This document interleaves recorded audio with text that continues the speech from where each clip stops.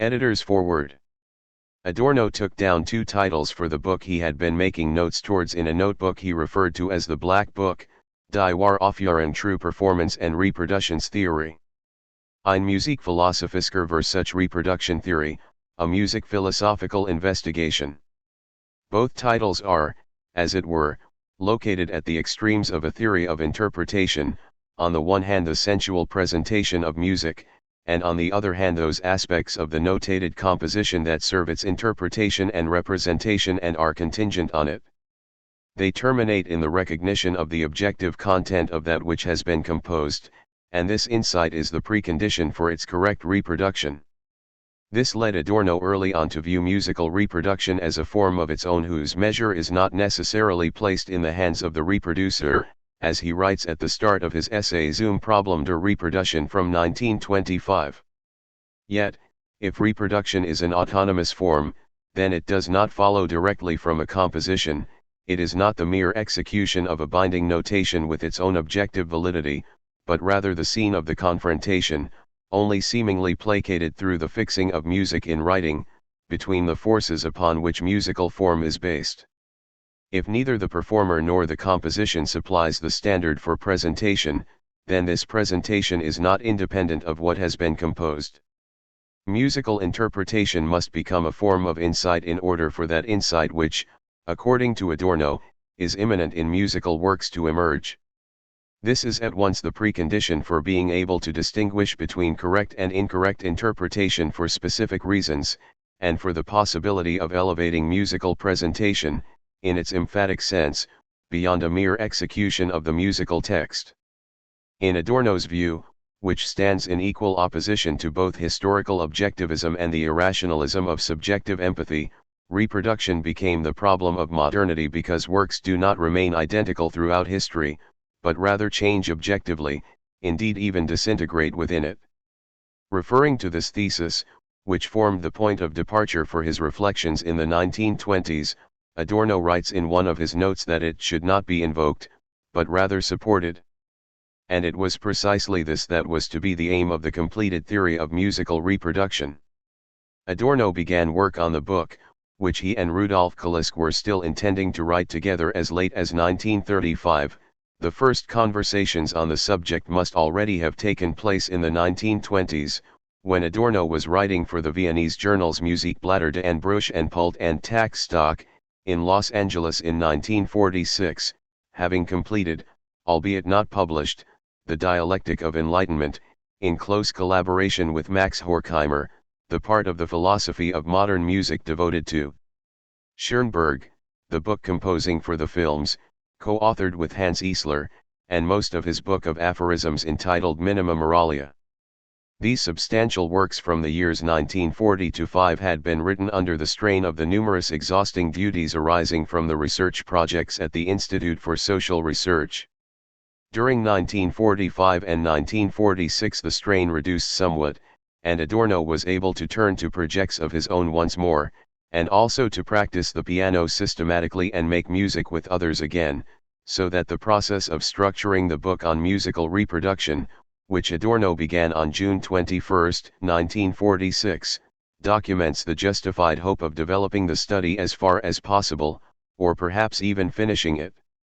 While making the first notes, which gather together central motifs of his theory of musical interpretation, Adorno studied the history of music in performance by Frederick Dorian, a student of Schoenberg, and Richard Wagner's essays über das Dirigieren and zum Vortrag der 9. Symphonie Beethoven's. This too was a sign that the theory of musical reproduction was to be the next book. In the second half of 1946, however, the study had to be laid aside in favor of the authoritarian personality and the accompanying research projects. Only in the summer of 1949 was Adorno able to continue his work on the reproduction theory, as the dates on pages 30 and 33 of his Black Book reveal. The dates in the notebook make it difficult to say with certainty whether he studied parts of Riemann's Handbuch der Musikgeschichte as early as 1946 or only in 1949. The large draft dictated to Gretel Adorno also seems to date from 1949. This was Adorno's last attempt to write the book before his return to Germany. The notes were continued only in 1953, during a stay in Los Angeles. In the summer of 1954, Adorno, Rudolf Kalisk and Eduard Steuermann gave a course in Kranichstein on new music and interpretation. Regarding its aims, Adorno wrote the following to Kalisk on June 4, 1954. The way I thought of the course is that we three would really give it together, and that each of us would say something when he saw fit to do so, in the same manner that Horkheimer and I have been holding our seminars together for years, and with great success. Naturally, tempo is only a subsidiary question, and not even the most important one. The most important thing, I would think, is to make it clear to the students what structural and meaningful interpretation actually is. I had thought of giving a sort of introductory lecture from my copious notes on the theory of reproduction, which we could then follow up practically. If you and Edouard do not consider this a good idea, I would be equally happy to begin directly with the practical side. In the introductory presentation, one could above all also map out the zones of interpretation problems, and avoid one-sided questions such as that of tempo from the outset. Adorno recorded statements by Kalisk and discussions that took place during the course in the notes. On December 6, 1959 he wrote the final entry on the last page of the Black Book, which, aside from the Nachweis zum Kierkegaard book references for the Kierkegaard book, which fill the first few pages, was entirely reserved for the notes on the theory of musical reproduction. In the material for the reproduction theory and the second schema from 1946, Adorno attempted to create a structure that would help to organize the book's argument. These attempts are based on his notes, his essays from the 1920s and early 1930s, and the passages from texts by Dorian, Wagner, and Riemann, to which he added commentaries in the form of keywords. In his references, Adorno is of course using the page numbers of his manuscript, as he also did when referring back within the notes themselves. These aids to orientation led the editor to abstain from changing the order of the notes and imposing a new structure on the fragments according to themes and motifs, but this was not the primary reason. While criticisms of a chronological reproduction of fragments always have a certain plausibility, one should bear in mind that Adorno's notes on the reproduction theory have one subject, and seek to pursue this at different times with different emphases. A non-chronological distribution of the fragments would only create the illusion of greater proximity to the finished book, preventing an insight into the work process and thus also concealing the biographical fortuity of the study's incomplete state. If there is any justification for publishing fragments, it is the hope that they can bring something into the world that meets the needs of thinking persons, to be able to read thoughts whose nodal points are formed by the painful awareness of the loss of tradition. All that has survived of bourgeois culture is its enigmatic image. Under the problematic conditions of this culture's self-preservation amid the culture industry, all tradition is a collection of fragments waiting to be read. The section entitled Notes I reproduces the entries in the Black Book in the order of their writing. The music examples have been printed from the facsimile of Adorno's handwritten manuscripts. Notes from before 1946 and after December 6, 1959 were written in other notebooks.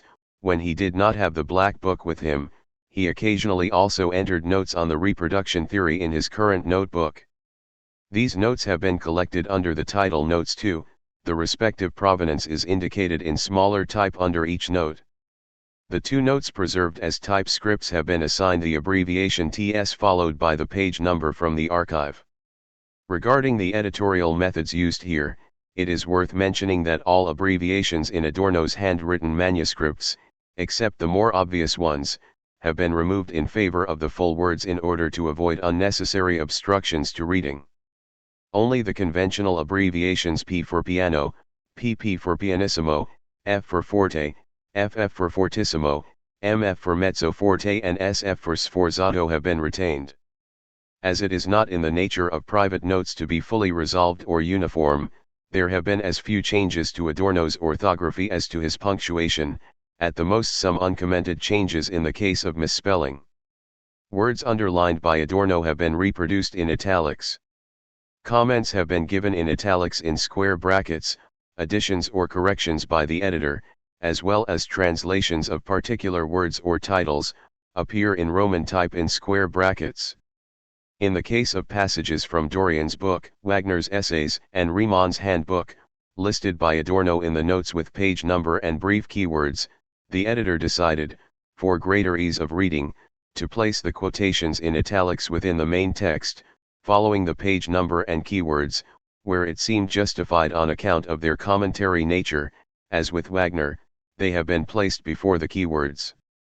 Page numbers in the margins indicate the page numbers of the notes from the Black Book, in order to enable the reader to find the passages referred to by Adorno without the complication of a footnote. All page numbers given in the notes, however, refer to the present published book. The notes serve to explain names mentioned, to provide references for citations, to identify compositions where these are not self-evident from Adorno's indications, and supply bar numbers where they have not been added in square brackets in the actual text. The index lists the compositions mentioned beneath the names of their respective composers. Readers familiar with Adorno's work will notice numerous overlaps with the Musikalische published as part of the Gesammeltschriften, and not only those mentioned by Adorno. To list them all, however, would rob both the fragments and the published essays of their respective autonomy. The detailed table of contents provided for the notes follows that drawn up by Gretel Adorno and preserved in the Theodor W. Adorno archive. The editor would like to thank Elfriede Olbrich, Adorno's long-standing secretary, for deciphering Adorno's manuscript of the notes. Her findings were drawn on when reading difficulties were encountered. July 2001. Translator's Introduction. While most translators, myself included, surely hope that their work can to some extent stand on its own, rather than being a mere aid to comprehension, the process of translating the present volume has confronted me with a number of problems and questions that I would consider it necessary, and useful, to expand upon. Though this primarily serves the purpose of allowing the reader to understand certain details that might otherwise remain unknown, I would also like to imply certain areas for further reflection by posing one or two fundamental questions about the task of translation. One of the most dangerous assumptions a translator can make, in my view, is that a word need only be translated once, and that this translation can be used for all subsequent appearances of that word. This may be true of simple factual terms, to go for gehen, for example, though even here each context may give the word a slightly different shading. In the realm of philosophical and aesthetic thought, however, matters are more complicated. While some philosophy, the works of Kant and Hegel, for example, or the logical positivism of the 20th century, relies sufficiently on fixed notions to enable more or less consistent translation, though this does not mean that the terms decided on will be satisfactory. There are countless works which operate outside of such a clear framework. This applies especially to Adorno, who never allowed his ideas to be enslaved by rigid terminological systems, and accordingly depended on the subtlety and polyvalence of language in a way that Husserl, for example, did not, where ideas are constantly being examined from different perspectives and questioned in their constitution. A spade is by no means a spade. This is obvious enough to readers of such texts, and may indeed be one of the things that makes them more enjoyable to them than works of pure epistemology.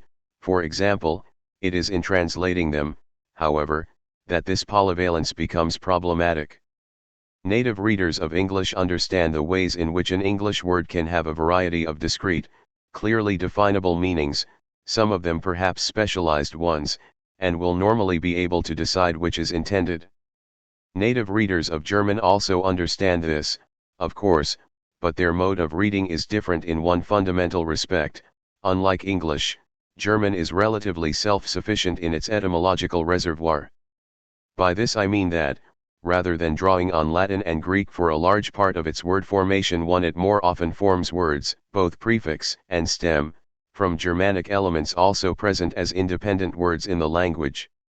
One thus often finds, upon comparing a German word with its English synonym, that it is, in its literal meaning, a direct translation of the English word's classical model, s, which has generally moved to the background in the word's contemporary usage. One example, there are countless others, would be the word überflüssig, meaning superfluous. The latter is derived from the Latin elements super, over, and fluere, to flow, and would thus, kept in English vocabulary, be overflowing. As for the German, that is precisely what we find here. There is no retreat to a foreign language, and consequently the word, potentially, conjures up an image of a barrel overflowing with excess liquid or such like, as its semantic origin is foregrounded rather than encoded. While I am not suggesting that a German speaker will think of the literal meaning with every usage, the factor of semantic estrangement present in English too is at least stripped away for anyone who gives a moment's thought to the words they use. While this aspect may be relatively insignificant in everyday language, it takes on a much greater meaning in such a medium as philosophy, where it can result in a zone of fluctuation in which a certain ambiguity of position between meanings is maintained. The two most famous examples are associated with Hegel, Aufhebung and Geist. The former unites the two meanings of the word aufheben, namely to cancel or negate and to preserve, in order to connote the continual dialectical movement involving negation and subsequent synthesis. While the term has become so established and widely understood that the original fluctuation between the two meanings is no longer an issue, its entire philosophical significance depends on this. The term that has generally been agreed on as its English translation, namely sublation, which some translators reject in favor of preserving the German, as also with Geist, is consistent with English conventions in its removal of the word to the Latinate. The question of how accurately it renders the original meaning is thus shifted to the background, as there is no attempt to reenact it in real English terms. While I can accept it as the general philosophical term, a case where the notion of one fixed translation is valid. 3. It is clear enough that the directness of the German, which does not feel the need to resort to obscure meanings, rather taking very common and present ones, is completely lost. With Geist, I would argue that the case is slightly different, as a simultaneous awareness of its two most obvious cognates, spirit and mind, and the ways in which they combine and interact, can convey the sense of the original reasonably well without recourse to Latinate neologisms. Unlike Aufhebung, Geist has been translated in a variety of ways in the present text, by turns spirit, mind, and intellect. One can observe that English, unlike German, separates these meanings, rather than uniting them as Hegel did. Indeed, this is generally the case in German, hence Geist des Wissenschaften for humanities, and it is the fluctuation between meanings that gives Geist its special quality. Nonetheless, it has not been considered necessary, or possible, perhaps, to coin a new term such as sublation. As this particular word and its difficulties have been discussed in English so frequently, however, it can be assumed that those reading about sublation will have some notion of this background. Unfortunately, not every word has such a privileged status. It would be unnecessarily cumbersome to include constant references to the original German words in the text, as I have concluded for myself after encountering a sufficient number of translations where this is the case. As an exception, it can certainly be of value. Fine distinctions that can hardly be conveyed in translation, such as Sartre's clearly distinct use of niente and rien in being and nothingness, may require highlighting through reference to the original, though the problem can sometimes be solved by capitalizing one of two related terms. 5 But, if adopted as a rule, it seems to question the validity of the translation enterprise to such a degree that it should then perhaps be dispensed with altogether.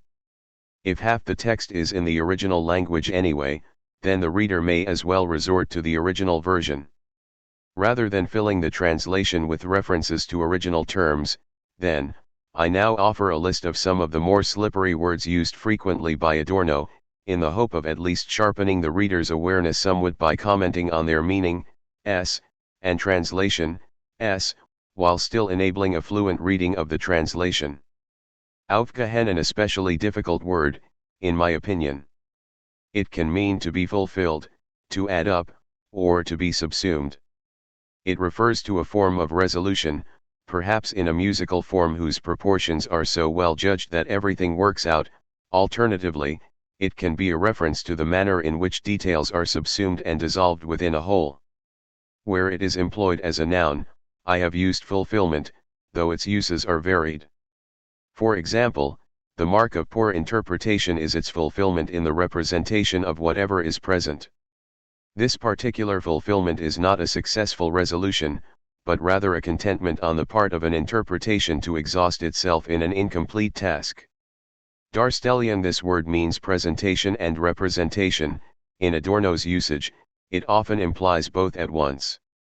He uses it to refer to the act and general practice of performance, where a piece is presented to the public in a certain way, but he also brings out the implicit representation of musical meaning in the act of presentation. It thus implies both the mimetic, an imitation and reproduction of the work, and the semiotic, the realization and transmission of music-immanent meaning. Only rarely have I chosen representation, in cases where Adorno speaks more specifically of a context being represented, for example, without dealing so much with public interpretation. Nonetheless, the reader should note that presentation always connotes an element of representation. Erkenntnis, one of the most fundamental epistemological terms, indeed the basis of the German term for epistemology, Erkenntnis theory, it means cognition, recognition, insight, or knowledge. In the present work, however, Adorno most often uses the term in a musical aesthetic sense, emphasizing the importance of the performer's Erkenntnis, i.e. insight into the structure and expression of a work. I have therefore generally used insight, though occasionally recognition, in the revelatory sense, which incorporates the meaning of its verb erkennen, to recognize. Erscheinen/Erscheinung. As is so often the case with Adorno, there is no clear distinction made between the strict philosophical sense of certain words and their more common usage. Adorno speaks philosophically of everything. Thus Erscheinung can mean phenomenon, act of appearance, or simply appearance. It is more neutral than Schein, which I have sometimes equally translated as appearance, but often as illusion. Gestus. I am generally reluctant to resort to original German words, but, considering the importance of the original term gestus, I have decided to retain it as a word that has been absorbed into English. It is not entirely unknown, especially in the context of Brechtian drama. Here, it indicates the manner and comportment of music in a deeper sense than the mere stylistic surface, rather suggesting its fundamental mode of intention, behavior, and argumentation, though manifest more in an intuitive impression than any overt explication. It could, to remain within its etymological sphere, be considered somewhere between gist and gesture. Identitat. This has been consistently translated as identity, but in the meaning of equivalence or sameness. As Adorno generally uses the word in this sense, rather than the more common sense, confusion can be avoided if one bears this in mind.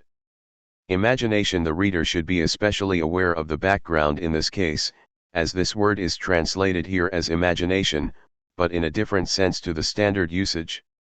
The German word is used where Adorno speaks of the artist's intention in and envisioning of a work, that is to say what the artist imagines. It thus refers not to a general creativity, a wealth of ideas, but to the act of imagining. A similar, probably more common term in such contexts is Vorstellung. Rather confusingly, this is frequently translated as representation, which I have strictly avoided here. Such the two essential meanings of this word are matter and cause.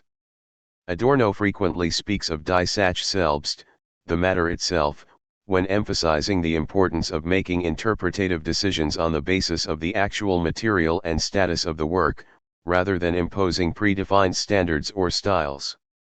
At the same time, in constantly arguing for a discarding of artistic vanity in favor of a selfless devotion to the works, a complete integrity of engagement, he automatically invokes a cause to be fought for. Though it would have been conceivable to be case-specific in my translation, perhaps translating such as work in one case, material or cause in another, etc., I here felt that consistency was appropriate, and kept the matter itself as the standard rendition. I realize that it sounds a little more stilted in English than in German.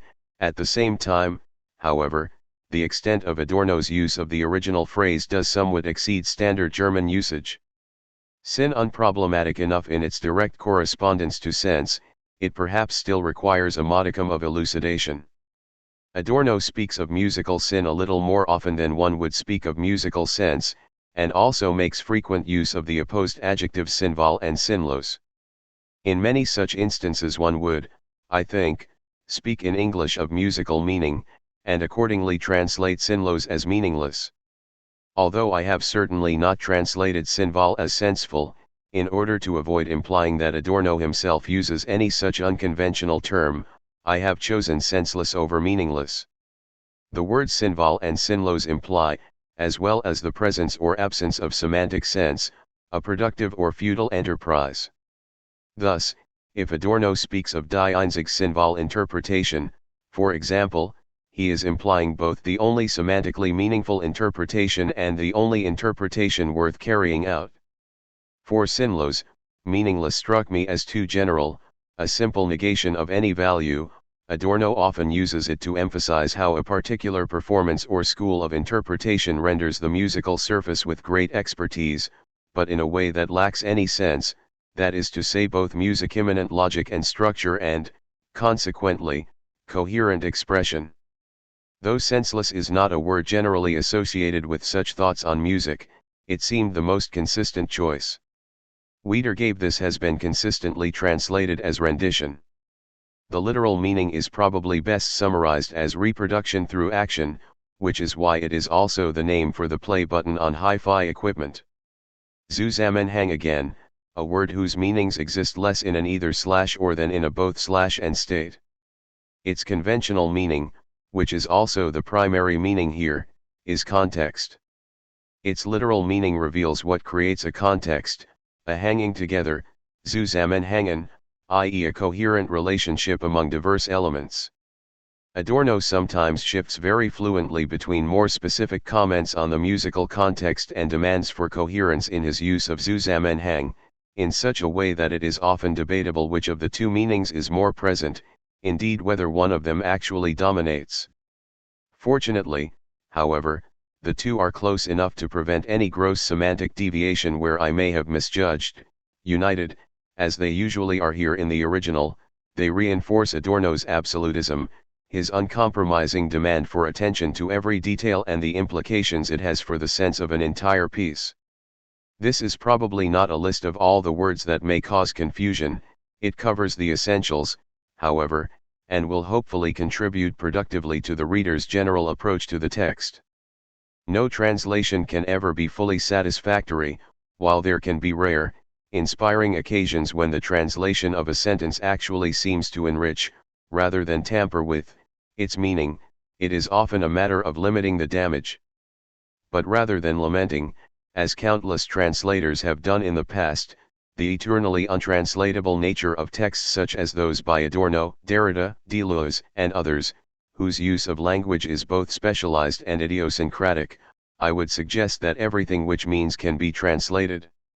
The tools for doing so may often have to be found first, and some cases will require more creativity and more numerous attempts than others, but Adorno has something to tell us, and can therefore also do so in translation. Translator's notes are preceded by T.N.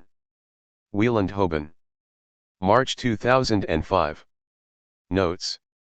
1. We should not forget that English, or Anglo-Saxon, was originally, until the Norman conquest, a Germanic language. 2. It should be noted, however, that English uses its own elements to communicate the more literal sense in the word overflow out. The concealment of derivation can thus be seen to correspond to a displacement of the meaning into the metaphorical realm. 3. Assuming the specialized philosophical sense is intended, of course, outside of it, the connotation would more often be one of cancelling out, for Wissenschaft means science, and once again builds the meaning literally, as the business of knowledge Wissen, whereas English denotes that knowledge in Latin. 5. In the long overdue German retranslation of that work by Hans Skinneberg and Traugott Koenig, in addition to extensive glossaries and notes, these strategies are used judiciously to achieve highly sophisticated results. Jean-Paul Sartre, Das Sen, and Das Nix Reinbeck, Rowohlt, 1993. Notes I. 1. Notes towards a theory of musical reproduction. NB. Herein lies dissolution of the natural, organic aspect of music, which is a mere social appearance. True reproduction is the X-ray image of the work. Its task is to render visible all the relations, all aspects of context, contrast, and construction that lie hidden beneath the surface of the perceptible sound, and this through the articulation of precisely that perceptible manifestation. The concealment of such relationships, such as the work's own meaning may on occasion demand, is itself but a part of that articulation. This demand relates in particular also to the smallest of units, themes and motives. While the majority of performers effect an articulation of the large-scale form in basic terms, that of the partial units eludes them. For example, a structuring of themes in large scale, not strophic, forms in terms of antecedent and consequent. Or, that a theme which reappears as a consequent to another has an entirely different meaning, and must therefore be interpreted differently than upon its first appearance. It is the precision and focus with which this micrological work is carried out. The simplest example of this is distinguishing between primary and secondary voices in chamber music, that the sense of the forms, their translation into content, depends on, example second theme from C-sharp minor scherzo by Chopin, or the A-flat major theme of the F minor fantasy. And the problem of interpretation that always returns is the creation of a dialectic between part and whole, one which neither sacrifices the whole for the detail nor entirely annuls the detail through the whole. In the tradition of great Western music, the unity of the basic tempo achieves this. Wherever the unity of the movement is endangered by tempo modifications, even differential ones, articulation must be achieved by other means: phrasing, agogics, dynamics, timbre. Asterisk. 2. Different dimensions of music making substitutable. With more highly organized music making, there are countless occasions upon which a diminuendo, but sometimes also a crescendo, takes the place of a ritardando. Tempo modifications are always the most comfortable, the mechanical device, almost without exception at the cost of unfaithfulness to the text. Asterisk. Against the cliché that one should be faithful to the spirit, not the letter. N.B. Toscanini is unfaithful to the letter. Expand, 1 N.B. goes and Lessing. Point 2. Asterisk. Mimetic aspect of reproduction, the interpolation of details most readily comparable to that of the actor, interpreting means for 1 second playing the hero, the berserker, hope itself, and this is where the communication between the work and the performer lies. Point 3. Only those who are able to imitate the work understand its sense, and only those who understand the sense are able to imitate. All languages apply the notion of playing to music. Asterisk. Precise analysis as a self-evident precondition of interpretation. Its canon is the most advanced state of compositional technical insight. Asterisk. Development of the ideal of silent music making, ultimately the reading of musical texts, in connection with falling silent, N.B. the utter destruction of the sensual phenomenon of music through mass reproduction. Playing from memory, thinking the music to oneself, as a preliminary stage to this. Asterisk. Begin with the question, what is a musical text? No set of performance instructions, no fixing of the imagined, but rather the notation of something objective, a notation that is necessarily fragmentary, incomplete, in need of interpretation to the point of ultimate convergence. Asterisk. What is the relationship between musical notation and writing? One of the most central questions, inseparable from, what is the relationship between music and language? Asterisk. 3. Two fundamentally incorrect notions of the nature of musical interpretation need to be refuted: 1. That of the musical text as a set of performance instructions; 2. That of the musical text as the fixing of the imagined. In a more profound sense, it is not the work that is the function of imagination, but rather vice versa, derived from the subject-object dialectic of the work. N.B. also the epistemological argument of the unknownness of the imagined thing in itself. N.B. Schoenberg's attitude to the text versus my own view. Yet it must be said that the ideal of the work incorporates the imagined and the performance instructions as extremes of the spectrum. Asterisk. The concept of musical sense, as that which is to be represented, needs to be developed. Whereas the sense is not absorbed within the phenomenon, the possibility of its representation, as also of its self-representation, consists exclusively in the phenomena. But this means, within their context, fulfilling the sense of music means nothing other than rendering all aspects of the context visible. This can be shown with reference to senseless music making, as the difference between what is living and what is dead. The dead elements are always those whose function in the musical context does not become evident. The concept of expression is itself to be understood in these terms, though not entirely, i.e. as an ideal, and in Beethoven's last works it is discarded. This theory should be related both to the theory of music as a non-intentional text and the theory of X-ray images. Determining this relationship is the real concern of the study. Asterisk. There will have to be an analysis of Toscanini's style of presentation. Interpretation in the age of uninterpretability. Point 4. Motifs. Separation of text, merely apparent faithfulness, and expression, context of effect.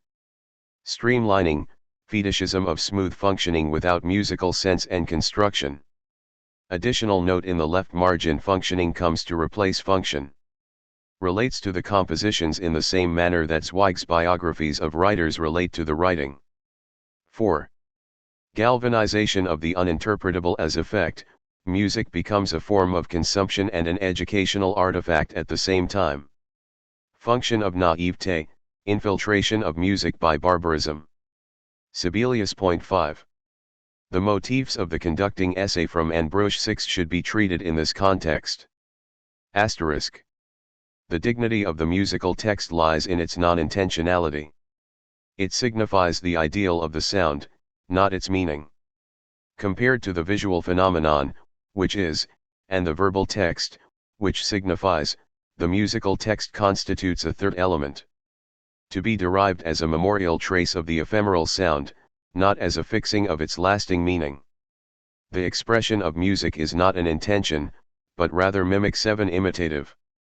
A pathetic moment does not signify pathos etc., but rather comports itself pathetically. Mimetic root of all music. This root is captured by musical interpretation. Interpreting music is not referred to without reason as music making, accomplishing imitative acts.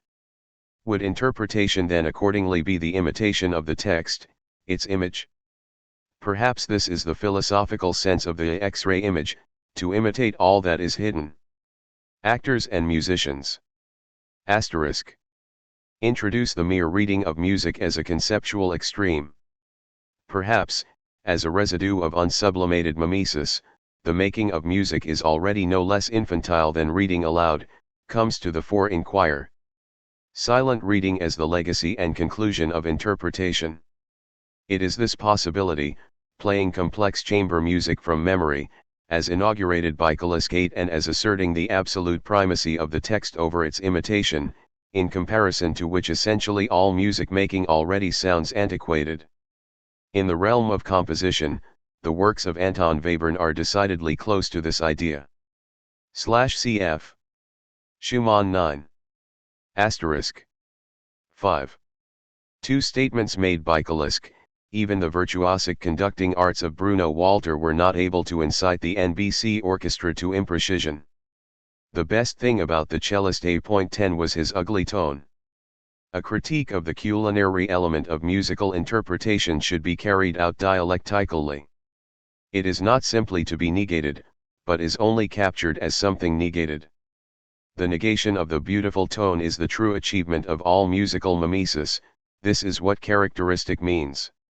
Asterisk. The musical work undergoes similar change through being heard, renowned, exhausted, to the image under the scrutiny of the countless people who have pored over it. The work in itself is an abstraction. The pure work in itself probably coincides with the uninterpretable. To be shown through the example of Shrieker 11 today, it is already light music. Asterisk.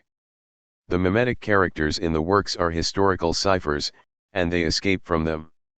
What Nagili 1-2 perceived in Mozart, analyze, and Hoffmann 13 in Beethoven, is no longer within them. In Nagili's day, Mozart was objectively impure in style, that is according to the state of the musical material. Today he no longer is.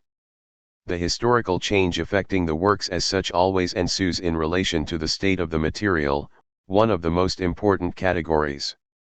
This can also be expressed in the following terms, that every later commensurable work objectively alters every earlier one. Reproduction registers this alteration, and at the same time causes it. The relationship between it and the work is dialectical.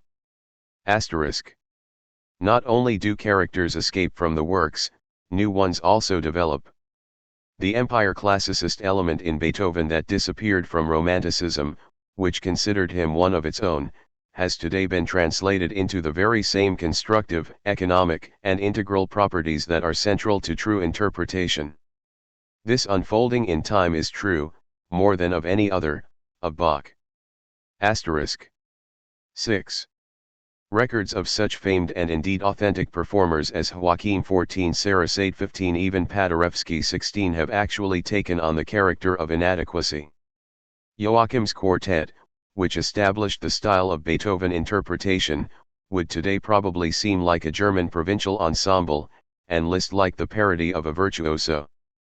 The dreadful streamlined 17 music making of Toscanini, Wallenstein 18, Monter 19, Horowitz 20, Heifetz 21, certainly the decline of interpretation, proves a necessary decline, to the extent that everything else already seems sloppy, obsolete, clumsy, indeed provincial, and at the same time it is not, both. Formulate with the greatest care. Asterisk. Writing and instrument, the poles of interpretation. Asterisk. Singing. The thought that no Steinway Grand would ever conceive of giving a concert on account of having so beautiful a tone, whereas a singer would. The elimination of the sensual pleasure at sound is the idiosyncrasy in which the death of interpretation asserts itself. Though the comparison between grand piano and singer is not entirely true, but has become true through vocal fetishism. The parting of the sensual and intellectual aspects of music. Asterisk. In what respects is the musician a player, and in which not? There is not one musical interpretation that lacks the aspect of missing the mark, without any risks. Interpretative freedom inseparable from risk. Asterisk. Rubato, stealing time, what does that actually mean? All problems of interpretation rightfully centered on this. Asterisk. To the extent that music is interpreted, it is always rubato. Asterisk. 7. Supply a historico-philosophical interpretation of the dominance of interpretation over the matter itself. Appearance versus true nature, means versus end, person versus matter as the ideological reflex of reification. Asterisk. The fetishization of interpretation is an attempt to break free from reification, appearance of immediacy, which leads only to a deeper entanglement in reification. Asterisk. The objectivity of reproduction presupposes depth of subjective perception, otherwise it is merely the frozen imprint of the surface. This is one of the primary theses. Asterisk. Ad Dorian 22. Interpretation as a historical problem 23. The relationship between the performing and the creative artist, however, has changed profoundly in the history of music and continues to do so. Zone of indeterminacy in notation, Fermata 23 and meaning, 27. Logically, the objective interpreter of the fifth will perform the opening measures according to metronomic and other objective determinations, as indicated by the score and not by his personal feelings. If we turn from the particular case of the Fifth Symphony to any classical score, in fact to a score of any period, the inevitable question arises as to whether the score should be interpreted literally or whether the performer should have carte blanche in general interpretation, on the ground that, besides the script of the score, its background must also be freely taken into consideration. In spite of this, it would still be conceivable to ensure what we call authenticity of interpretation, namely, the objective realization of the author's wishes, if the score as such were explicit enough to protect the composer's intentions against any misrepresentations on the performer's part. Inadequacy of writing. 28. Of course, great composers have superbly transformed their ideas into scores, making the best possible use of musical notation. But it is this very notation that is imperfect and may remain so forever, notwithstanding remarkable contributions to its improvement. There are certain intangibles that cannot be expressed by our method of writing music, vital musical elements incapable of being fixed by the marks and symbols of notation. Consequently, score scripts are incomplete in representing the composer's intentions. No score, as written in manuscript and published in print, can offer complete information for its interpreter. Objectivity equals interpretation of the meaning through the writing, and conversely, interaction, where writing is the given that categorially attains sublation. 28. The farther we go back in the different periods of history, the more difficult it becomes to read and know the score, to understand its graphic marks and symbols, and to supplement its meager directions, if any, all of which is necessary for the faithful performance of the work. Instructions of a type considered indispensable today, such as those for the main tempo of a composition, were frequently omitted in early scores. This means that, from the very start, the interpreter has to supplement the material of the score with his own good judgment. Consequently, even the interpreter of truly objective spirit is bound to find himself occasionally on subjective terrain, irrespective of his loyal inclinations. Lack of indication equals not yet reified, here centered on division of labor. 29. Sketchy as the old score may seem to the modern performer, it fulfilled its function by offering the necessary information in its own day, when the composer and the interpreter were so often one and the same person. Palestrina conducted his own masses, Handel his own oratorios, Mozart his own operas, and Bach himself sat on the organ bench of the St. Thomas Church in Leipzig, playing his fugues and chorales. Even as late as the beginning of the 19th century, it was rather the exception when the composer was not his own interpreter. Chopin dreamed his nocturnes at the piano, and Paganini displayed his demoniacal virtuosity in the rendition of his music on a priceless violin. Tendency towards unambiguity in modern notation. 29. Today, the interpreter of contemporary works frequently has little or no personal choice, as he is forced to follow the very strict directions of the composer. Stravinsky's Sergeant 30. Stravinsky does not hesitate to compare a good conductor with a sergeant whose duty it is to see that every order is obeyed by his player soldiers. Connect my argument against background, style, to 30f. As things are, performers can roughly be divided into two groups. They are, according to their attitude toward the score, either objective or subjective executants. And any interpretation, at its very beginning, has to be one or the other. Suppose an interpreter, as many of the best of our day have already done, decides in favor of objective interpretation. If his task is the rendition of a new score of the elaborated type, he may secure sufficient clues for his goal of work fidelity. If he interprets an old work with few or no instructions, then a most difficult task confronts him.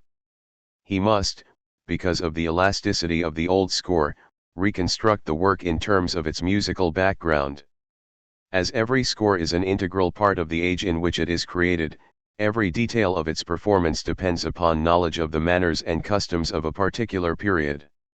Difficulty of the composer's intention. 31. Nothing is more difficult than his task of rethinking the old works, on the basis of the original elastic score script, in terms of the great masters who wrote them. There are three paths that will lead the interpreter out of this labyrinth. First, he must learn how to read the script and to understand its language. Second, his fantasy must discover the musical essence, the inner language behind the written symbols. Finally, the interpreter should be fully acquainted with the background and the tradition of a work, with all the customs surrounding the score at the time of its creation. Rigid division into subjective and objective. But, an objective interpretation of the sense requires a subjective experience of the context. Against naive musical realism. Objectivity. 31. Cf. Hegel Phenomenology, 24. NB on the subjective side of interpretation, one must distinguish between intention and realization. Today, i.e. in the absence of a binding tradition, the latter takes priority. But realization has a dimension of its own, that of the relationship of the text to the instrument, or to the voice. 8. Relief, rationalization, through notation and increasing mindlessness of the performer. 42. Things are made far more comfortable for the performer today. Unquestionably, there has been a downward trend as regards what the average musician must know. The general present-day level of his training is, in many respects, far lower than that set for his earlier colleagues' ambition in his craft. NB This is a total historical tendency. Cf. Fetish Study, 25. The ascetic element in the beginning of modern music and interpretation, tone language. 44. Cassini's interpretation attacked whatever seemed opposed to genuine emotional expression. Now, with the humanistic attitude of respect toward the word, the new interpretative goal was to express clearly the true effect of the tone language, as music was significantly called. This permitted a performance of the new monodic compositions on the basis of a broad subjective treatment of the text as the performer's guide. Emphasis was exclusively on the dramatic meaning of the poem and not on beautiful tone rows. Voce finta, esclamazione. 45f. Cassini recognized only two registers, voce plena e naturale, full and natural voice, and voce finta, artificial voice. In his interpretation he wished to restrict male singers to the use of natural voice, rejecting their falsetto as ugly, but sopranos and altos, boys as well as women, were permitted to use both registers. The use of the female falsetto was even considered enjoyable for esclamazione, a singing device of the Renaissance that retained its importance for centuries. Originally the term designated the reinforcing of the voice at the moment when it was about to diminish, a crescendo at the end of the tone. Metaphorically, not only the final crescendo but the whole figure is called esclamazione. Its importance may be judged from the fact that a representative British account of the new style, written as early as 1655, quotes from the Le Nuove Musique as follows: because exclamation is the principal means to move the affections, and exclamation properly is no other thing, but in slacking of the voice to reinforce it somewhat. Music as language at the start of the modern age and the central problem of interpretation. 46. The fact that all these references appear at the beginning of Cassini's Le Nuove Musique shows how much importance was attached to these devices as a principal means of expression. First and foremost, Cassini expressed his main idea of interpretation in the watchword, una certa noble sprezzatura di canto, a certain noble subordination of the song. The singer's task was to speak musically, as it were. Subjectivism and identification. 49. Stilo rappresentativo. The difference between the old and the new style of madrigal is demonstrated by Sachs. The 16th century composer dealt with love through the medium of a madrigal in several parts. No one found any fault in the basses playing the role of a young girl or the sopranos that of a wooer. The music did not try to achieve illusion. In the 17th century the singer was merged with the imaginary character to whom the poet's verses were ascribed. The singer had to identify himself with him whose joys and sorrows were depicted in the words. After the polyphonic style of the past, Les Jeunes, around 1600, aspired to a stilo recitativo or rappresentativo, imitating natural diction and expressing even the most delicate and secret emotions of the soul. Freedom as an instruction. Already 1614 Frescobaldi. 54-55 Girolamo Frescobaldi, in the preface to his Toccate published in Rome in 1614, gives a most comprehensive description of organ interpretation. A digest of his rules follows. 1. First, this kind of performance must not be subject to strict time, as in modern madrigals, which are sung, now languid, now lively, in accordance with the affections of the music or the meaning of the words. We learn, thus, that Italian madrigals were sung with liberty of tempo. Obviously, the vocal style influenced the instrumental music. A singing bel canto performance on the instrument was the ideal. On the Prehistory of Mass Culture and its Connection to Problems of Interpretation 55-2. In the Ticket, I have attempted not only to offer a variety of divisions and expressive ornaments, but also to plan the various sections so that they can be played independently of one another. The performer can stop wherever he wishes, and thus does not have to play them all. This almost dangerous admission on the part of Frescobaldi would seem to open up new vistas for subjective interpretation. 5. The cadences, though written as rapid, must be performed quite sustained. As the performer approaches the end of the passage of cadence, he must retard the tempo gradually. We see that rubato and phrasing, in interpretation, were not invented with the employment of signs designating these features. Main source for the subjectification of interpretation as a function of reification 56f. From these rules emerge main principles of interpretation for the 17th century that also were to prove basic for centuries to follow. A. Subjectivity of reading, as good taste and fine judgment become rules of performance. B. The special differentiation of types, such as the dances, according to their characteristics. C. A general necessity of individual decision, changing almost with every passage. D. The impossibility of generalizations applicable in more than the broad aspects indicated in Rules 1-9. Written music and printing 61. The most sweeping change occurred in the 16th century, when it became possible to print scores. Renaissance, functional division, quantification, functional unity, Jazz 62f. From the system then adopted to the complicated scores now in use, the way is long and the process is one of logical development. Today it is taken for granted that the orchestra is a group of performers of which each one plays an individually prescribed part. In fact, the young musician who joins an orchestral group can hardly conceive that it could ever have been otherwise. In the early days of the orchestra, however, the employment and grouping of instruments followed no definite order whatsoever. Apparently the only principle was not to have a principal. In those bygone days, whoever happened to be present at a performance played any available instrument. The method was one of extempore and improvisation. The conductor in the early days acted simultaneously as his own arranger. His responsibility was not limited to rehearsing and directing performances.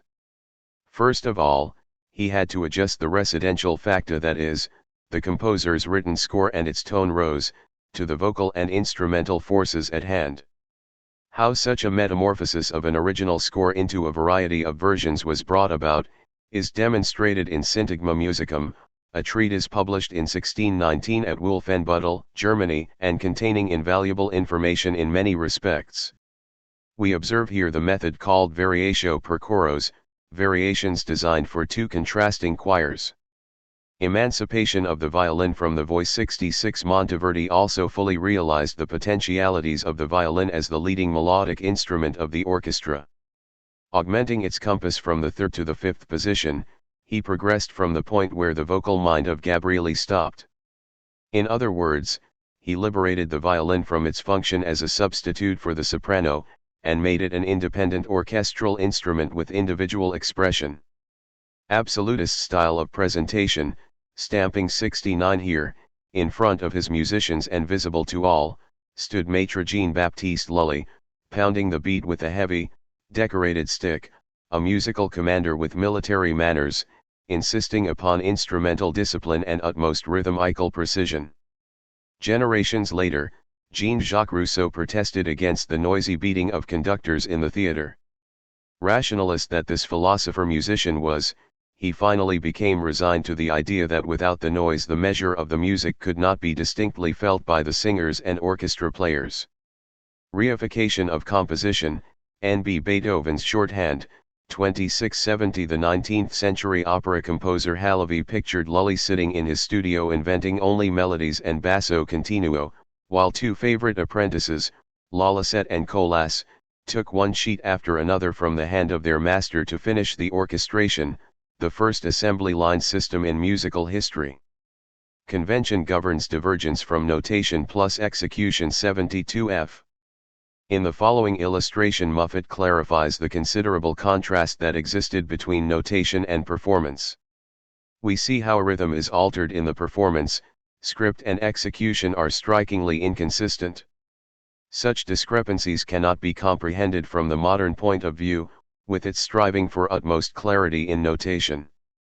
Yet alteration of rhythm was a common trend in the old practice of music.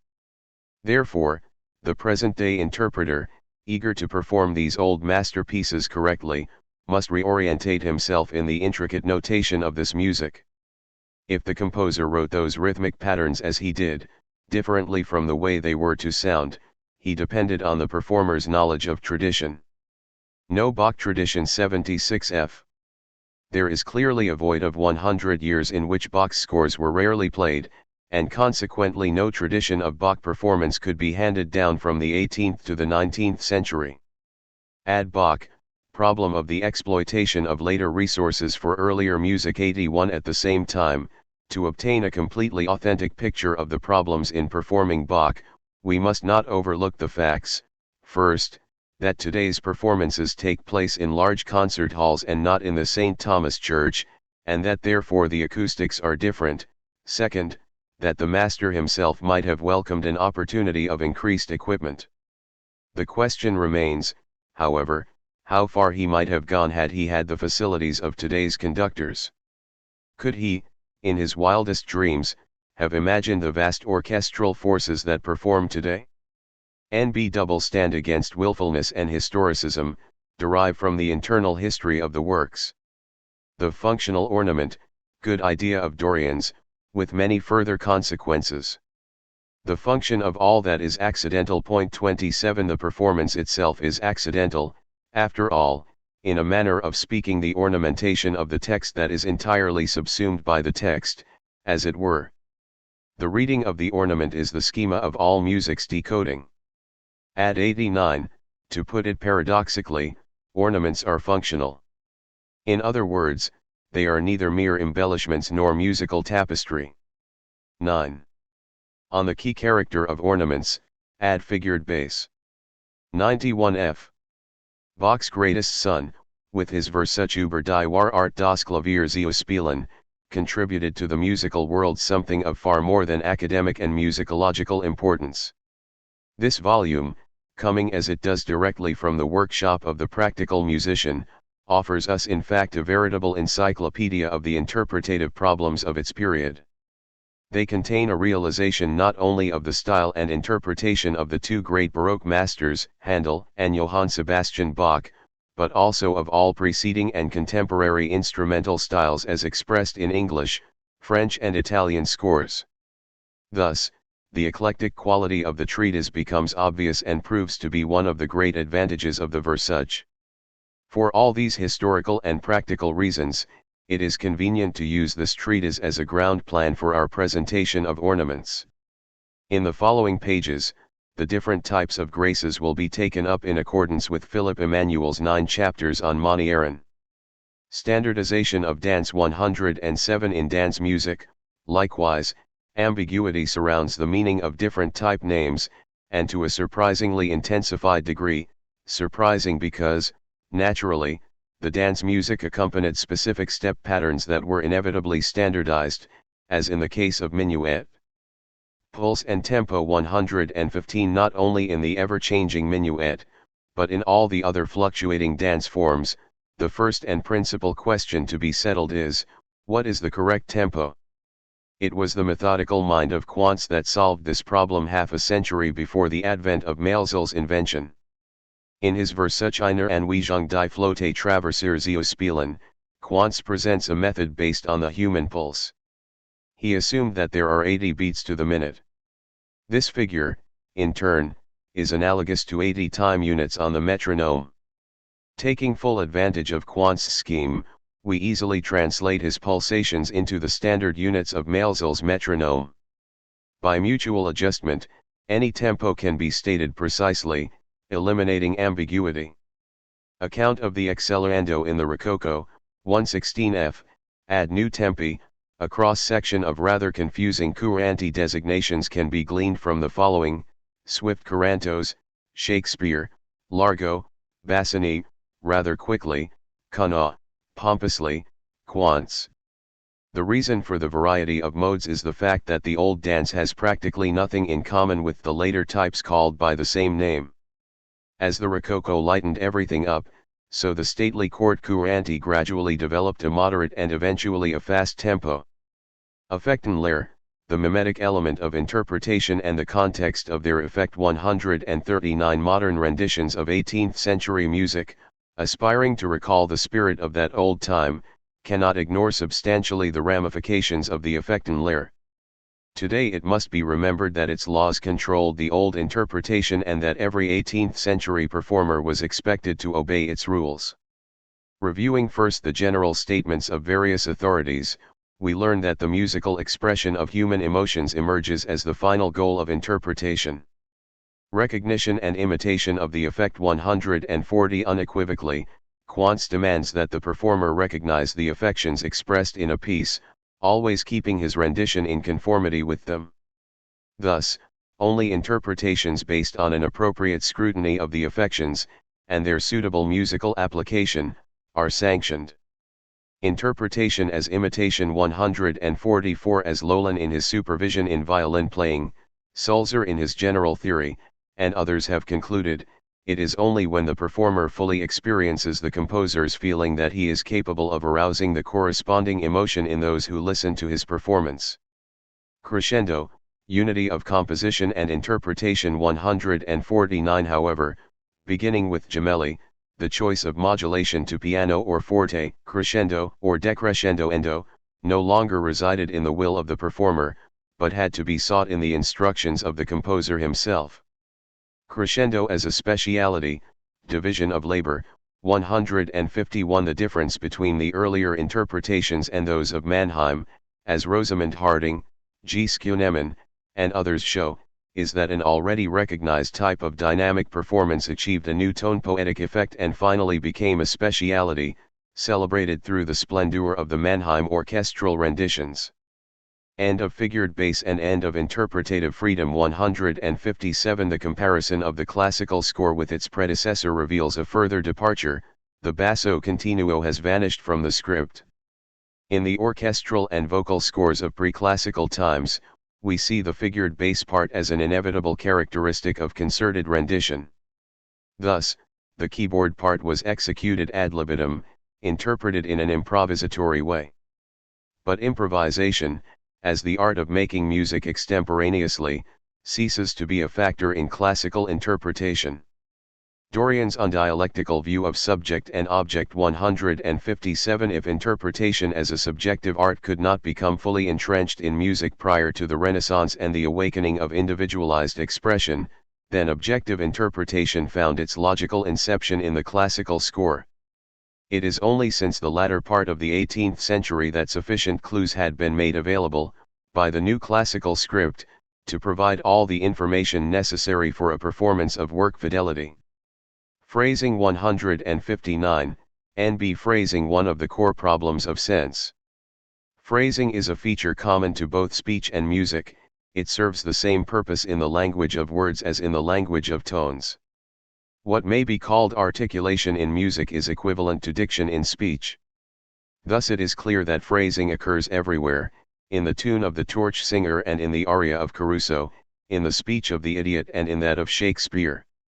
While phrasing is universal and ageless, in the sense that it has been exercised since Adam and Eve and the arch beginnings of musical utterance, the applied discipline of phrasing in the performance of music is young. Sulzer's warning about the strong beats. 162, on the aging of modernity, in Sulzer's Encyclopedia, General Theory of the Fine Arts, the following explanation is provided: after the first note of each measure, the other strong beats should be less marked. The first note of a bar within a phrase must not be over-accentuated. Failure to heed this may spoil the whole performance. The caesuras are the commas of the song, which, as in speech, must be made manifest by a moment of relaxation. Connection between dynamics and phrasing, unity of elements, NB This unity is musical sense. This is one of the central theses. 162 f. In 1834, Pierre Bailliot, with Beethoven's friend Kreutzer, a leading exponent of the French violin school, states in L'Art du Violon, slight separations, such as rests of short duration, are not always indicated by the composer. The player must therefore provide them, when he sees that it is necessary, by letting the last note of the phrase die away. Indeed, in certain cases he must even let it end shortly before the completion of its normal duration. Good passage against false objectivity 163. Today there are many interpreters who, in a conscientious attempt to be objective, believe that the omission of bowings in the manuscript forces them to make the same omission in their playing. Concept of musical sense and phrasing, Central, 164, it suffices to quote Rousseau's Dictionnaire de musique, 1775, which contributes the following on the topic phrase: a singer who feels his phrases and their accent is a man of good taste. But one who renders only notes, keys, scales, and intervals, without comprehending the meaning of the phrases, even if he be precise otherwise, is nothing but a note gobbler, N.S. un croque soul. Strength and dissonance, add Wagner study point 28 168, further clues to dynamic distinction are provided by the harmony as such. Philip Emanuel Bach points out that every tone foreign to the key can very well stand a forte, regardless of whether it occurs in dissonance or consonance. This is very convincing. The dissonance had been the enlivening element of all music since the era of medieval counterpoint. Theme and dynamics, connection between form and dynamics 168. He Quantz also explains that the theme of the composition calls for dynamic emphasis. Haydn and Progress 177. However, Papa certainly has no place as a clue to Haydn interpretation today, in an attempt to produce an old-fashioned gemütlich atmosphere of music making, whereas in reality Haydn's scores represent the spirit of progress, depth, and artistic courage. Dorian's rule of tempo, the musicological tempo, 180. The life work of Mozart and Haydn falls into a time before the invention of the metronome, and so the difficult task of determining the right tempo in classical and earlier scores can be based only on the musical material in the script, in conjunction with musicological facts. Historical relativity of the text 181, ad new tempi, in other words, notes that look long to the modern eye meant something quite different in their day. The brevis, the semi-brevis, and the minim are laden with connotations of slowness only in the minds of certain modern interpreters.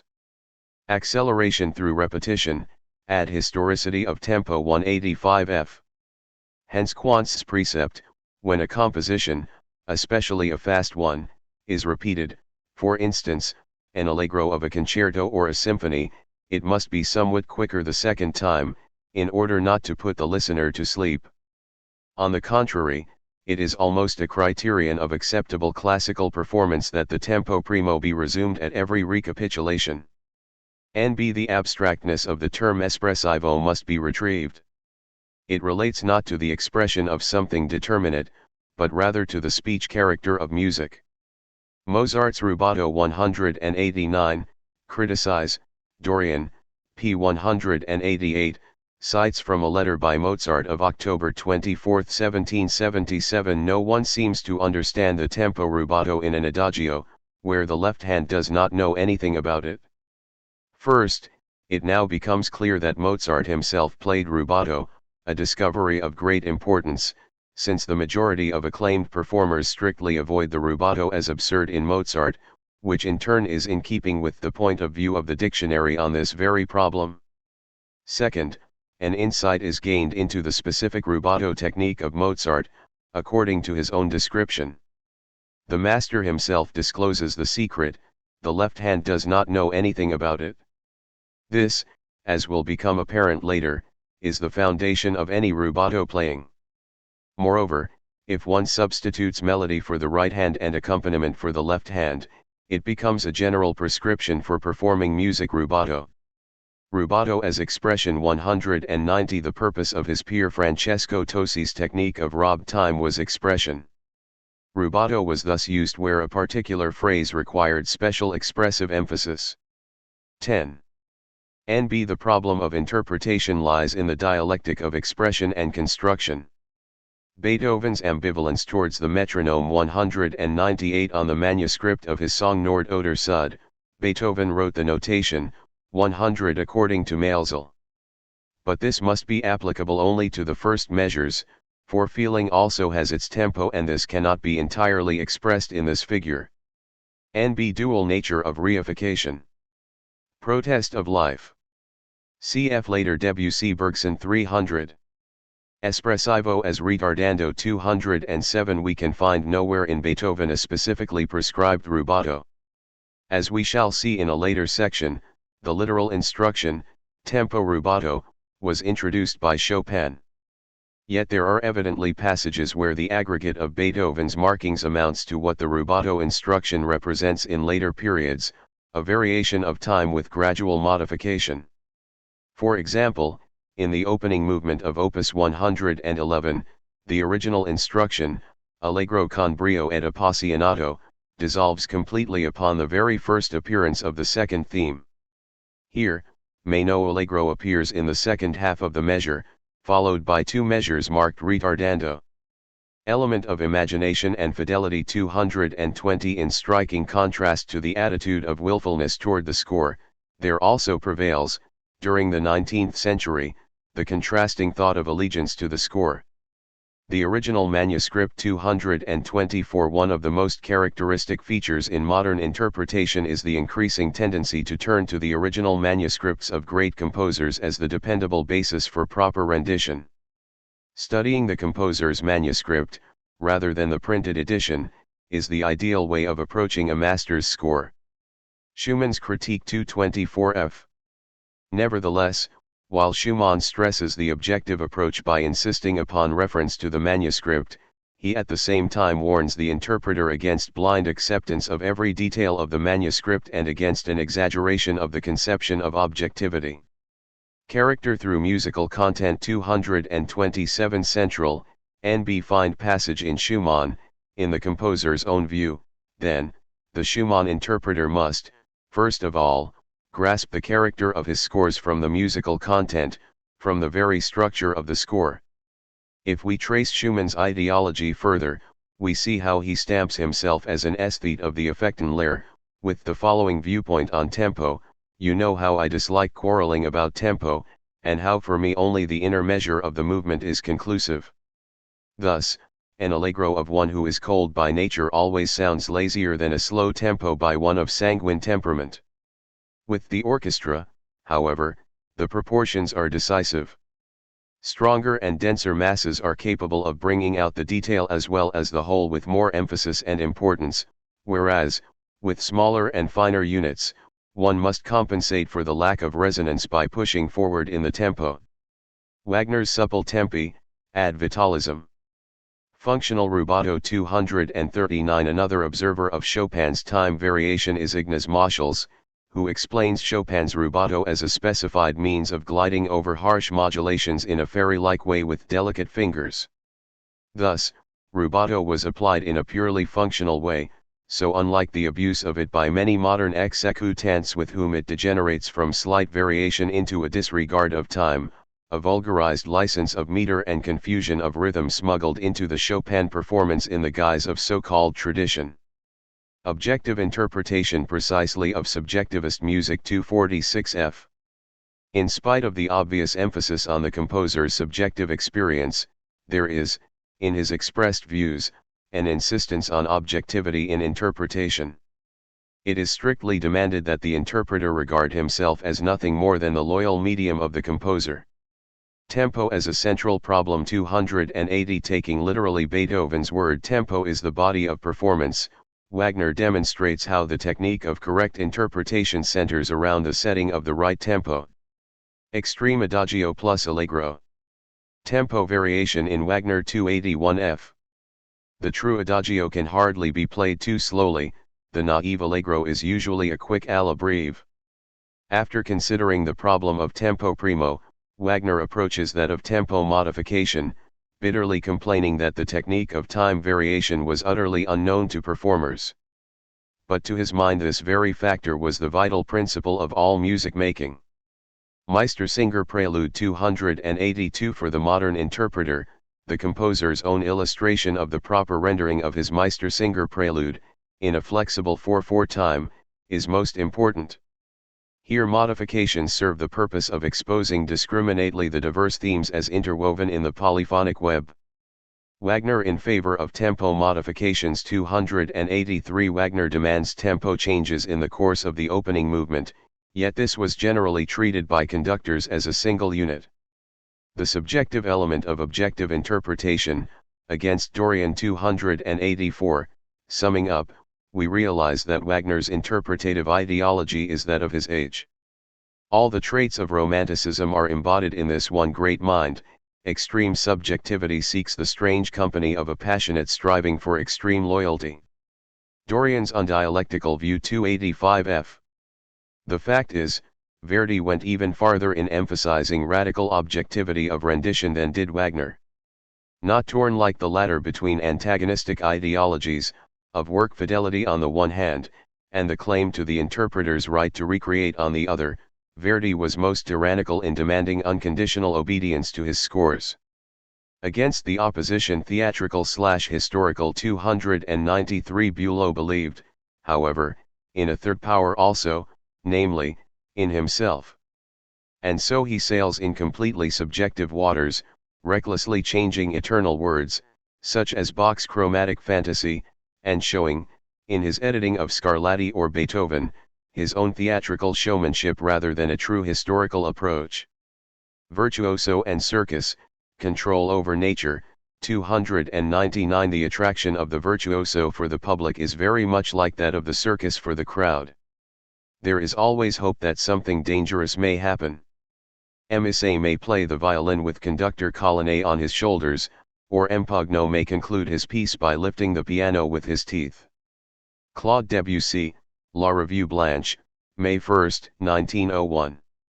Debussy's Anti-Mechanism 300. In La Revue Blanche of May 15, 1913, we read his Debussy's comment, "At a time like ours, in which mechanical skill has attained unsuspected perfection, the most famous works may be heard as easily as one may drink a glass of beer, and it only costs 10 centimes, like the automatic weighing machines. Should we not fear this domestication of sound, this magic that anyone can bring from a disc at his will? Will it not bring to waste the mysterious force of an art which one might have thought indestructible?" Satie, Dada, Jazz 304f. If one reads the list of instruments intended to be used for background noises in the performance of Satie's ballet parade, sirens, typewriters, airplanes, dynamos, it becomes clear that our machine age has fully entered the realm of performance. Historical correctness, severing of the dialectical relationship 311. The principle of historical correctness, one of the most significant trends in modern interpretation, had its beginning long before the dawn of the 20th century. We have only to recall the work fidelity of the Romantic era to realize that the objective approach is not an achievement of our age. Supported by great scores, important ideologies, undreamed of technical accomplishments, the trend to correctness in musical rendition is now an established principle. NB. Objectivity is not historical correctness. Today, this latter is mostly decorative, candlelight, subjective in the bad sense, i.e. in contradiction of the terms of the objective spirit. No pre-stabilized harmony between composition and the historically available means of interpretation, against historicism 312, with such a general turning to the past world of music, emphasis on a legitimate old style of performance is but the logical consequence. If Baroque scores are to be played with historical correctness, then the historical instruments actually used in readings by their composers, and not our modern ones, must be employed. Schoenberg's Bach 29 312f. Not only the need for the return to the old sound ideal, but simultaneously the absurdity of certain modern arrangements is indicated. It is historically incorrect to substitute the modern orchestra palette for the old one. Discuss problem 318. Probably the best known example of Beethoven's use of the horn is found in the opening movement of the Fifth Symphony.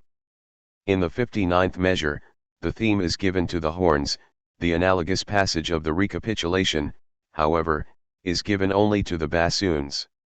Why Beethoven resorted in the second version to bassoons is obvious, since he could not use the stepped notes of the E-flat horn for the expressive power of this phrase in C major. The only alternative available was to substitute bassoons for horns. With the advanced technique of the instrument today, conductors do what Beethoven could not have done in 1805, and use the horn in both cases, relieving the bassoons from a task for which they are not well suited. Stravinsky's Positivism 3329. For the schooling of the young interpreter, Stravinsky's suggestion is noteworthy that it would be wiser to start the education of the young musician by first giving him a knowledge of what is, and only then tracing backward, step by step, to what has been. Schoenberg's ideal of insight 333. The romantic method necessarily consists of a heightening of the surface luster, rather than what Schoenberg demands, balance and symmetry of presentation, where true insight into the construction governs the outline as well as all the details of the interpretation. 11. Elimination of the interpreter as middleman, 342. We have only to think of the possibility of an apparatus that will permit the composer to transmit his music directly into a recording medium without the help of the middleman interpreter. Standardization of performance through the gramophone record 342f. One of the direct consequences of recordings is the means they provide for improving the average interpretative standards. With the renditions of the great musicians available on discs, the mediocre performer has a priceless opportunity to orientate himself by model performances. But there is another side of the picture. Such a second-hand interpretation, accomplished through imitation, is bound to lack the conviction of a personalized conception. The student, before the convenient availability of the gramophone, was forced to acquire his knowledge of a masterwork by direct study of the score, playing it on the piano, or just reading it. This approach sharpened his ear and imagination. On the end of musical interpretation 343-44. The work's process of becoming uninterpretable 31. The writing of the sound. The standardization of interpretation. No interaction between performer plus listener. Such interaction of artist and audience does not exist in the case of the electric rendition. Neither is the interpreter before the microphone stimulated by an audience, nor can the listener to a record or a broadcast performance be influenced beyond the oral sensation. Asterisk. On Richard Wagner's Über das Dirigieren on Conducting, GS 8, p. 261 ff. 32. 264. As even the great theatre managers, according to the laudable taste of their courts, have the very highest opinion of these favorite operas, it is not surprising that the demands of works entirely unpopular among these gentlemen could only be fulfilled if the conductor happened to be an important man with a serious reputation, and if he himself knew very well what is required of an orchestra today. Emphasis on the authority of the conductor. NB. With the growth in the sense of reproduction, its repressive character also grows, ad philosophy of modern music. In other words, the fetishization of reproduction, the senseless Toscanini ideal, is in fact produced by the radical pursuit of musical sense itself. The monopolization of music arises from within its own confines. 268f. I received my best instruction regarding the tempo and delivery of Beethoven's music from the soulful, securely accentuated singing of the great Miss Schroeder-Devrient. Since that time, for example, I have found it impossible to let the oboe reel off its cadenza in the first movement of the C minor symphony bar 268 in as helpless a manner as I have never heard elsewhere. Indeed, I then also felt, retracing my steps from the delivery of this cadenza now that I had understood it, what meaning and expression should already be lent to the first violin's G bar 21 that is sustained as a fermata at the corresponding point, and through the profoundly moving impression that I acquired of these two so apparently unassuming moments, I gained an entirely new insight that breathed life into the whole movement.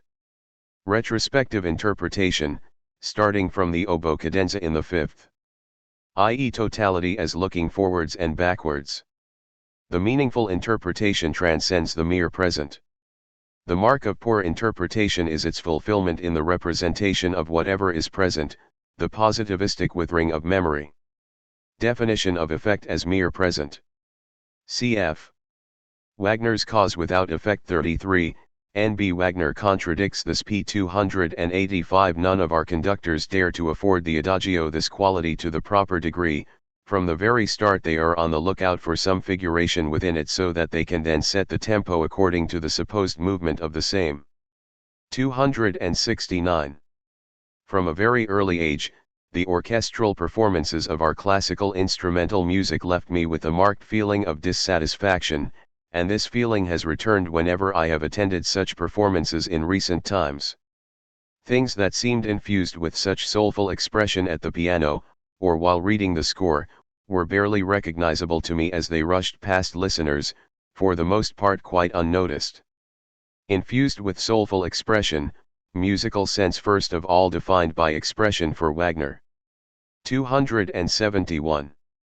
The orchestra had just learned to recognize the Beethovenian melody in every bar that had entirely escaped our well-behaved Leipzig musicians at that time, and this melody was sung by the orchestra. The requirement to recognize the melody. Regarding this, 1. Interpretation as insight. 2. Melody here essentially means the running thread, i.e. context. Proof 286. The most significant of Beethoven's allegros are largely dominated by a basic melody that belongs, in a deeper sense, to the character of the adagio, and this lends them the sentimental meaning that sets them so clearly apart from the earlier, naive form of the same. 273. How were those Parisian musicians able to reach the solution to this difficult task so infallibly? First of all, obviously, only through the most conscientious diligence, as is native to those musicians who are not content to pay each other compliments, who do not imagine that they can understand everything by themselves, but rather feel timid and concerned in the face of something not yet understood, and attempt to grasp what is difficult from the side upon which they are at home, namely the side of technique.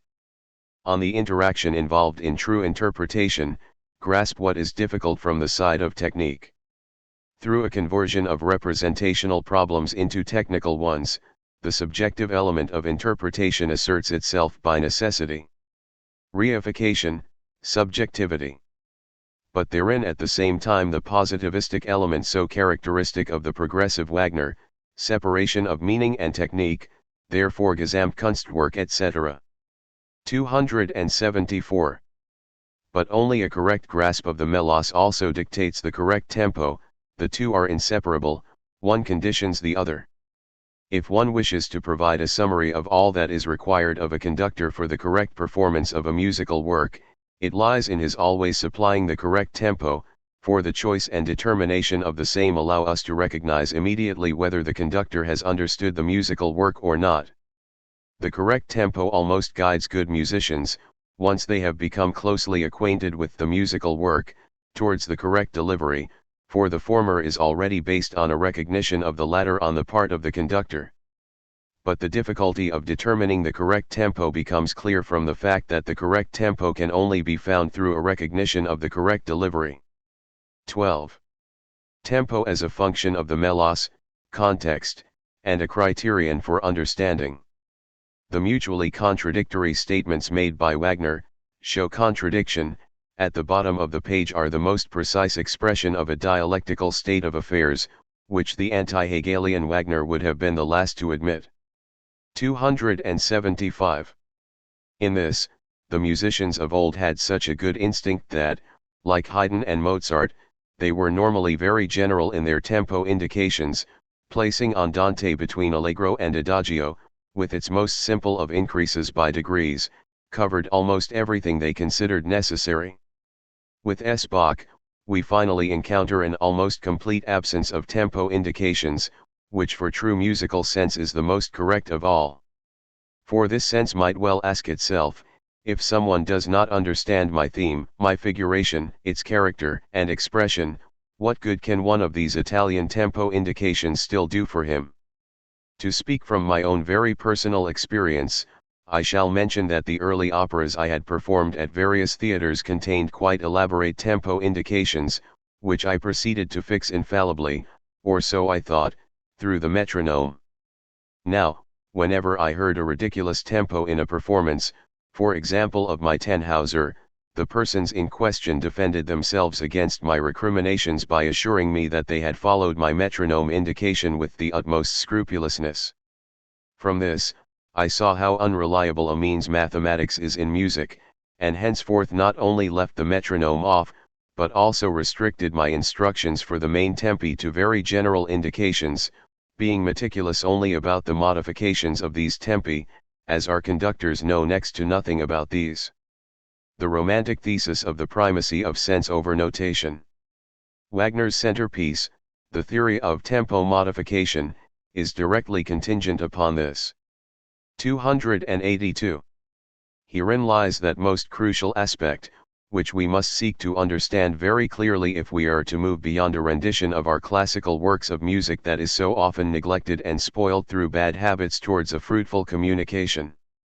For bad habit apparently has the right to insist upon its assumptions regarding the tempo, on account of a certain agreement that has developed between it and the common delivery, which on the one hand conceals the true vice from the parties it affects, but on the other hand tolerates a clear deterioration owing to the fact that the accustomed mode of delivery, when subjected only to one-sided changes in the tempo, normally becomes quite unbearable.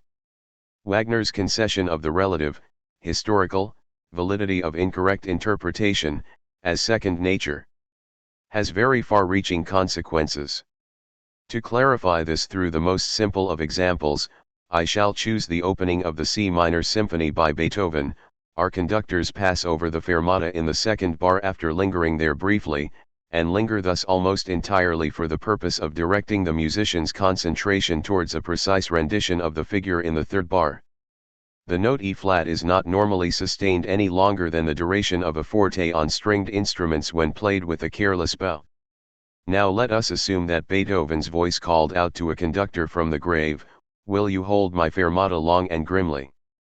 I did not write fermatas for my own entertainment or for lack of ideas, to pause for thought about what should come later, but rather to cast into the intense and rapidly figured allegro, as I might require it, what in my adagio the tone, which should be wholly and fully absorbed, means for the expression of sensual revelry, as something blissful or a dreadfully sustained convulsion. In the left-hand margin, crossing the subsequent note NB Rheingold prelude. The magnificent passage on tone. NB. The absolute tone is pure expression that is transformed into the expressionless. It denotes the opposite of sense, i.e. absolute construction, which is transformed into expression, namely. 283.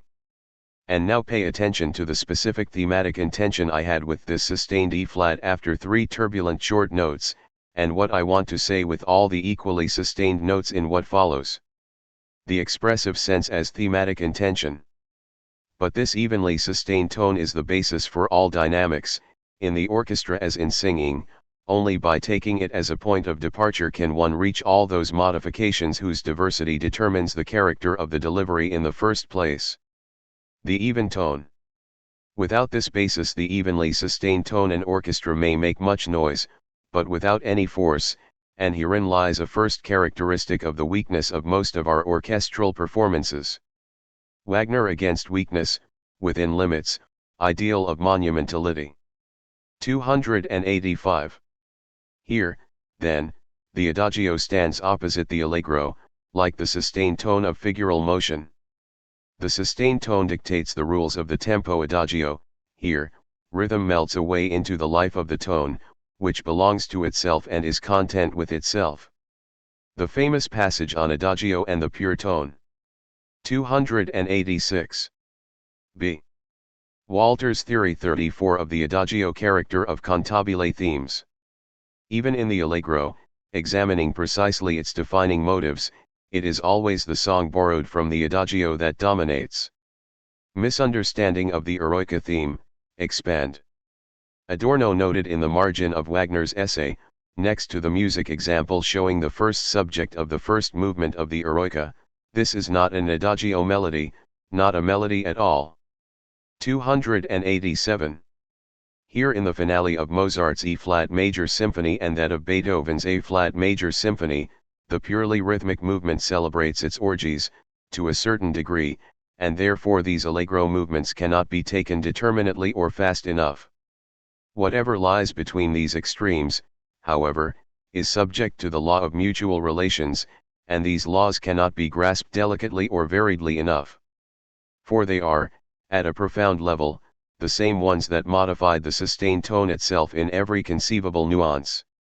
The law of mutual relations. 288. The most perfect of this kind Mozart's fast alla breve movements are the allegros of his opera overtures, especially those from Figaro and Don Juan. One knows about these that they could never be played fast enough for Mozart's taste. Extremes. Mozart's. 290. Initially, I was concerned only to solve the dilemma myself, and to make it clear to all people that, since Beethoven, there has been a very substantial change in the treatment and delivery of music in comparison to former times.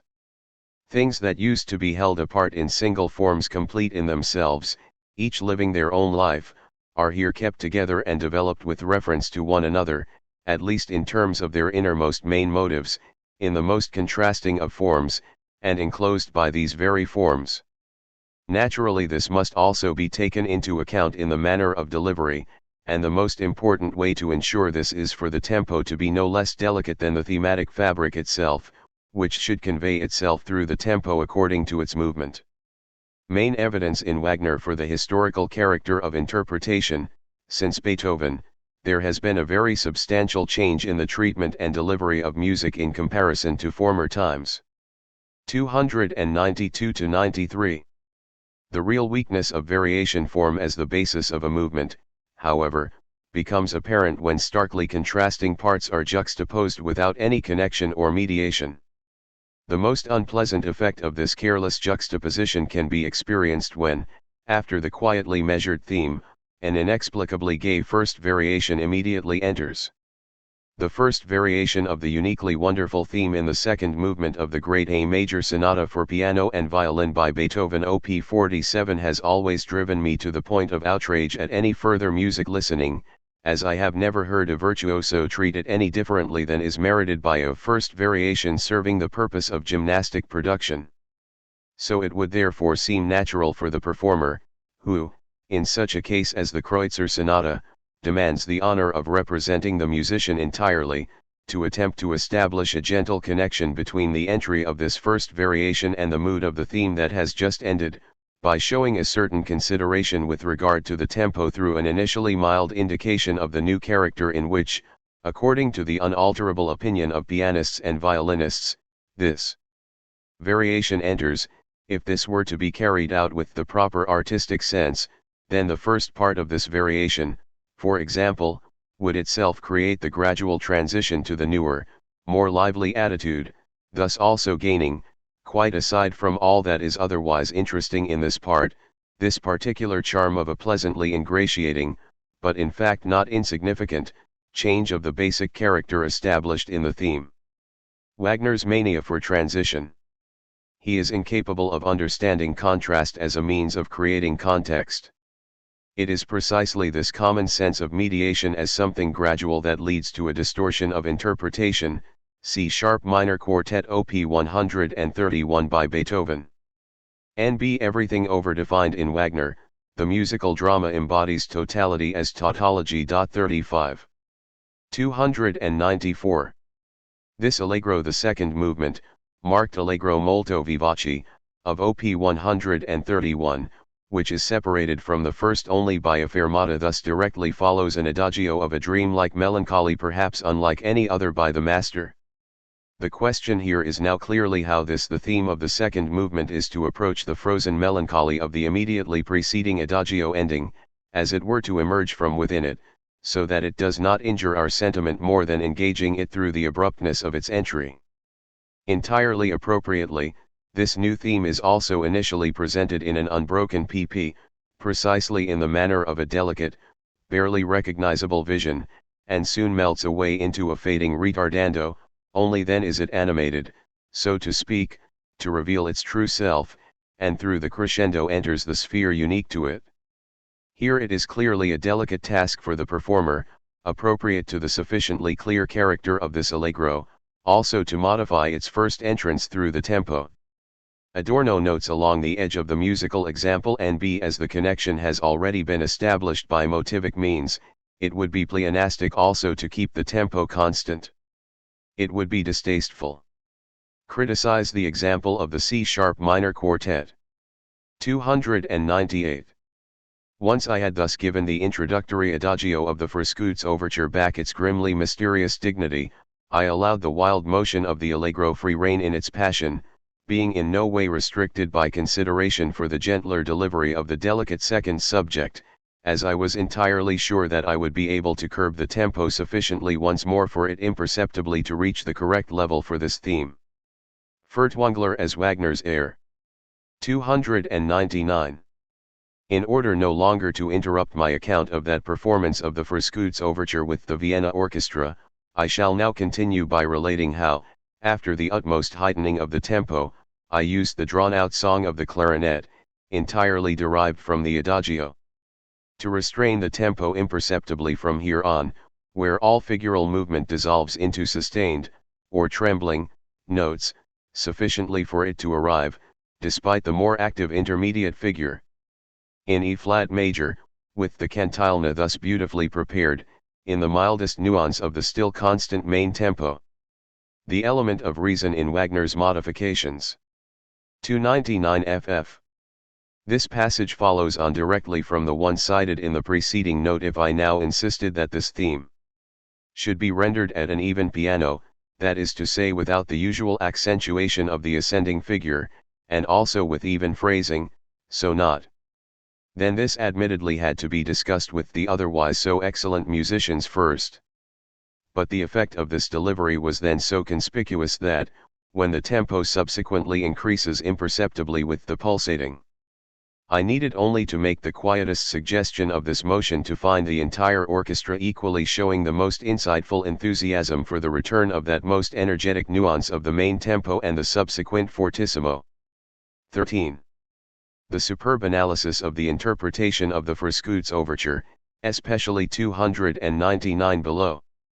Here, however, the modification is justified by the constructive defects of the composition. I.e., the space of interpretative freedom is always the fragility of context in the work. One of my main theses. Interpretation is the work's retrieval. 308 f. As I have touched upon a number of times above, attempts to modify the tempo for the delivery of classical, that is to say Beethovenian, musical works have always met the resistance of the conducting faction in our times. I showed in greater detail how a one-sided modification of the tempo, without a corresponding modification of the delivery in terms of the tone itself, would appear to give cause for objection. On the other hand, I also revealed here the error upon which this is more fundamentally based, thus leaving no other possible explanation for these objections than the incompetence and lack of vocation of our conductors in general. A genuinely valid reason for criticizing the approach that I find so indispensable in the cases mentioned, however, would be that nothing could be more harmful to those musical works than nuances, also in the tempo, incorporated willfully into their delivery, of the kind that give free rein to the fantastic whims of every vain tempo beater aiming for effect or enamored of himself, and would in time disfigure our classical music repertoire completely beyond recognition.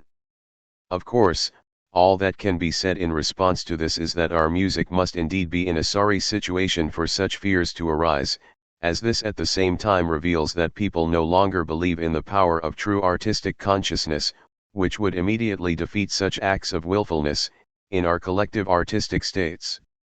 Discussion of the objections to Wagner's subjectivism, NB connect Wagner's theory to the nominalism of his entire oeuvre. 310. One must now realize what state the manner of these works' delivery, in which they are eagerly conserved according to the laws of that incompetence and dreariness, must be in if one considers without reservation, on the other hand, in what way even a master such as Mendelssohn dealt with the direction of these works.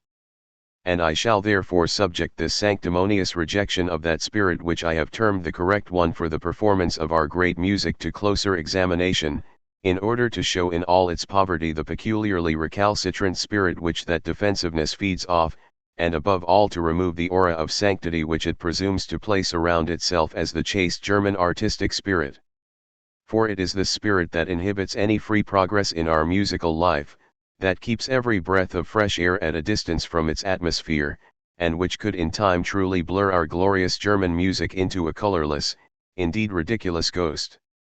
Against historicism, Wagner's insight that it is precisely conservation that is destructive. 312 ff. In our world, the musician always remained merely a strange being, half wild, half childish, and was employed as such by his patrons. Wagner's sociological theory of the musician.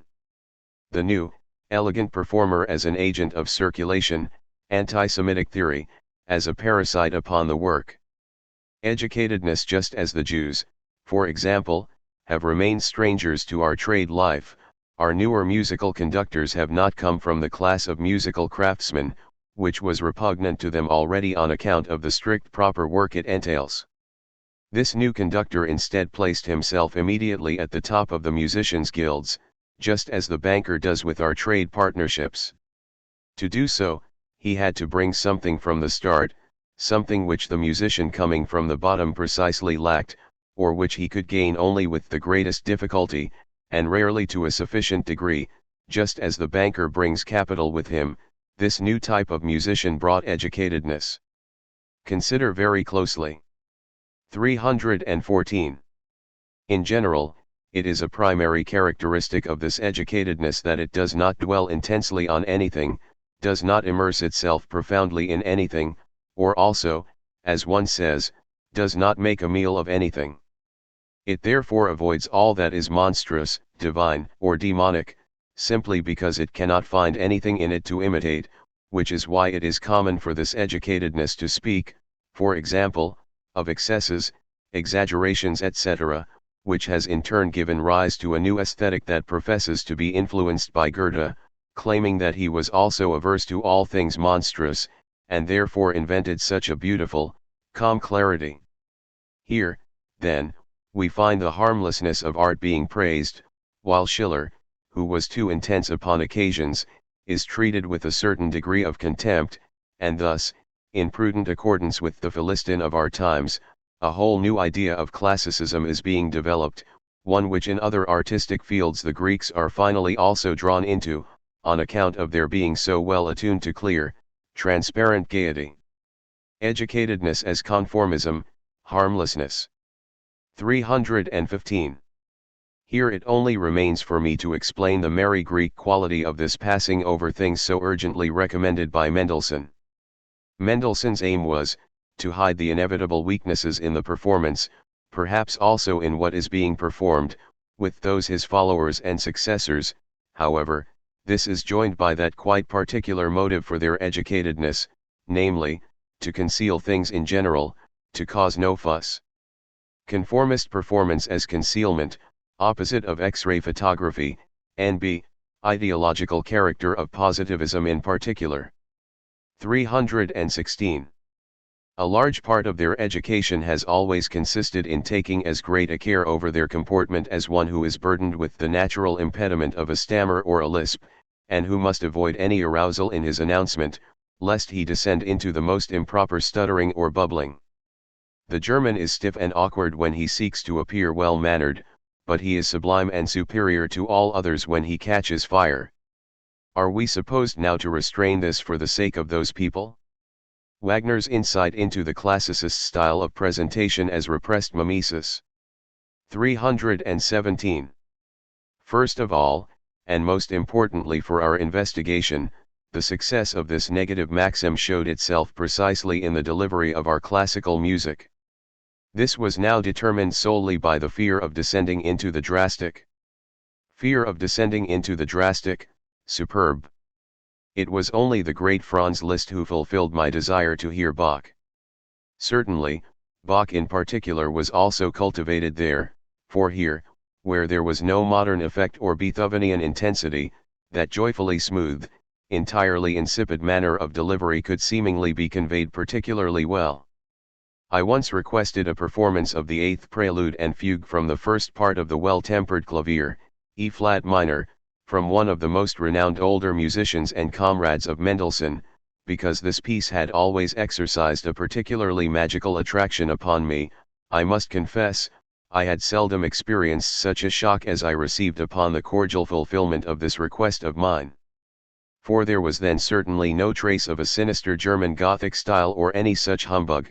On the contrary, under my friend's hands, the piece flowed over the piano with a Greek gaiety to such a degree that I was quite speechless at so much harmlessness, and involuntarily saw myself transported into a Neo-Hellenic synagogue, from whose musical cult all Old Testament emphasis had been eradicated in the most well-mannered fashion. The Neo-Hellenic Synagogue. 319. This aversion the maxim, under no circumstances any effects, which, after all, originally merely concealed their own impotence, has now become an indictment of potency, and this indictment draws active force from suspicion and slander.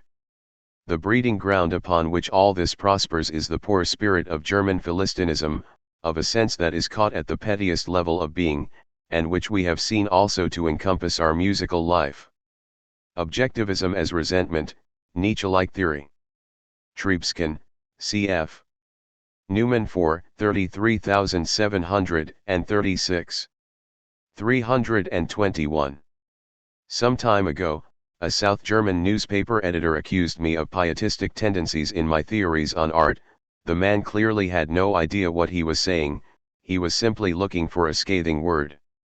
For according to my experience of the nature of pietists, the peculiar nature of this abhorrent sect lies in its striving after what is delightful and seductive in the most insistent fashion, only to repel true delight and seduction after meeting with their ultimate resistance. Pietist, Wagner himself. 327. Nowhere is tempo treated with the right modification in favor of a comprehensible delivery, which must be accounted for with no less certainty than the correct execution of the notes themselves. Modification in the service of comprehensibility. I classified the main tempo of this piece, the Meistersinger prelude, with the indication with very moderate movement sehr mäßig bewegt. According to the older scheme, this roughly means, allegro mostoso. No tempo is in greater need of modification than this one, when it is of extended duration and involves a strong episodic treatment of the thematic content, and it is a popular choice for the execution of manifold combinations. Marginal note by Adorno, that surely means, successively of different kinds of motives, because its broad division into regular 4/4 bars supports this execution with great ease through the suggestion of that modification. The analysis of the Meistersinger prelude continues to page 330. The not quite lucid analysis of the Meistersinger prelude, I have interpreted it. 37. 334. We are most profoundly tempted to doubt whether these gentlemen from the general staff of our army of tempo beaters are true musicians, for they clearly exhibit no musical sense at all, but they really hear with great exactitude, namely mathematical exactitude, albeit no ideational exactitude. After all, not everyone encounters the disaster of the wrong orchestral parts. They have a clear overview, read and play at sight, at least a great many among them. In short, they show true expertise, and their education, in spite of all, is such that can only be afforded to musicians of whom, if one were to deny them this, nothing would remain, or least of all a stimulating person. Mathematical and ideational listening. Asterisk. Add style. The malignant growth. Intimacies 38. 14. Concerning the historical character of interpretation, the most recent experiences should be returned to. In the Germany of Furtwängler and the Busch Quartet 39 we had to advocate polemically an ideal of music making that was, in a certain sense, positivistic, albeit always in the strongest opposition to the new functionalists. In Toscanini's America one that was expressive, and not only at the theoretical level, but in all nuances of actual reproduction. From this perhaps, true interpretation is always polemical, very clear in Wagner's case. Asterisk. Title of the study, True Interpretation. **. 15. Among the arguments against musical historicism, the one stating that in older, pre-classical, music timbre was in no way a constitutive element is by no means the least. 40 The coloring of the Bach-ian organ and the Bach-ian orchestra is incomparably more external than in Wagner or Schoenberg, and therefore authenticity here has a far less objective meaning. It is a matter of style, not of musical sense. One need not disregard the fact that this music too was bound to its sonic material, not least in the delicate sphere of the clavichord, in order to still accept the sacrifice. All interpretation involves a sacrifice. Wagner knew this only too well.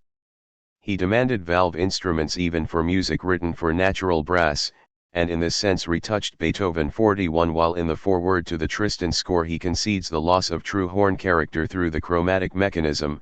42 In addition, the deciding pre-classical instruments performing the continuo are by their nature so mechanical, namely organ and harpsichord, as to exclude any structural, more than stylistic relationship to the musical content. In fact, they even contradict its highly developed differentiation. The authentic reproduction of Bach-ian construction therefore demands the dissolution of the authentic Bach-ian sound. 43 Something of these matters also concerns, as Wagner showed, Beethoven and all music prior to the emancipation of the orchestra. **. The critique of historicism must be carried out with a very close eye on Wagner's treatise on the delivery of the Ninth Symphony, Gs. 9, p. 231 ff. 44, whose proximity to the musical material probably makes it the most significant among Wagner's theoretical writings. On this. 231. When I conducted this wonderful work of music recently, I was struck by various concerns which, relating as they did to something I find so indispensable, namely the clarity of delivery, preoccupied me so intensely that I afterwards sought ways to alleviate the problems I had perceived. I herewith present the results of this to serious-minded musicians, if not as a demand to imitate my methods, then at least as a stimulus for productive reflection thereupon. The reason for the modifications is clarity, i.e. the realization of the musical context. Formulation of how the musical conception goes beyond the capabilities of the orchestra, i.e. the construction beyond the sonic material. In general, I would like to point out what a peculiar situation Beethoven found himself in regarding the instrumentation of his orchestral works. He orchestrated according to the same assumptions about the capabilities of the orchestra as his predecessors Haydn and Mozart, while in the character of his musical conceptions he went inconceivably far beyond them. That same aspect regarding the separation and grouping of the different instrumental complexes of an orchestra that we can most certainly term tactility had, in the music of Mozart and Haydn, grown into a fixed equivalence of character between their own conceptions and the composition and delivery of the orchestra as it had been developed and cultivated up to that point. Concept of tactility in distinguishing between instrumental complexes. 232. In this respect his Sinfonia Eroica remains not only a miracle of conception, but also no less a miracle of orchestration.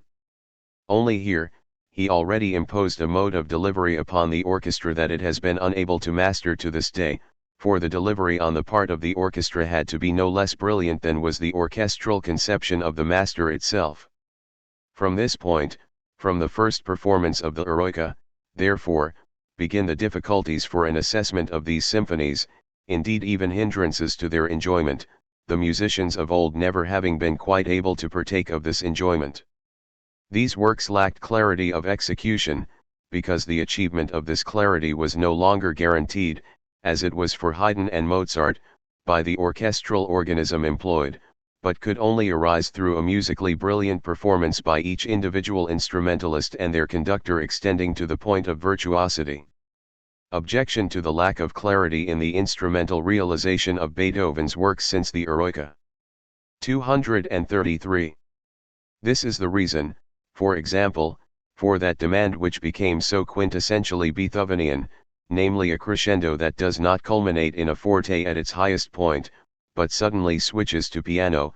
This one very common nuance is still so foreign to most of our orchestral players that careful conductors, wishing at least to ensure that the piano appears at the right moment, made it their musicians' duty to reverse the crescendo wisely, giving way to a cautious diminuendo. The true sense of this most difficult of nuances, to be sure, lies in the fact that, here, the same instruments are required to execute something that only becomes entirely clear when it is handed over to different instruments in alternation with one another. Our new composers, who have the richer modern orchestra and its now customary usage at their disposal, know this. These composers would have been able to achieve certain effects intended by Beethoven with greater clarity and without any eccentric demands of virtuosity from the orchestra, simply because a distribution among different instrumental complexes has now become easier. Main evidence of instrumental construction, the Beethovenian P to be realized only through instrumental division of the melody. This is essentially already the principle of the Schoenberg school, probably also through the mediation of Mahler, whose entire orchestration practice could be considered the test of Wagner's study on the 9th.45. 233 F. Here in Beethoven's string quartets, the individual player often has to function as several players, in a certain technical sense, so that an exceptionally well-performed quartet of this later period can frequently create the illusion of hearing, as a close-knit ensemble, more musicians than are actually playing. The passage about the illusory aspect of the last quartets. This clarity now consists, in my opinion, in nothing other than a drastic emergence of the melody. Clarity equals drastic emergence of the melody. 235 F. Admittedly, Beethoven sometimes succeeds in giving the woodwind the corresponding effect through the involvement of the brass instruments, yet he was so pitifully restricted in this through the character of natural horns and trumpets, the only possibility known at that time, that precisely the use of these instruments for the reinforcement of the woodwind caused those same misunderstandings that we now view as the seemingly unavoidable prevention of the melody's clear emergence. I need hardly point out the deficiencies of Beethoven's orchestral instrumentation touched on here to the musician of today, for he can easily avoid them through the now widespread use of chromatic brass instruments. I will only confirm that Beethoven was forced to let the brass instruments break off suddenly in distant keys, or to disturb the music with shrill single notes, being all they could offer at that time, and thus distract from both the melody and the harmony. Criticism of natural brass and structural necessity of retouching. 237. With time, however, regarding the most disruptive participation of the trumpets in the first forte of the second movement of the A major symphony, I ultimately decided upon an energetic remedy. Here, I let the two trumpets, which should, as Beethoven quite rightly felt, be playing, but were prevented from doing so in the necessary fashion by their simple construction at that time, intone the complete theme in unison with the clarinets. This had such a splendid effect that none of the listeners sensed a loss, only a gain, which for its part was not even perceived as an innovation or a change. The apologetic passage on gain and loss of retouching. 238. Wagner discusses the second subject of the scherzo from Beethoven's Ninth Symphony, bars 93 ff, which is left to the woodwind. The support they receive in this from the brass instruments' horns in D and B flat is, as described earlier, such that the fragmentary incorporation of natural overtones does far more to impair than to increase the clarity of the theme. I challenge any musician to state with a clear conscience that he has ever heard this melody clearly in orchestral performances, indeed, whether he would even know it if not from reading the score or playing it at the piano. In our customary orchestral performances, one does not even seem to have resorted to the most obvious measure, that of considerably damping the strings ff, for as often as I met with musicians for this symphony, everything collided with the most furious power at this point. Impairment of the clarity of the theme through the fragmentary incorporation of natural overtones. 239.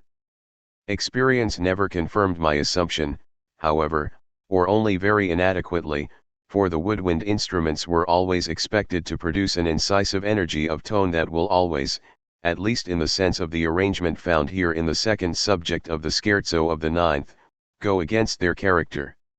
If I had to perform this symphony once more, I am certain that I would know of no other remedy to the undeniable evil of this most energetic dance motive's disappearance in indistinction, if not inaudibility, than to specify a quite particular thematic involvement at least of the four horns. 16. The way Wagner's theory grows ever further, the woodwind's absolute lack of incisive energy as an intrinsic contradiction between classical instrumentation and musical content. 240. One should now test whether the reinforcement of the notes of the theme implied here, see the citation in the preceding note, is sufficient to allow the quintet of string instruments to carry out the accompanying figure in the FF indicated by the master, which is most crucial at this point, for Beethoven's intention here is quite unmistakably the same boisterously joyful one that leads, upon the return of the movement's main theme in D minor, to such an incomparably wild excess as could only be expressed by the most original inventions of this unique, wonderful artist. I therefore already considered it a very poor remedy to assist the emergence of the wind instruments through a restraining of the strings, as this would only dilute the wild character of the passage beyond recognition. My final advice is therefore to reinforce the woodwind theme, even through the trumpets, as far as necessary for it to emerge clearly in the correct, powerful sense and achieve dominance, even with the most energetic fortissimo in the strings. In favor of Beethoven's wild excesses. Ad Berlioz, 46. Retouching for wildness, technification and archaism. NB The dialectic of enlightenment is much more complicated than we have so far shown. 241. When making such decisions, the question is whether, listening to a similar work of music, one prefers not to perceive the composer's intentions for a while, or rather to have the expedient means to do them justice. Wagner's law of retouching, admittedly in the sense of representational theory, the composer's intentions, yet still formulated in terms of clarity. 245. I can thus not recall ever having heard the start of the Eighth Symphony, in F, without being disturbed in my recognition of the theme through the unthematic addition of the oboe and the flute above the clarinet's melodic song in the 6th, 7th, and 8th bars, whereas the flute's preceding involvement in the first 4 bars, despite also not being exactly thematic, did not impair an understanding of the melody, as this was presented with such powerful clarity by the great numbers of violins. The very sound objection to the instrumentation of the opening of the Eighth Symphony. NB It would be possible to critique the instrumentation at the start of the development of the Ninth, which indeed demands the Neo-German orchestra, which then always imitated this passage, as also the coda, 47. 246. It would be rather too daring, and would not seem appropriate to the character of Beethovenian orchestration, whose justified peculiarities we must certainly pay attention to, if one were to omit the flute entirely here. Ninth Symphony, first movement, bar 138 ETSEQ, or employ it solely for reinforcement as a unison doubling of the oboe. The element of caution in retouching, very good passage. NB The passage with the tied semiquaver still sounds incomprehensible. 251. If we duly consider how important it is for every musical utterance that the melody, though the composer's art might allow it to manifest itself only in its smallest fragments, should keep us enthralled at all times, and that the correctness of this melodic language should in no way be second to the logical correctness of the conceptual thoughts expressed in verbal language, without confusing us in the same way that an incomprehensible sentence does, then we must recognize that nothing merits the most careful effort more than the attempt to remove any lack of clarity in a passage, a bar, even a note in the musical utterance directed at us by a genius such as that of Beethoven. Main passage on the connection between the categories musical language, expression, clarity. Transformation of the subjective mimetic desideratum into the objective constructive. 252. Interpretation and insight. One should not pass hastily over a single bar of a tone poem like Beethoven's without clear awareness of it. 253. Even with the most careful observance of the instructions thus given, however, one will be unable to avoid the worst consequences of misunderstanding the master's intentions in the passages that return in the last part of the same movement, as the dynamic discrepancy between the instrumental complexes alternating here increases the difficulty of a remedy through delicate treatment of the required nuances to the point of impossibility. This applies first of all to the opening two bars of the similar passage on p47 of the score equals bars 359 to 60 of the first movement of the Ninth Symphony, where the first violin is immediately called upon to perform a crescendo together with all the strings, and the clarinet, following on in the corresponding manner, is unable to continue this crescendo with the suitable strength and intensity. Here I had to decide on a complete abandonment of the crescendo for the first two bars. Problem of dynamic proportion and instrumental color, add unity of musical elements. 255 ff. For the very reason I have mentioned as informing all my efforts towards a truthful clarification of the master's intentions, I must finally also discuss an extremely difficult passage for the four solo voices, where it was only after many years of experience that I was able to locate the problem depriving this otherwise so beautifully crafted passage of a truly satisfactory effect in every performance. This is the final passage for the solo voices at the end of the symphony, the famous B major, Wo dein sanfter Flügelwild bars 836 to 41. The obstacle preventing a pure and beautiful effect in this movement, which can only be overcome through radical measures, lies in the tenor part, which on the one hand impairs the clarity of the overall effect through an untimely figuration, but on the other hand faces an inevitably laborious task whose demands it cannot, according to every rule of correct breathing, meet without being caught in an alarming struggle. If we examine the passage more closely, we observe how, following the entry of the second inversion chord and the new key signature of B major, the tenor's captivating melodic material dissolves into a figural motion in the soprano, which, alternately moving downwards, is continued with free imitation by alto, tenor, and finally bass. If we leave out the parts that merely accompany this melodic motion, we find the master's intention expressed clearly in the following manner. Now, however, the tenor echoes, already upon its second entry, the complete figural motion of the alto in sixths and thirds equals bar 837, through which its subsequent entry, with the continuation of the melody in the third bar equals bar 838, loses not only its meaning but also its effect upon the ear, whose attention it had previously drawn towards itself, and which now misses the stimulation which the reappearance of the soprano's melismatic figures in the tenor is supposed to provide. But not only the fact that the master's melodic intention has thus become unclear, rather also the fact that the tenor cannot master the two figured bars in succession with the security he would doubtless have if he only had to sing the figure in the second bar harms the effect of this magnificent passage.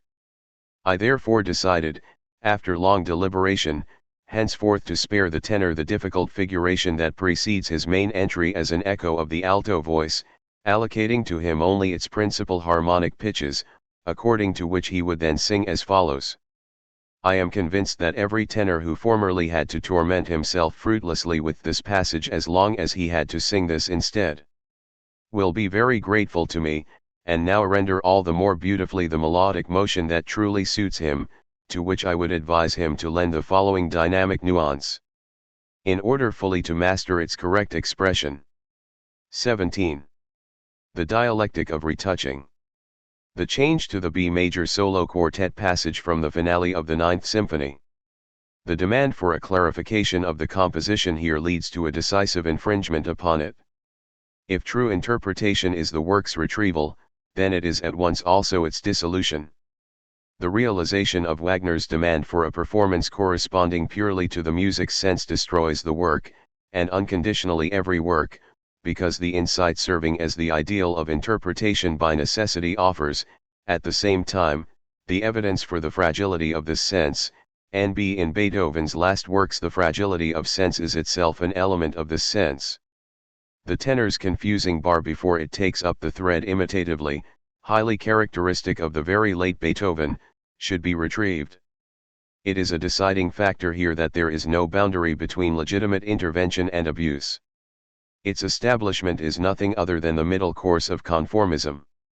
With inalienable consistency, rather, Wagner's reason, measured according to the ideal of the work, heads inexorably towards an alteration of the work.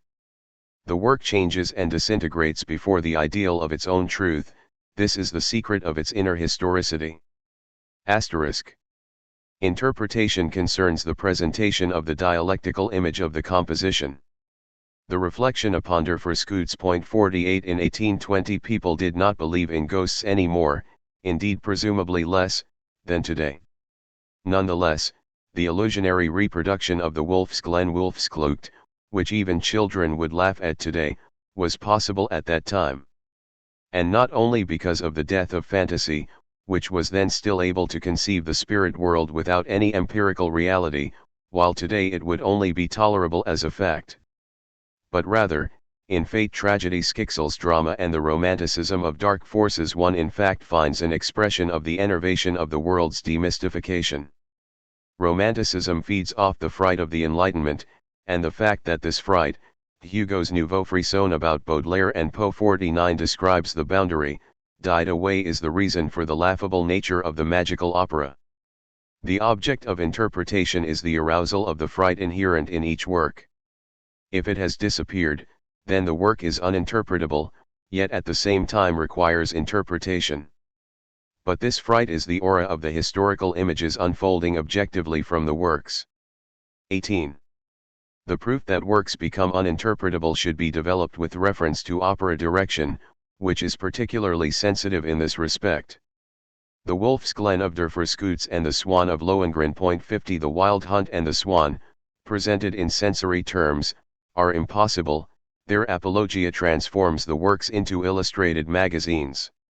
If one abandons them and changes them, for example, into natural symbols, or signs such as the swan as a cone of light, the works are evened out to that generalized human level which means the death of all art.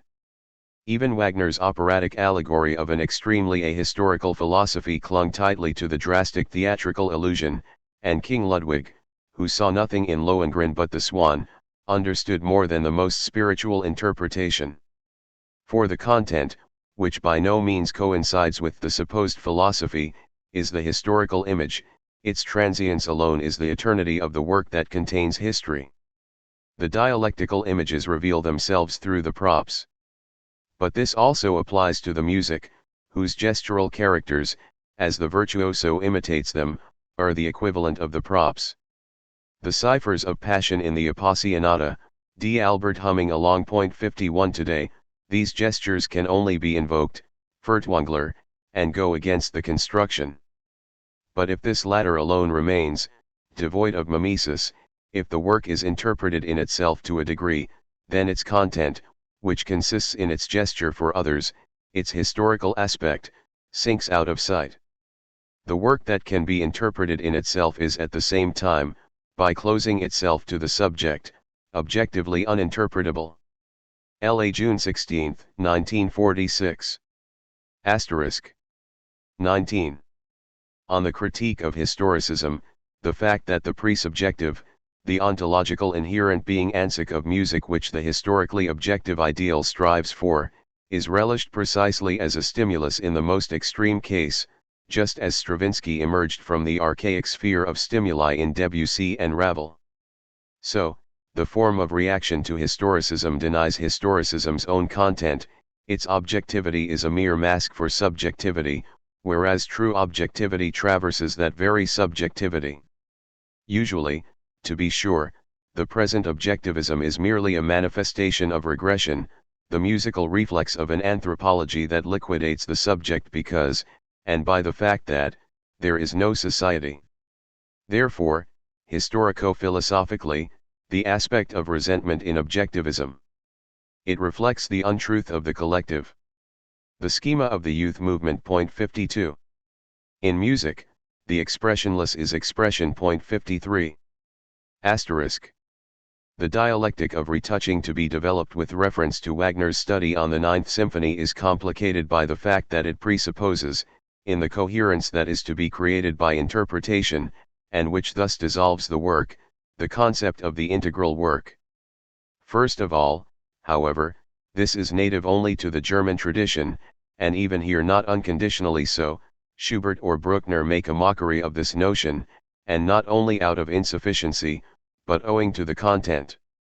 What is bad in both cases is not the element of dissociation per se, but rather their pseudomorphosis to integral music. The false Beethoven, great composers such as Mussorgsky or Janáček are entirely exterritorial to this. I must therefore either restrict the category of disintegration to integral works, to the tradition of the musical system, which strikes me as arbitrary and external, or introduce a deeper notion of the ideality and consistency of the work as that of unity within the diversity of motivic thematic construction. I have had this latter in mind for a long time, but it distances itself from the condition of music's material quality so that it can hardly be grasped in genuinely musical categories any longer. In the left margin, across the text NB, so Beethoven would only be treated as an extreme model for the dialectic of the integral. 20. Perhaps the solution lies in the fact that the work's decline, which is after all imminent to them, makes up a part of their intention, so that unity in Schubert therefore consists precisely in the disintegration of unity, and be here the deciding importance of the contrast overlooked in Wagner, the unmediated in Schubert. Classical totality is, like Hegel's philosophy, universal mediation, so that a true interpretation of Schubert would consist in a representation of disintegration as something arising from the totality.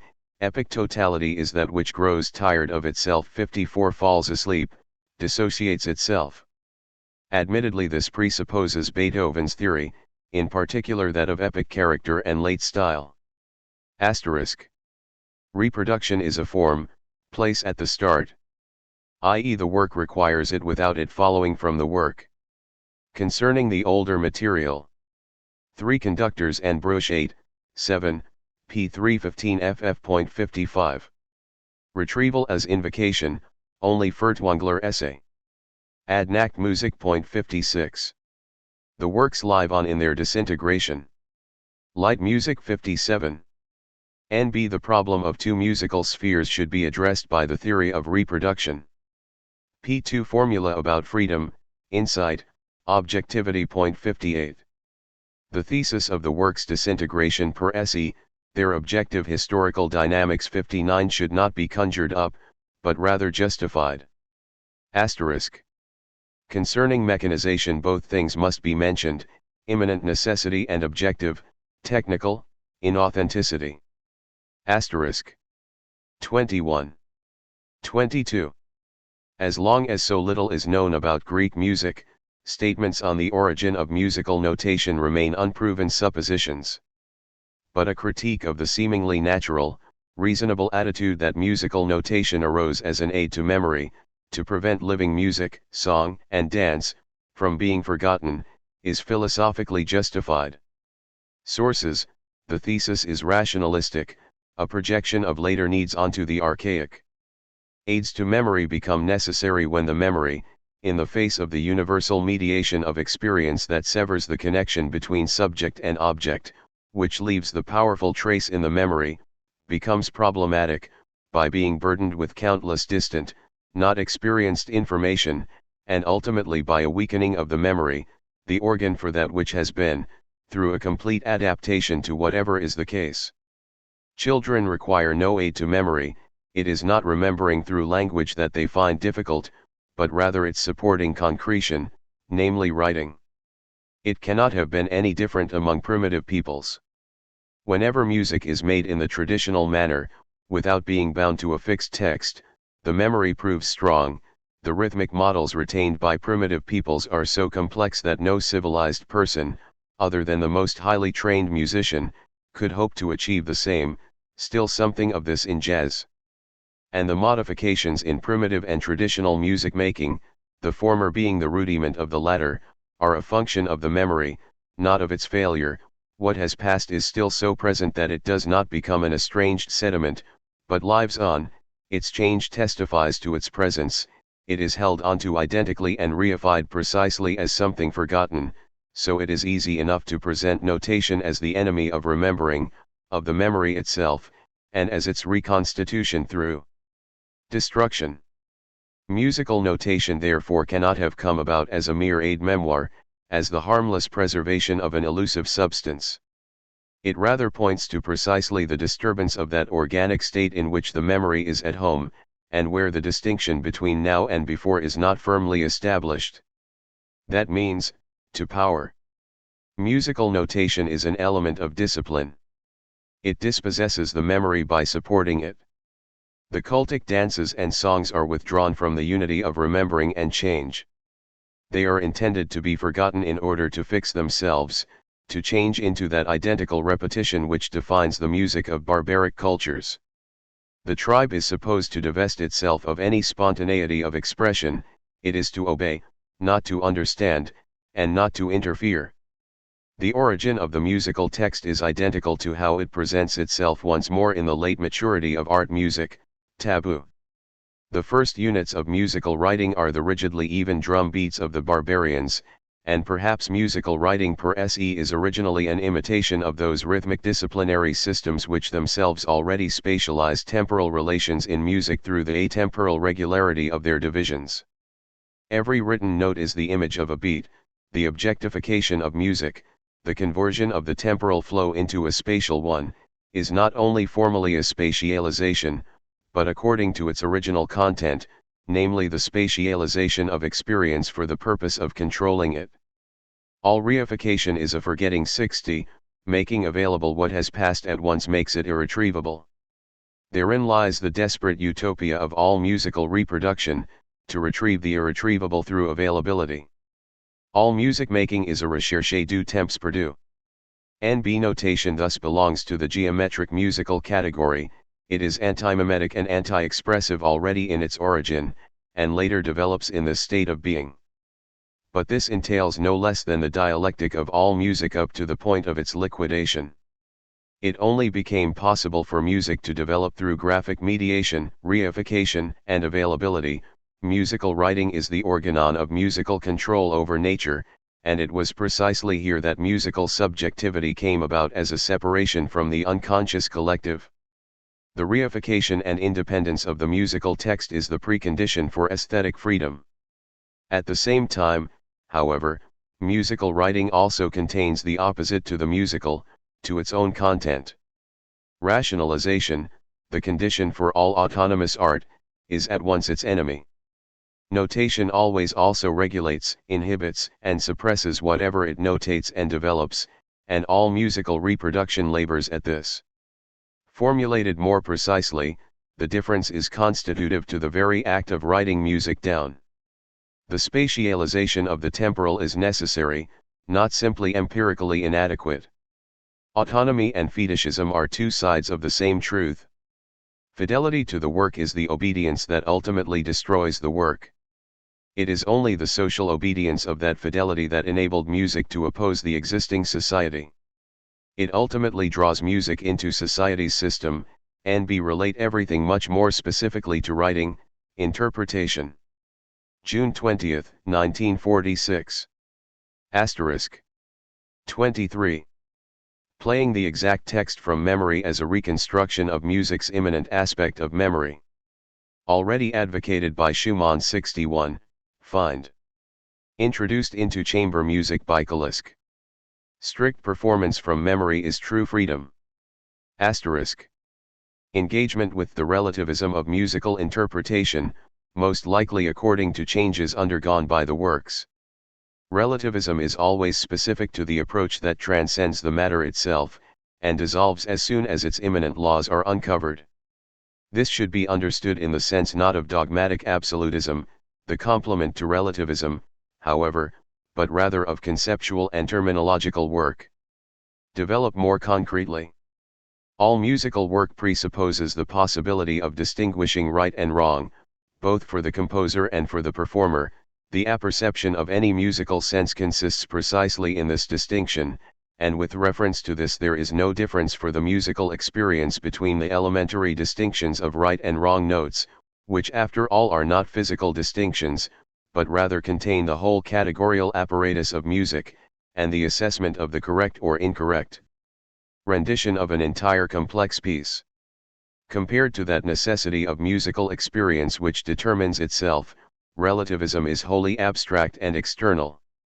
Things could perhaps be different in terms of formal logic, but not in terms of the experience itself, as every step deeper into the matter is at once a step into the necessity of its presentation. The work's essence is in direct agreement with this necessity. Philosophically speaking, relativism presupposes, in the coincidental nature of interpretation, the thing-like separation of the object from the subject, which can view the former in different ways, where this separation is to be understood as something produced, and it is precisely its dialectic that defines reproduction. Whoever has a view of the work is estranged from it, whoever spontaneously understands it recognizes 62 it. Asterisk. 24. Relativism is at least truthful in one respect: our access to objectivity remains coincidental. The insight from working with musicians that the most important thing is to say something at all. The monadological organization of the work of art enables every door to lead to the center, every aspect to its laws. Even indeterminate or incorrect exposition, if it enters the discipline of the work, is a moment of true interpretation. Cf. Kalisk, Something is Always Wrong. 63. Asterisk. If one were to confront the leader of a string quartet during work with the relativity of his demands, he would not understand, rather falling back on technical casuistry, and this narrow-mindedness is, precisely in a philosophical sense, the higher level of insight. Asterisk. A conductor presents a work in senseless, mechanical symmetry. Consciousness recognizes the contradiction to the work and demands a representation of the sense. This representation in turn contradicts the text and unity. So, it relativizes. But indeterminate negation. Furtwängler advocates the truth against Wendell. 64. Though the former may slip into untruth, the latter does not become any truer as a result. Critique is the objective unfolding of the dialectic sealed within the work. Musical interpretation is essentially always critique. Relativity is not the equality of different views, but rather the instrument of their abolition. True interpretation is a strictly predefined idea, but one that, for the sake of art music's fundamental antinomy, must remain essentially unrealizable. Asterisk. Playing from memory Schumann I, pages 147 to 148. Very important. Asterisk. 25. The most rigorous interpretation still contains an element of freedom, not the insufficiency of writing, namely the cavity that is left for the performer in objective music, but rather a gestural element that is fundamentally beyond the sphere of notation, its idiomatic component. Chrysler 65 and Kalisk do not speak their language despite but rather through rigor, and this is the legitimate place for the performer's subjectivity. Categories such as violin tone, attack, etc., in general the idea of speaking the instrument's language. Also Caruso. 66. No great interpretation without this component. It shows the element of truth in virtuosity. If this element that exceeds mere reproduction, this independent aspect of vocal or instrumental language, is present in the performer, then it is precisely the work's objectivity, which remains contingent on the subject as something it is unable to subsume, that cannot be realized. This is one of the most profound starting points for a dialectic of interpretation. It is precisely this component that is destroyed by positivistic performers, and this very aspect is misconstrued as fidelity. That idiomatic component is the sole condition for concretion. Justify the impossibility of subsumption in particular. Asterisk. In order to justify this non-subsumption, the problem work, material must be returned to. In the idiom, the performer presents the work's material against the work itself, one could almost say the music against the composition. The idiom, the absolutely particular, is, precisely in relation to the work, the general. Perhaps one can speak of the character of the interpreting subject. Asterisk. Why is the change undergone by the work's objective?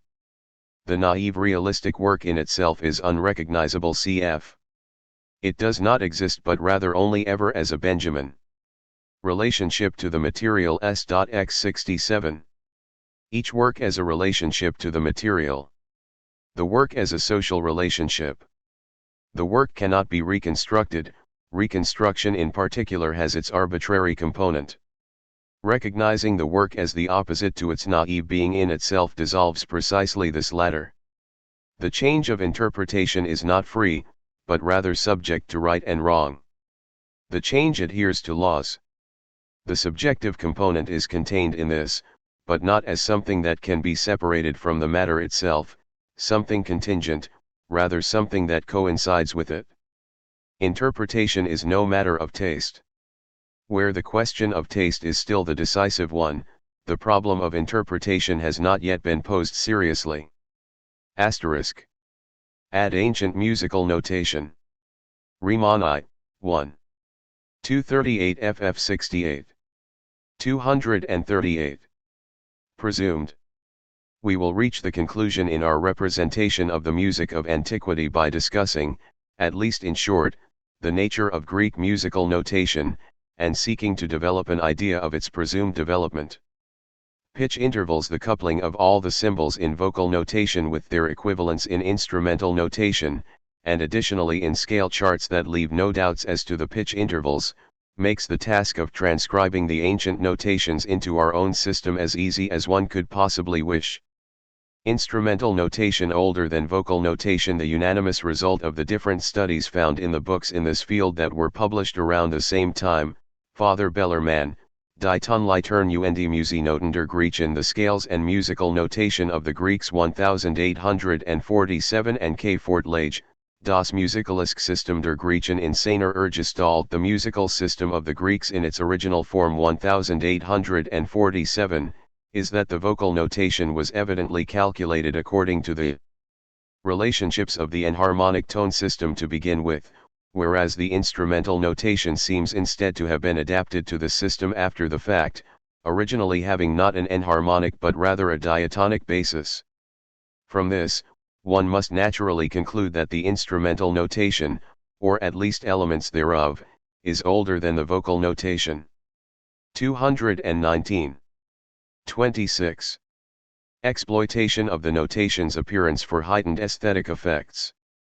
Westphal is also mistaken in claiming, opcit, p80, that until Bach's day faster pieces of music were written with smaller note values, slower pieces with longer ones, but it was already the change in style around 1600, with the introduction of tempo indications such as allegro, adagio etc., that brought an exploitation of the notation's appearance for heightened aesthetic effects, rushing semibreves and minims, restrained quavers and semiquavers etc., not only the time after Bach.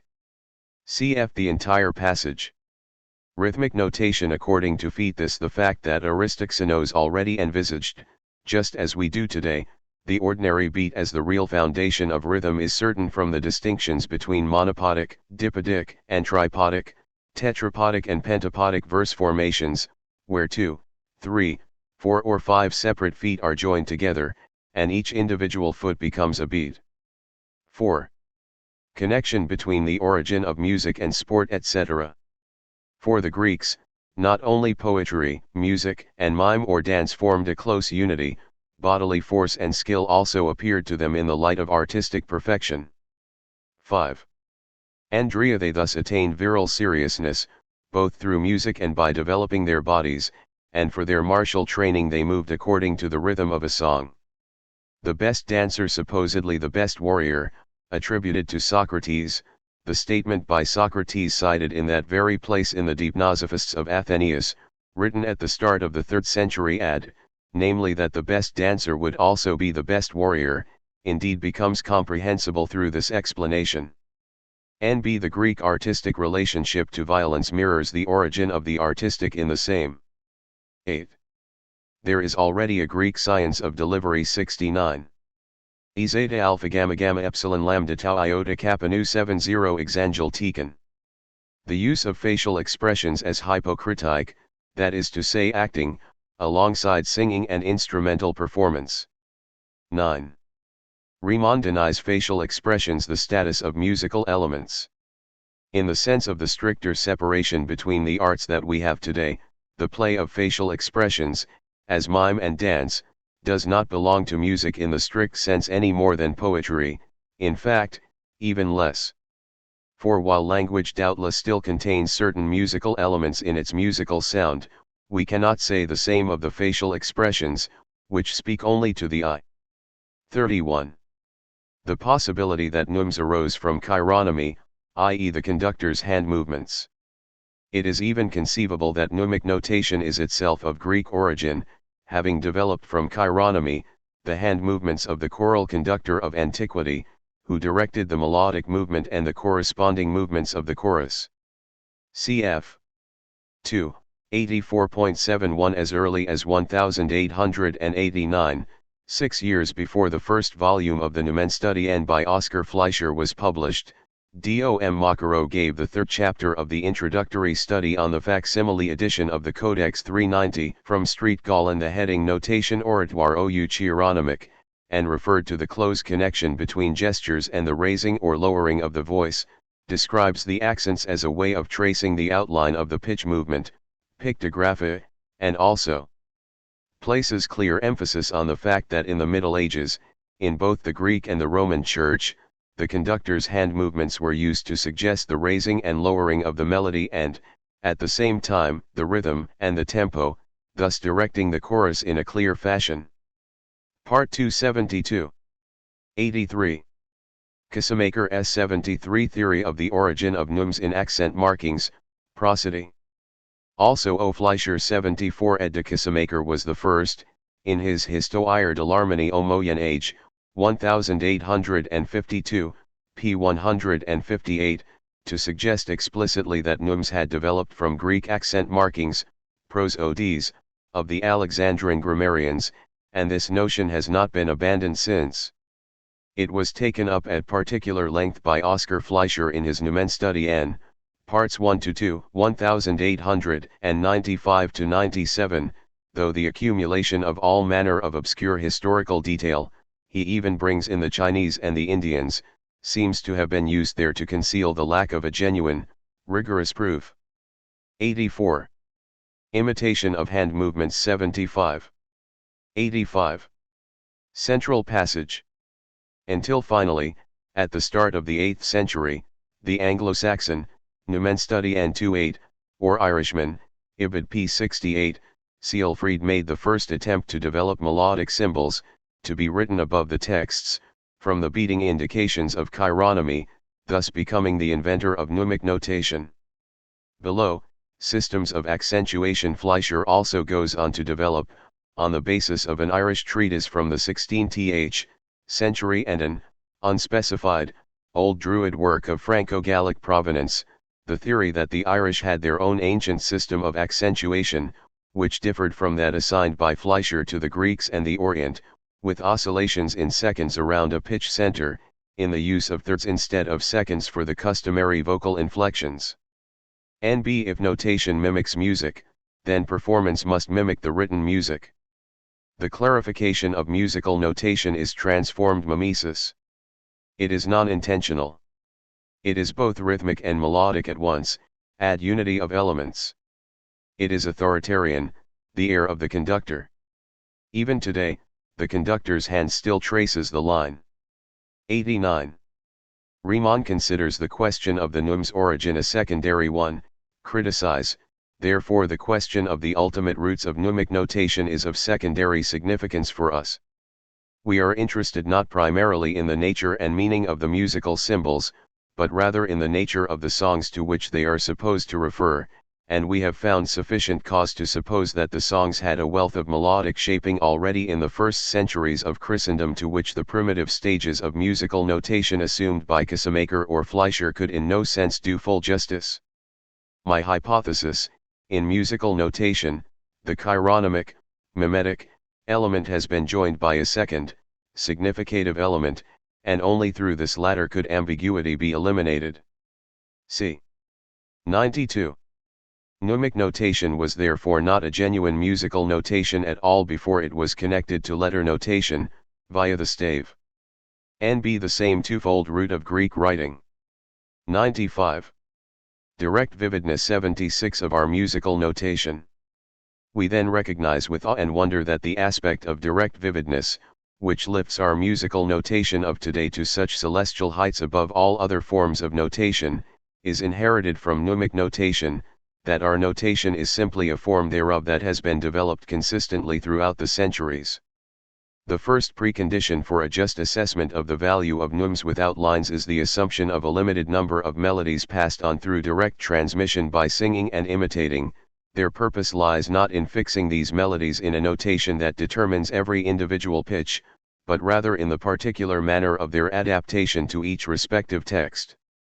If, as has been reliably recorded, the choral directors indicated the melodic contours through hand movements, then they will doubtless have relied on fixed graphic schemes for this.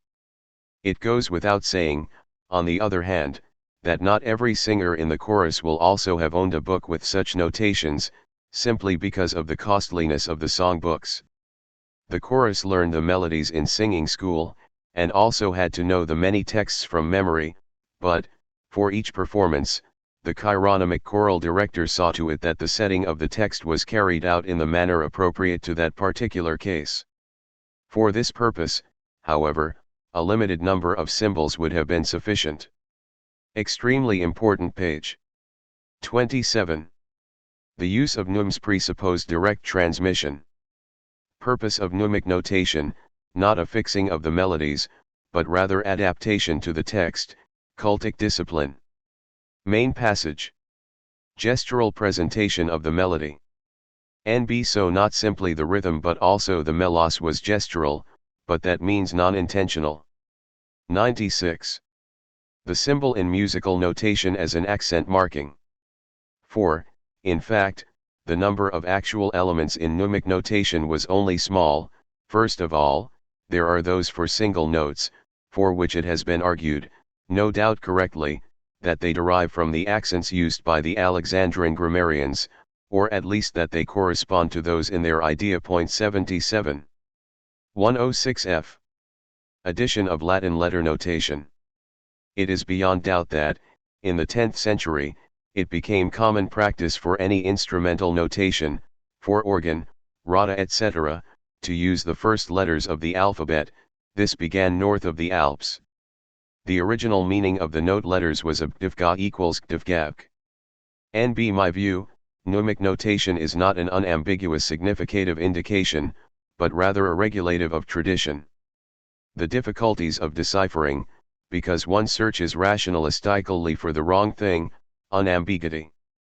NB all problems of mnemic notation are contained in modern notation. 169.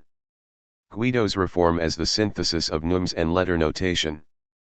Guido himself thus saw the new pitch notation he had developed on the one hand as a more convenient use of letter notation, but on the other hand also as a continuation of mnemic notation. 188. Mensural notation as an expression of the duration of the notes equals the separation of music from text rhythm.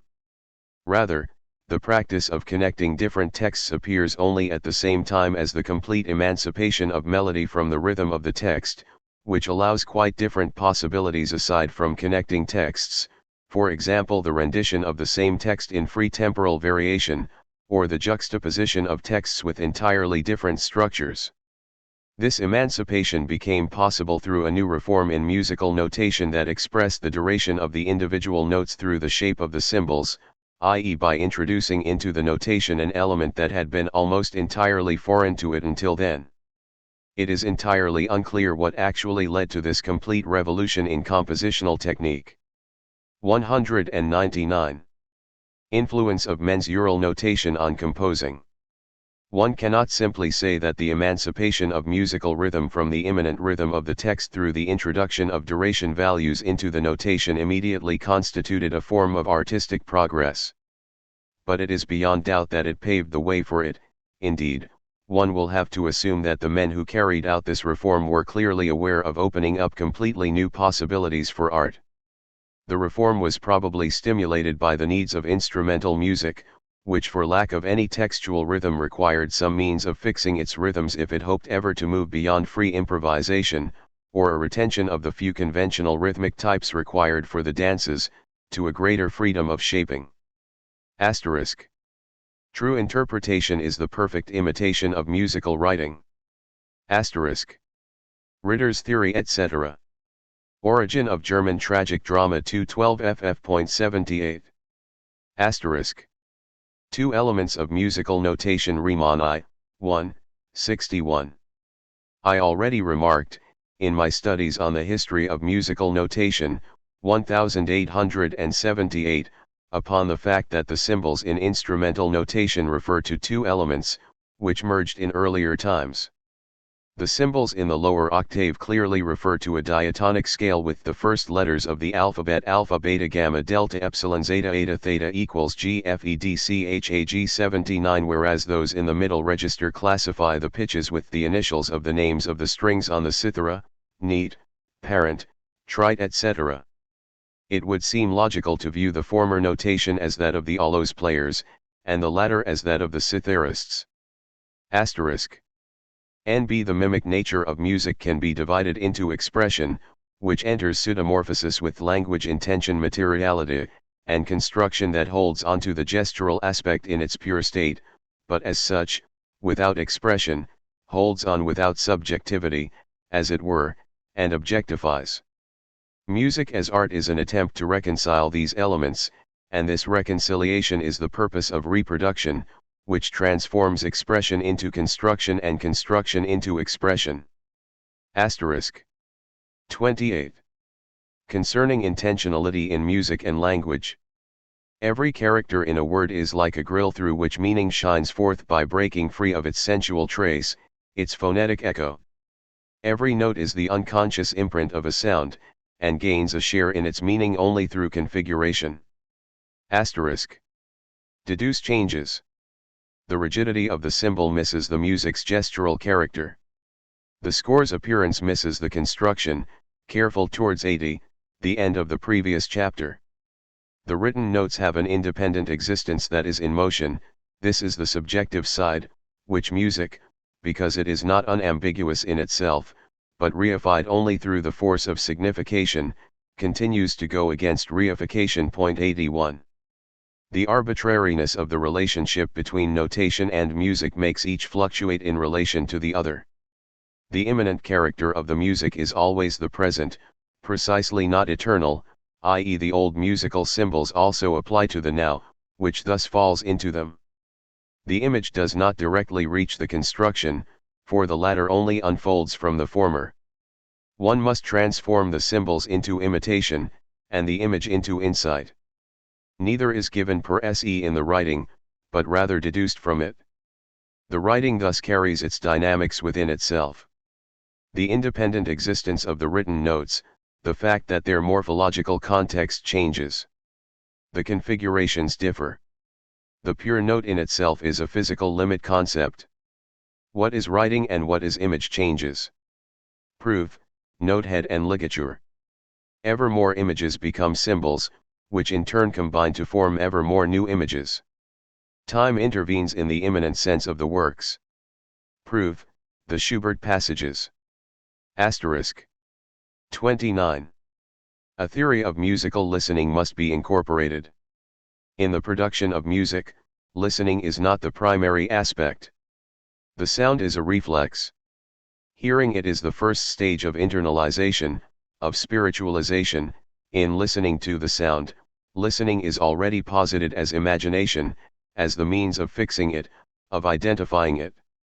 Listening as abstract objectification.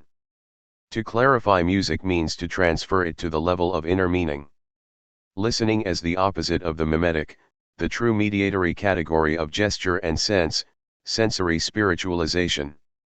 The complement to writing, the more writing there is, the more necessary listening becomes. Limit concept of pure imagination. All musical listening is a listening after the event, as with an echo, and every musical experience also contains, in addition to the heard, also the unheard, the gesture.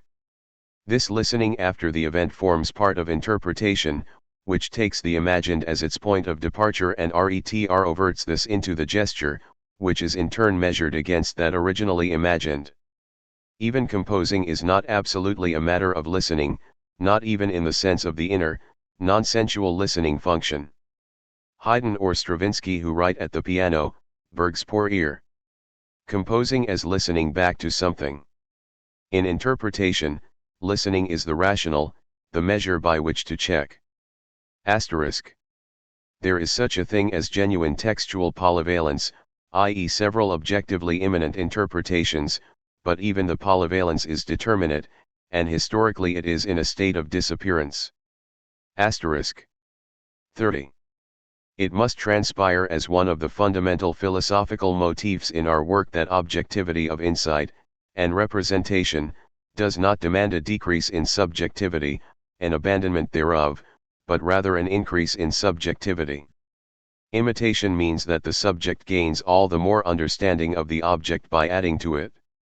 This is the central argument against positivism. But this adding occurs within the text, not as something independent from it, and this is the threshold to Romanticism. The subjective component of objectivity is interpretation. August 1949. Asterisk. Deal with Benjamin's theory of language. Point 82. Asterisk. Dependence of individual representational characters upon the formal totality. It makes a crucial difference, for example, whether the same melodic unit is played and posited as a theme, whether it appears to have been drawn into the flow of a development, or whether it ultimately re-enters as the result of a development. This largely means, interpreting. Asterisk. Interpretation reveals consequences. For example, sforzati often demand to be prepared through minimal accents or shifts of accent. Asterisk. Playing dissonances. History plays within them. They withdraw under the dominance of tonality. Teleologically, they, the accidentals 83, have revealed themselves as the driving force, whereas prescribed, overused tonality requires no further affirmation. Interpretation must bring dissonance to light. Something very similar applies to the weak beats. Asterisk. 31. Desiderata. It is vital to establish the most unambiguous connection between the theory of musical notation and the theory of reproduction, in such a way that the principles of the latter can be derived from the former. The significative and pictorial components must be joined by that of sonic language, in the sense developed in the letter to Ingolfdahl 84 as a third, equally valid element. This has nothing to do with the view of music and language criticized in the text. This component is the real medium of history in the work. An extensively developed positive doctrine of reproduction must be given in the form required today. The notes on the previous page are rhapsodic examples of such a doctrine. Asterisk. I would like to define the terminology as follows: the musical text contains three elements. The mensural, described until now as significative, the epitome of all that is unambiguously given through symbols. Mnemic, until now, referred to as mimic, mimetic or gestural, the structural element to be interpolated from the symbols. The idiomatic, until now, the musiclingual element, i.e. that which must be reached through the musical language given in each case, and which encompasses the work. This must still be developed very precisely. Perhaps exemplify this with reference to Vienna. Berg's indication Wienerisch. The theme of the study is really the dialectic between these elements. What is still missing is the transition from the theory of notation to the theory of reproduction, and the refinement of the doctrine of notation through modern research. Asterisk. 32. The task of musical interpretation is to transform the idiomatic element into the mnemic by means of the mensural. The origin is the goal. Point 85 thesis of my book. Asterisk. The idiomatic element is the epitome of all conventions within which a text appears.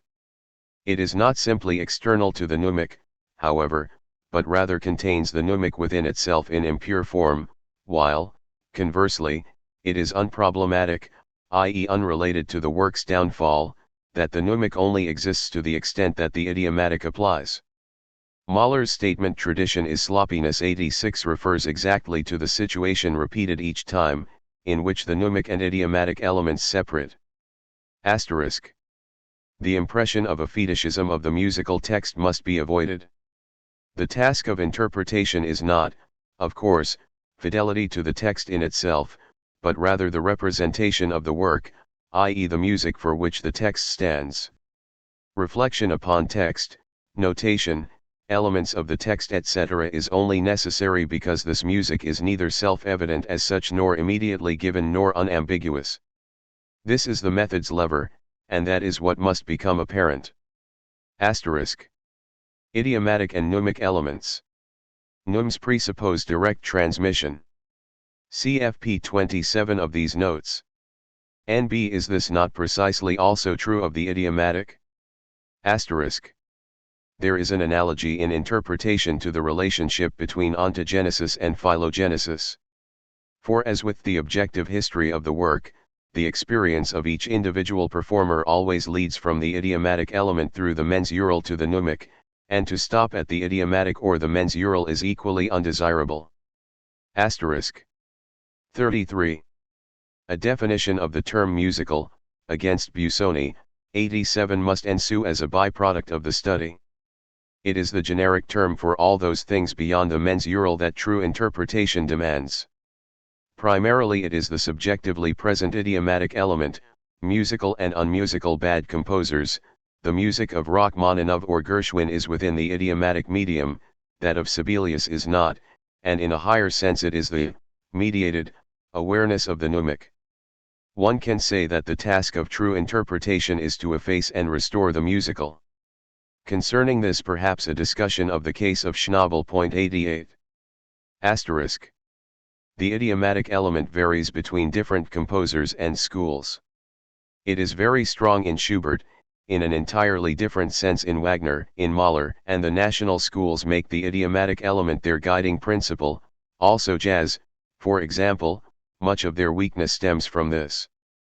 Conversely, it recedes entirely in Bach, Beethoven, or Schoenberg, and in Haydn and Mozart it is largely sublimated.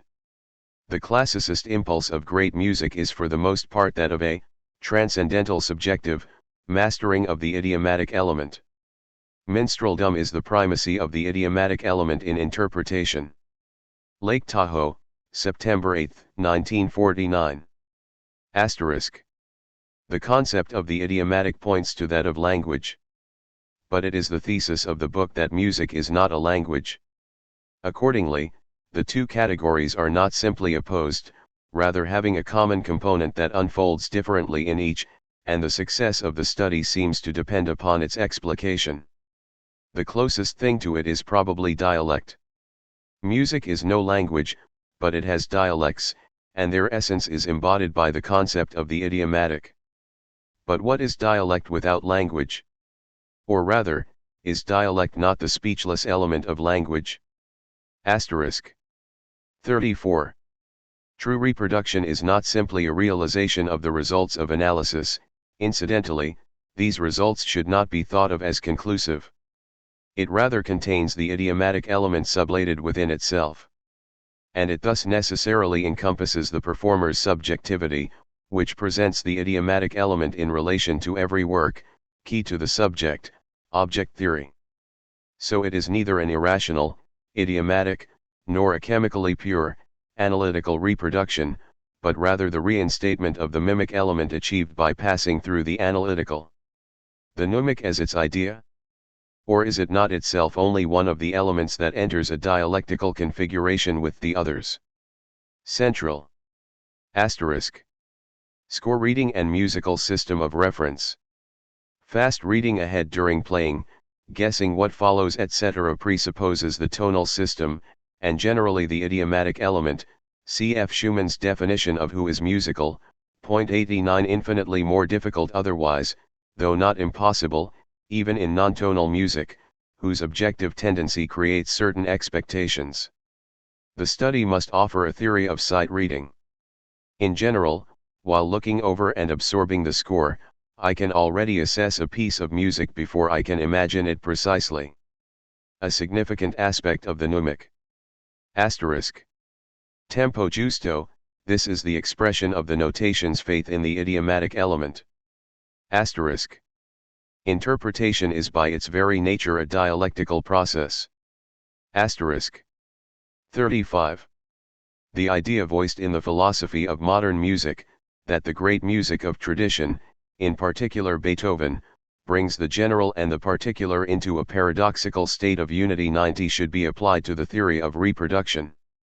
There is a close connection between the idiomatic and the general on the one hand, and the particular and the mnemic on the other, and, in a certain sense, interpretation is the imitation of that process which takes place in the composition itself, and therefore dialectical. Asterisk. 1953. The study must end in such rules as, timbre, instrumental tone is a means of characterizing musical shapes, of articulation, never an end in itself, but rather a function of the representation of musical sense, and above all of differentiation. If, for example, a violinist has a beautiful, sweetly sobbing and at the same time aggressive tone, and plays the Mendelssohn concerto, he should not play the slow movement with this tone, but instead realize the character of the dreamlike, the not quite present through the modification of his tone.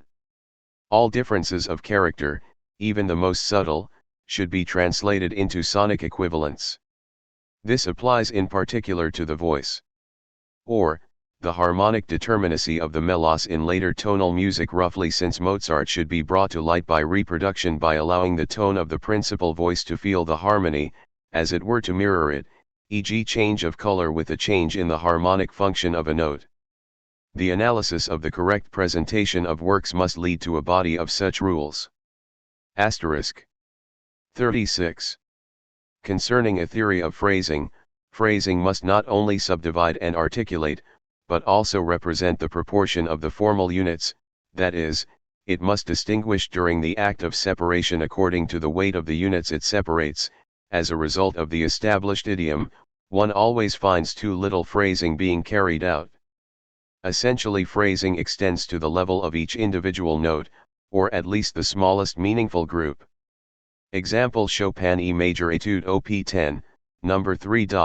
One can bring out the energy of an entire form through phrasing, for example, by increasingly shortening the caesuras, as they have already established themselves, Revelers, 91, or, in parts where the form comes together, by forming larger units after initially very clear phrasing, Chopin, e.g.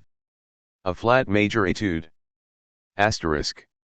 In Romanticism, not least in Schumann and Chopin, one finds spleen, idées fixes and obsessions. Here one must understand the spirit of such music. But one can say in precise musical terms how one presents this, for example through an accentuation of the first note of such a group as something irrefutably announcing itself, e.g. in the Martial's Etude 92 by Chopin. Along the left edge of the example, i.e. the mnemic element and the idiomatic. Asterisk. In Beethoven, semiquaver figures are barely ever passages of runs. When playing them, one must allow the resistance to emerge. Asterisk. 37. In some music, it forms a part of the sense not to make the structure transparent, but this is then itself a part of the structure that analysis must lead us to. Analytical result, obscuring of analysis. In analysis one must forget everything idiomatic, and then in presentation forget the analysis once more. Being musical is the power to master analysis despite the idiomatic element, and to master the mnemic despite analysis. In general, the power to hold on to the musical moments in their antithesis, this is the real definition. The idiomatic is the precondition for any interpretation, and is consumed by it. The mensural is the medium in which the idiomatic turns into the mnemic, notation as a means of analysis. NB The connection to the fragment on language and music 93 must be established. Asterisk. Accompanying parts must not only recede, they must not even be played as melodies. As they are not melodies, they thus make false claims and sound ridiculous. NB Musical stupidity. Point 94 e.g. the piano accompaniment in the slow movement in Beethoven's E-flat major concerto should not be played out. Asterisk. 38. Rose once said to me about a quartet, they can't play themes. Point 95 Something very true. Interpretation must allow positional characteristics, and its difference to these, to emerge. As an example of this, Beethoven's indication mit nach Druck with emphasis for the rondo theme of the E-flat major concerto. All such characteristics must be translated into presentation. But how? That is the problem. Asterisk. If there is any truth in Riemann's idea of the dead interval 96, then this would imply a deadly critique of the works, or of interpretation, or of the listener. It is unlikely that there would be any dead intervals in true interpretation. But this takes us to an aspect that I have so far neglected entirely in my draft 97 interpretation as a correction of the works, an attempt to bestow sense upon the senseless. Whoever has undertaken a serious interpretation of works knows that all analysis is critique, for there is no way of understanding works of art that does not imply a critique, that it encounters weak or false aspects, and that the genuine problems of interpretation are inseparable from the attempt to justify what is false through presentation. Interpretation is apologetic, and in this sense related to commentary. I have experienced this particularly in the case of Eduard Steuermann. 98. But this too has its dialectic, for the more strictly interpretation bases itself on the logic of the work, and the more intensely it focuses upon it, the more it uncovers at the same time the shadows of its fallibility. There is the most profound relationship between this problem and the creation of musical sense, for wherever this latter has crystallized the least, the text is at its most ambiguous and interpretation at its most difficult. Asterisk. 39. Even in recent times, works that belong to a firm tradition in which the idiomatic element dominates have an entirely different relationship to notation than genuinely autonomous ones. In The Barber of Seville, the text of the score hardly appears as such, but rather almost like a loose aid to memory. Whoever does not know how it is to be played can hardly garner this information from the written music, even though the manner of composition is by no means cliched. Asterisk. Insufficiency of musical notation. Very often, for example, in the case of small modifying crescentendi, one does not know how far they should extend, or how strong SF is supposed to be. With both crescendo and accelerando, it is unclear whether the change should be constant or in geometric proportion. All this can only be understood through the context. But generally binding, e.g. relativity of the SF to the dynamic level of the respective element, though this has its exceptions, for example in Beethoven. Asterisk. The theory of phrasing must be highly differentiated. Phrasing relative to such compositional categories as transition and contrast. Examples of phrasing that represent contrasts are naturally stronger than those articulating continuous textures. There are probably different types of phrasing, such as the functional and representative, the punctuating, the immediate and mimic. How there is no mechanical identity whatsoever in the means of interpretation for the whole and the particular, but rather, as these categories vary qualitatively different and at once identical ones, identity in non-identity. Extremely important. Asterisk. 40. This has much wider, more fundamental validity for all elements of presentation indicated by symbols. For they all have a mnemic meaning separate from their mensural meaning, i.e. they must be distinguished according to their function. A crescendo in a phrase can thus be significant in a formal dynamic or an agogic sense. The sound of a passage can thus apply to its character and its relation to the whole. It must always do both.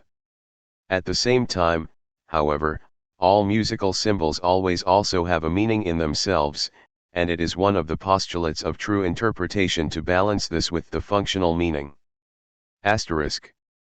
The doctrine of interpretation must not be content with the separation of musical elements and their reflection in the system of signs, notation plus accidental determinates, as a division of labor, but must rather determine these relations at the same time by holding on to the differences. A crescendo can replace a tempo modification, e.g. an incorrect ritardando, or an accent on a dissonant note can fulfill the harmonic sense. All this of course lies within the composition, which is its measure. Fundamentally, every musical element can represent all others. Along the left margin rule, play dissonances. Asterisk. 41. From the perspective of the subcutaneous, see the Long-Schönberg essay 1952-53, 99. A series of rules arises, such as, drop the upbeats, there are no automatically strong beats, stress the first note in figures, show latent thematic relationships, let what is schematically obvious recede, etc.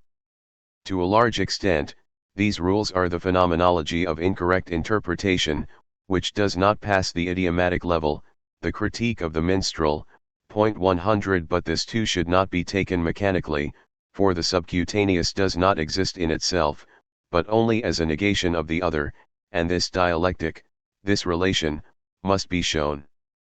This does not mean, playing the weak beat and dropping the strong, but rather clarifying the process that connects the two. Asterisk.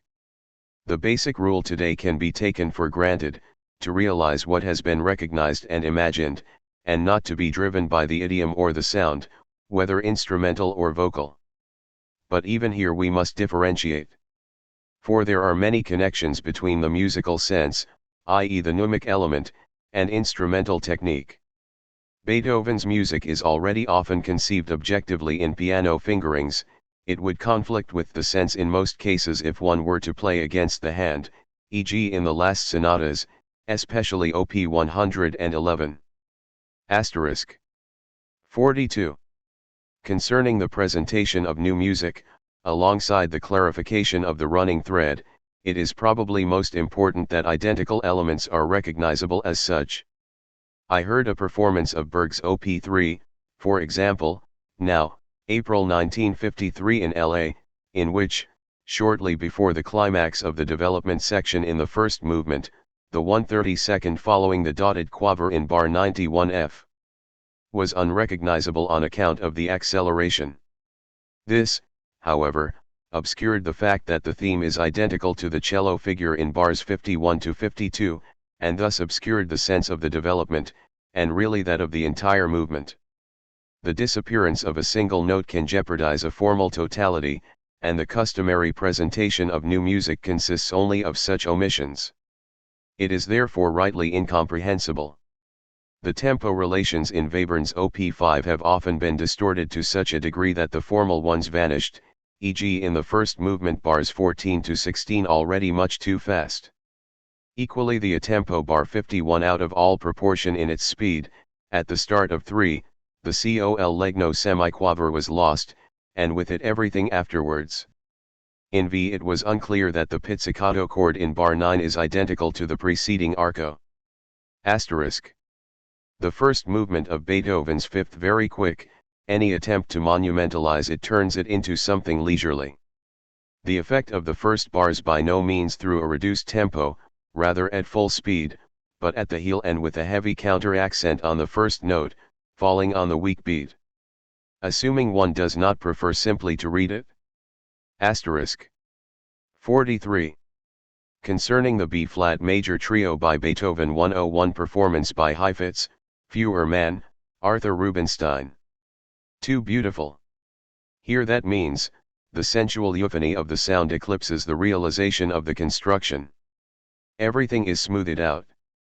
E.g. the transitional model towards the end of the first movement, immediately before the second subject, loses the quality of distance, of not quite being there, of aura, that is characteristic of the entire movement, as with the Ferngelit. 102 The second subject distinguishes itself too little as a character. In the trio of the scherzo, which already enters too beautifully, too mildly, the element of eruption, and thus the contrast to its consequent, is lost, and with it the formal sense.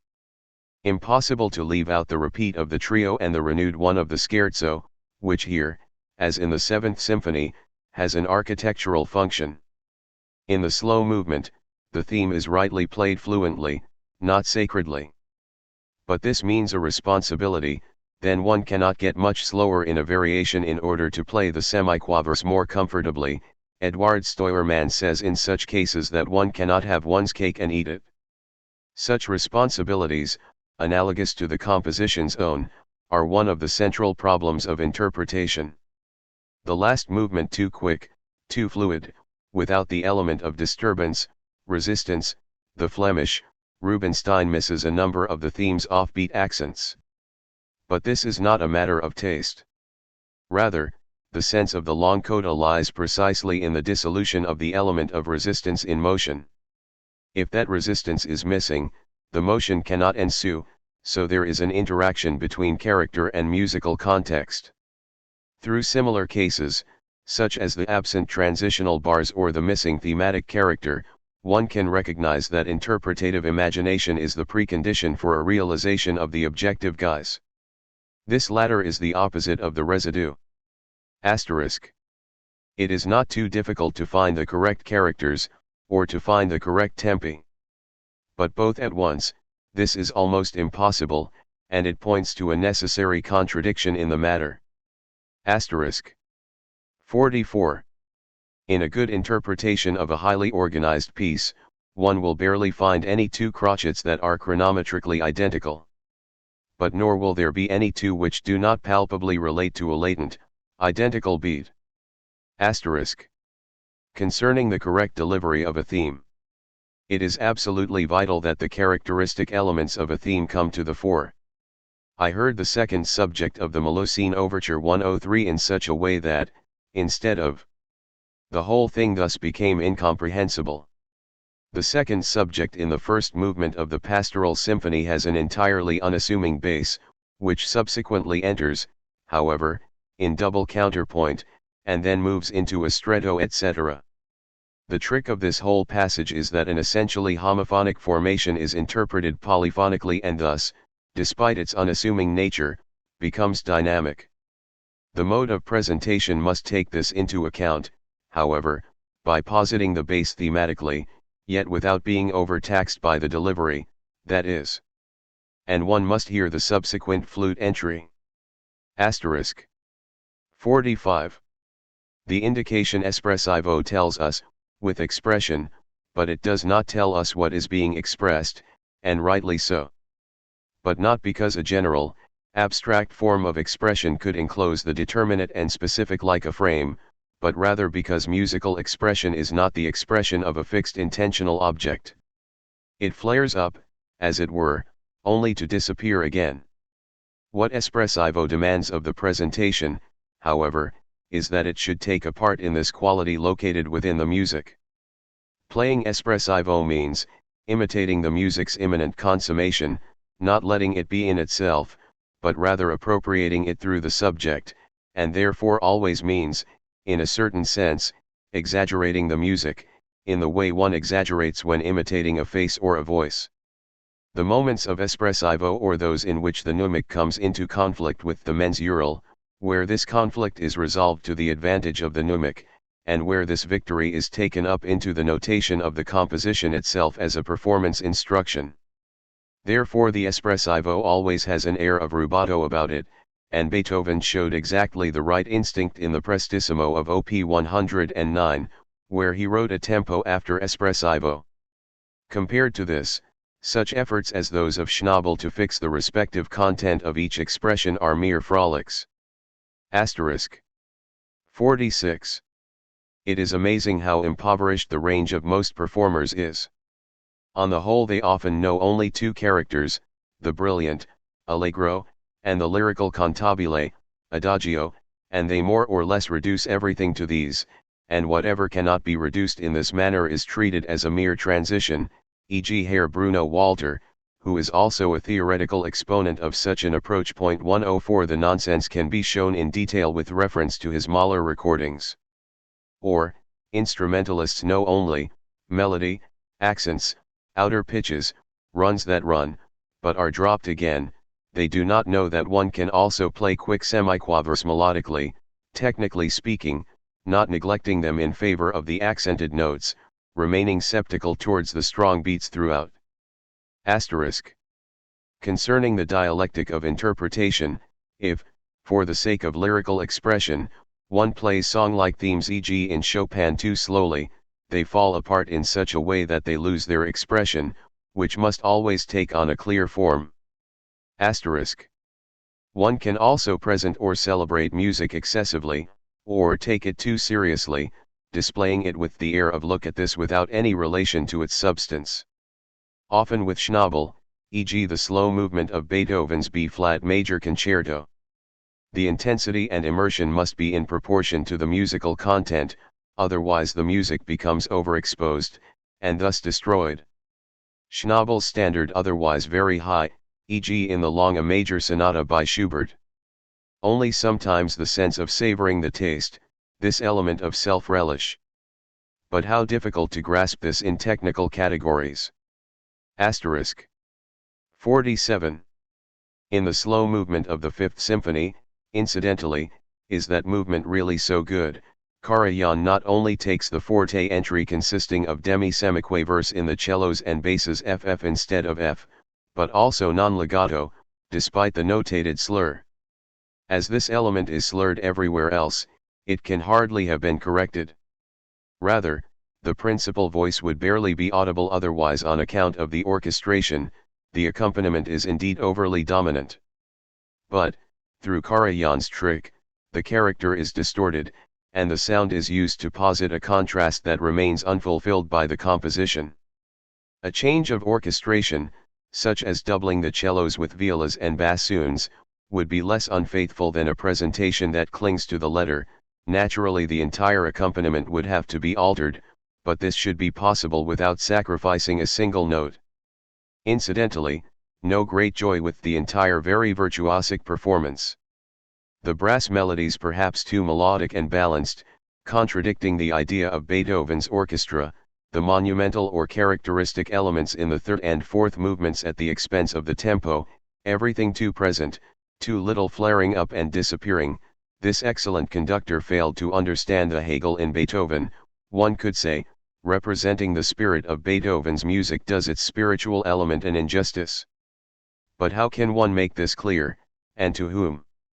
Asterisk.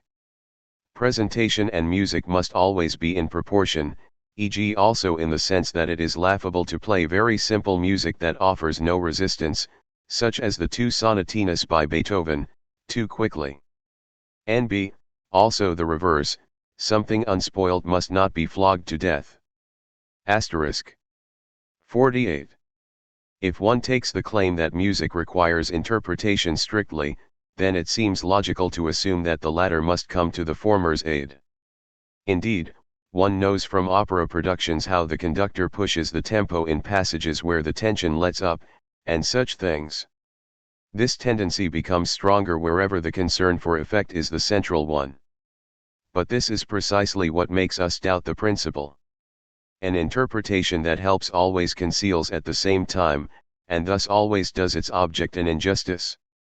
The higher music is, the deeper its imperfections and errors are enmeshed with its best aspects.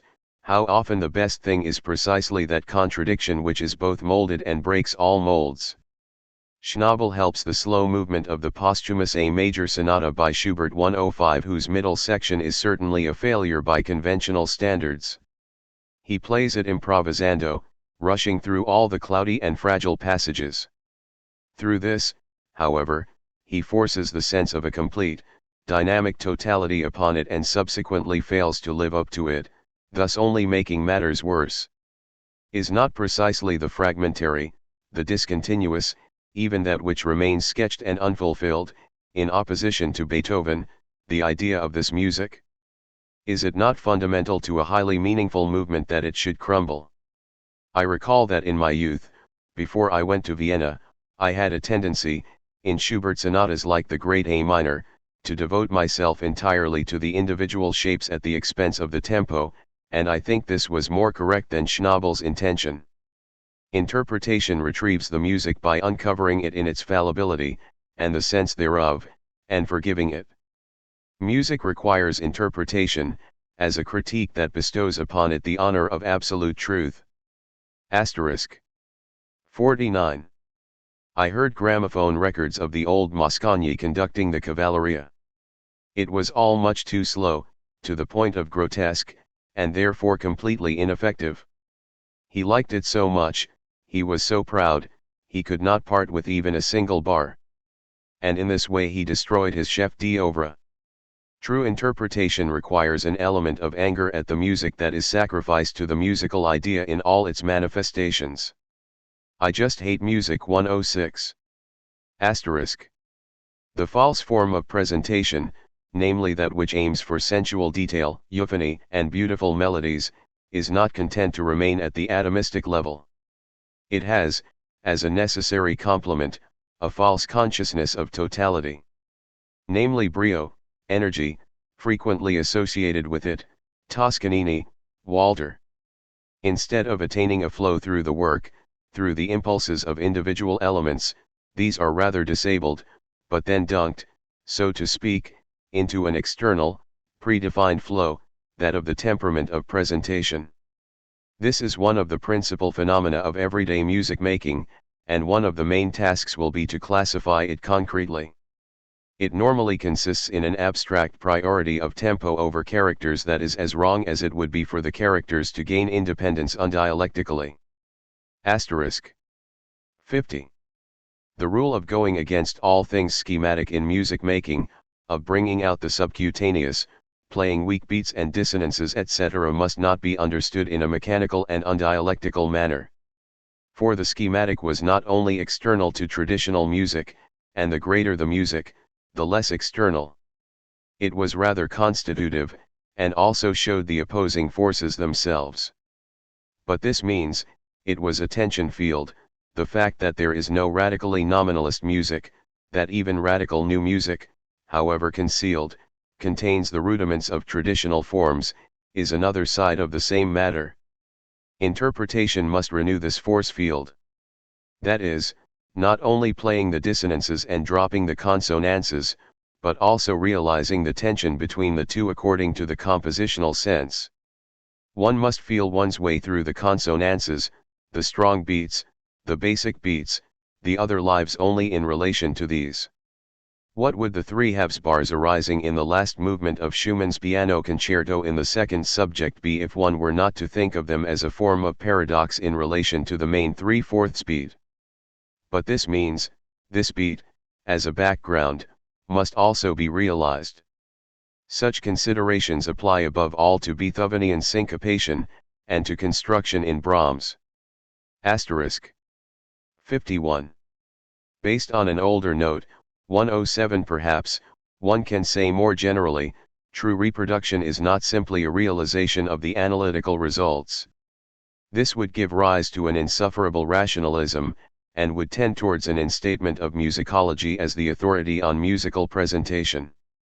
It must rather contain the idiomatic element as sublated within itself. To the extent that musical notation is not simply a sign system, but rather a model for imitation, analysis must uncover the intended object of imitation, as yet locked within the text, but imitating it still remains the task of reproduction, and demands the element of spontaneity. I must know what I am seeking to imitate, but cannot do so without the requisite musicality. One might consider Schnabel, for example. His knowledge about the object of imitation was extraordinary, but at the same time disturbed his ability to imitate. A pianist such as Heinz Hirschland 108 was a textbook example. The danger in my reproduction theory is not unlike that of psychoanalysis.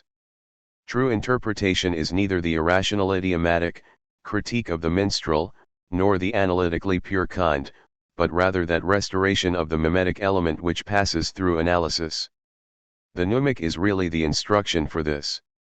Kalisk exemplifies my idea. Asterisk. Score reading and musical system of reference. Fast reading ahead during playing, guessing what follows, which Schumann actually considers a criterion for musicality 109 presupposes tonality. Incidentally, it is perhaps one of Bruckner's most curious traits that he does not meet this criterion, yet without surprising the listener. This is what I mean by composing against the grain. An incredible field of dissolution in the main theme of the 7th-110 where, after a moment of the most unheard of epiphany that is not repeated in the reprise, a whispering follows instead of the consequences. Why, this must be shown by true reproduction. In a certain sense, new music disables the traditional, idiomatic, notion of musicality. As with many things, its enemies see this better than its friends. True reproduction must take this into account, and subsequently defamiliarize traditional music. And, through this process, reproduction must enable the birth of a higher notion of musicality. Incidentally, even in non-tonal music, the experience of the natural life of sounds 111 permits a certain degree of anticipation. Asterisk. 52. Sensitivity to noise is the musicality of the unmusical. Conclusion from this: no fear of dynamic extremes, even a triple fortissimo. The zones in which music becomes inaudible or unbearable are those in which it terminates all consensus. Nothing is more harmful than MF as the measure of all things. Asterisk. In the orchestral works of Viennese classicism, the brass pose the main problem, for when they play forte, they step forwards as melody instruments, which they are usually not, however, but simply a harmonic reinforcement. The resulting impression of senselessness. I do not know what to do. On the one hand, I feel that interpretation should not help. On the other hand, one can hardly tolerate distortions of the structure. One can at least advocate retouches in the orchestration, I believe. For here, the retouching is not an attempt to conceal a compositional weakness, CFP 48, but rather clarifies it. But where is the limit? To what extent does that same senselessly reinforcing brass in Beethoven not form a part of the music's sense? And as soon as one starts retouching, does one not end up with Hollywood adaptations and haircorn gold? 112. Here one encounters the controversy surrounding historicism. Asterisk. Agath 113 often said about certain dishonest voices, she sings like a singer. About Toscanini, Midsummer Night's Dream Overture, the Apennine goats have eaten up the German forest. About a Bruckner movement she hated, Ganghofer's funeral with stuffed stags. Asterisk. Boll, July 14, 53114. 53. Phrasing must also be developed from the musical sense. For example, when a bar is repeated 3 times in succession in the slow movement of the Pastoral Symphony, a completely exterritorial work in Beethoven's opera, this creates a form of congestion, a sense of being unable to break loose, so to speak, in the most deliberate way, form as a medium of expression. So the interpretation should not flow either. In other words, the phrases that are repeated literally must be separated, even if only by the most minimal of breaths, like repeated attempts. Bruno Walter perversely seeks to maintain their flow, and has the bassoons play without any phrasing at all, just as he generally tends to slur phrases. His approach to making music is defined by the fear that the listener could feel left out, not by the music's own demands. Either he gets lost in details, trying to ensure they are just so. What Karl Kraus says about love is just as true for music: separation from the table, 115, or pushes ahead when he fears boredom. He plays piano upon the orchestra quite admirably, but the orchestra is not a piano, i.e. the manner of modification and the material must be in proportion. An orchestra cannot play with the same freedom as a quartet or a piano, as the improvisatory quality will become a mere appearance otherwise. The deviations must be much finer in the orchestra.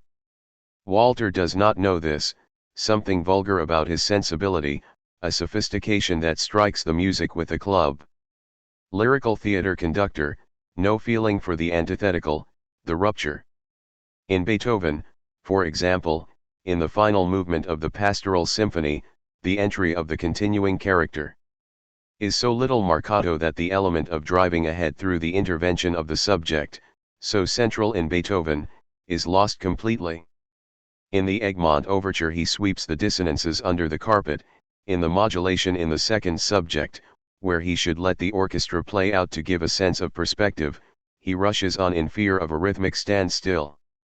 The only admirable thing is his defense against the mechanical. With Walter everything is defense. The way he rid the bird calls in the Pastoral Symphony of their ridiculous quality through a minimal, Mahlerian element of irregularity to the entries, for example, is hard to match.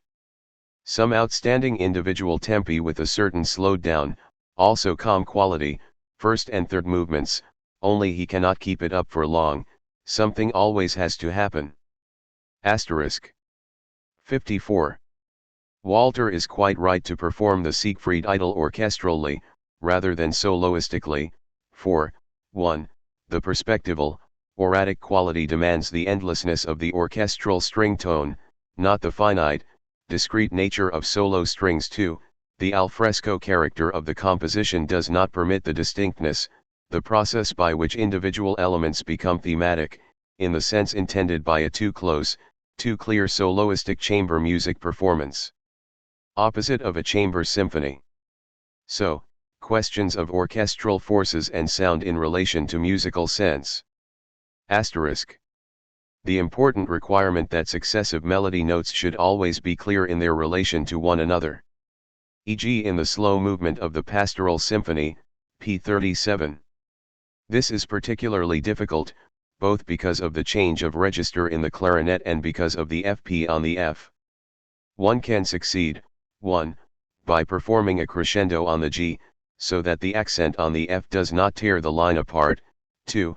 By playing the critical interval, the G, F ninth, legato, under no circumstances inserting the slightest breath between the two, as Bruno Walter does. Analogous problems on an extended scale of gradations in contrapuntal music where the principal voice leaps from one part to another. Not only must it always come to the fore, but above all the connection between each principal voice and the next must become clear, either phrased or uninterrupted, but never left to chance. The supposed incomprehensibility of new music is largely owing to breaches of this rule. The successive, not only the simultaneous, relationships between parts must be realized. Asterisk. 55. Tradition is sloppiness. Mahler's statement expresses perfectly the dying out of the idiomatic element, which makes way for the mensural and the mnemic. Asterisk. 56. The requirement of clarity of the musical context must supersede all others, although it cannot be separated from that of meaningfulness, indeed it ultimately converges with it. E.g. in the recording of the Seventh by Beethoven, Furtwängler, and the Vienna Philharmonic, in the introduction, small score p3 bar 15f, there is one case where the cantus firmus in the second violins, unfortunately placed, lies between an FF chord in the wind and the FF semiquaver motif in the basses. Under Furtwängler, the second violins could not be heard, and this caused a thematic hole that, if one did not know it by heart, would have rendered the entire introduction meaningless. One would naturally have to let the wind chord, and the violas, enter with a heavy SFF, but with an immediate diminuendo so that the primary element can come through. Furtwängler sticks to what is written, there is no diminuendo in the score, and destroys the context.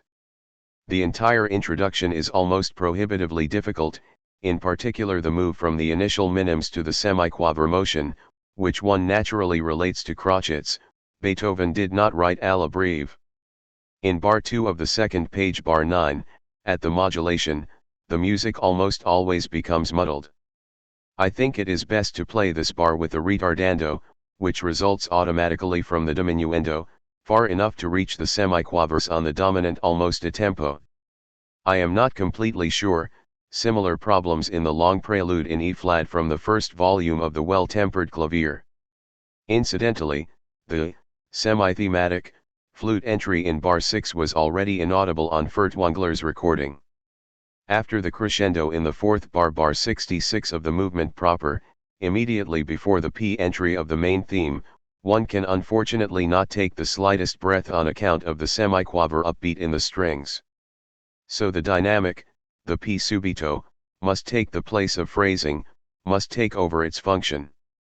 In the final group on P31 bars 52 to 5, the main rhythm in the basses cannot be ascertained, it is once again incomprehensible.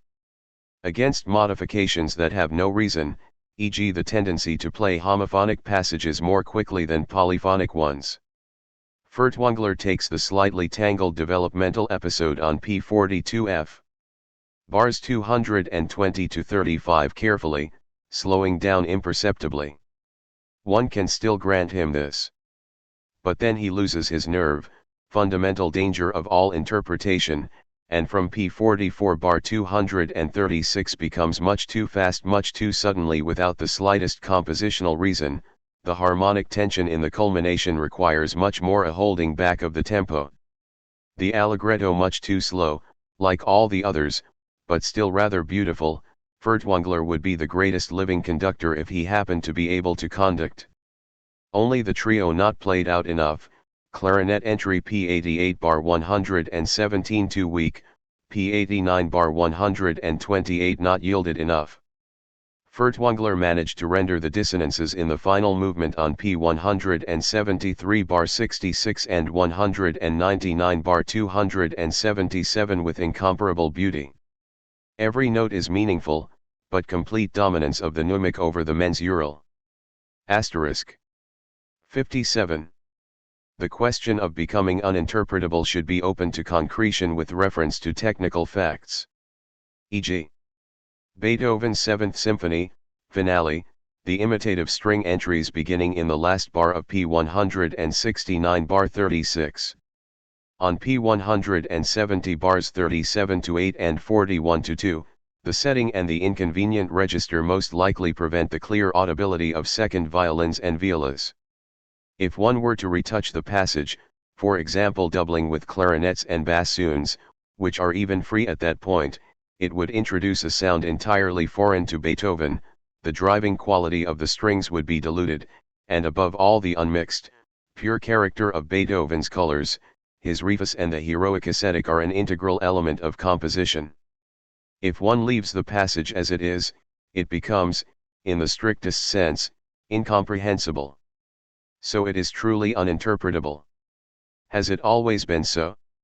I do not really think so, probably because one used to play everything more quietly, less monumentally, and thus covered up less, but this too would be impossible today, and would sound as if one were placing a wig upon Beethoven's head. I can think of one solution: if in this passage, and only in this and other analogous passages, one reinforced the strings with additional strings. Then the coloring would be retained, and the entries would come through. But no conductor would agree to it, and one must admit that there would be something ridiculous and amateurish about those violins and violas simply lingering about except in a handful of bars. The piccolo in Schoenberg's Op. 26 is already somewhat funny. It is difficult to separate such visual matters from the sense of the music, as external as they might seem. Asterisk. 1954 Frankfurt. 58. The text must contain at its center a theory of improvisation, for what characterizes interpretation in its concise sense, its problem, is always related to the improvisatory.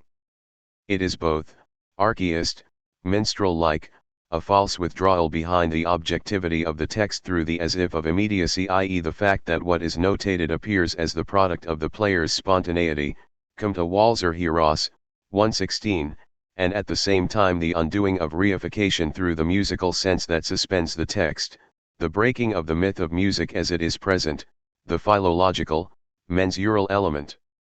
The dialectic of improvisation is located between these poles, and it will need to be developed. All truth and most untruth in interpretation is improvisatory.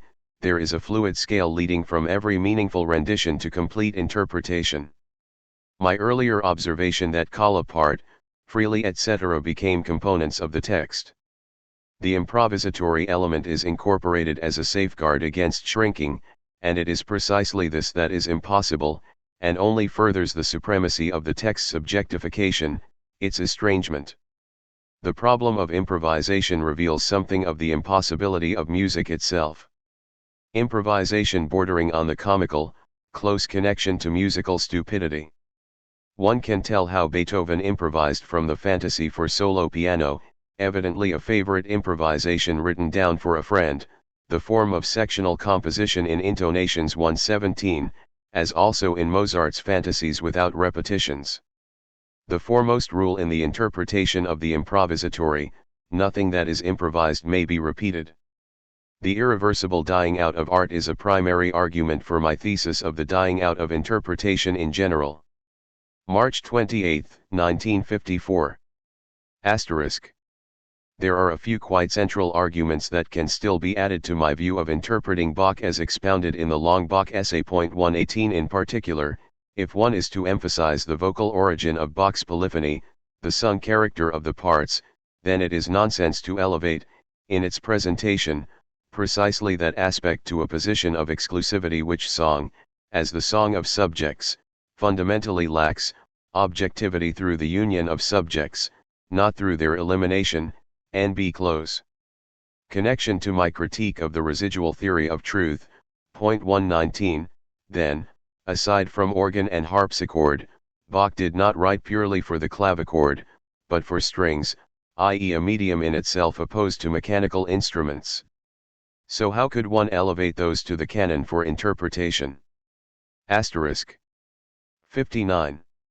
My thesis that the differentiation in the conceptual means for understanding music is far less developed than the music itself applies equally to interpretation. There are many critical categories that touch on something true without truly entering the material itself, and these would have to be translated by an adequate theory. I shall take some of the most questionable and journalistic sounding ones, such as the fluidic, or, as famous from the joke about Nietzsche, fascination. Point 120 that does exist. But neither is it something musically inexplicable, perhaps merely psychological. The psychological, i.e. suggestion or power of projection, is a mere vehicle. Incidentally, what does it mean?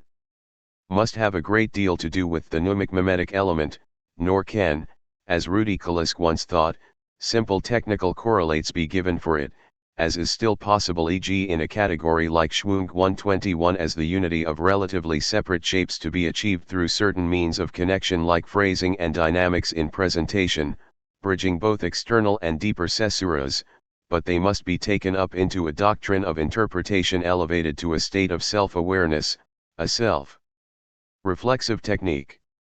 The fluid is probably musical sense, to the extent that it appears through interpretation as immediate, as part of a musical language. Therein lies both the positive and the negative of this category. Pursue further. Under no circumstances must the theory ever let itself be fobbed off with such categories as personality, etc. Asterisk. 60. Songs are almost always presented at much too slow a tempo, because singers want to display their voices and give expression, often at the music's expense. My experience with Karl Erb 122 in Rüttgen.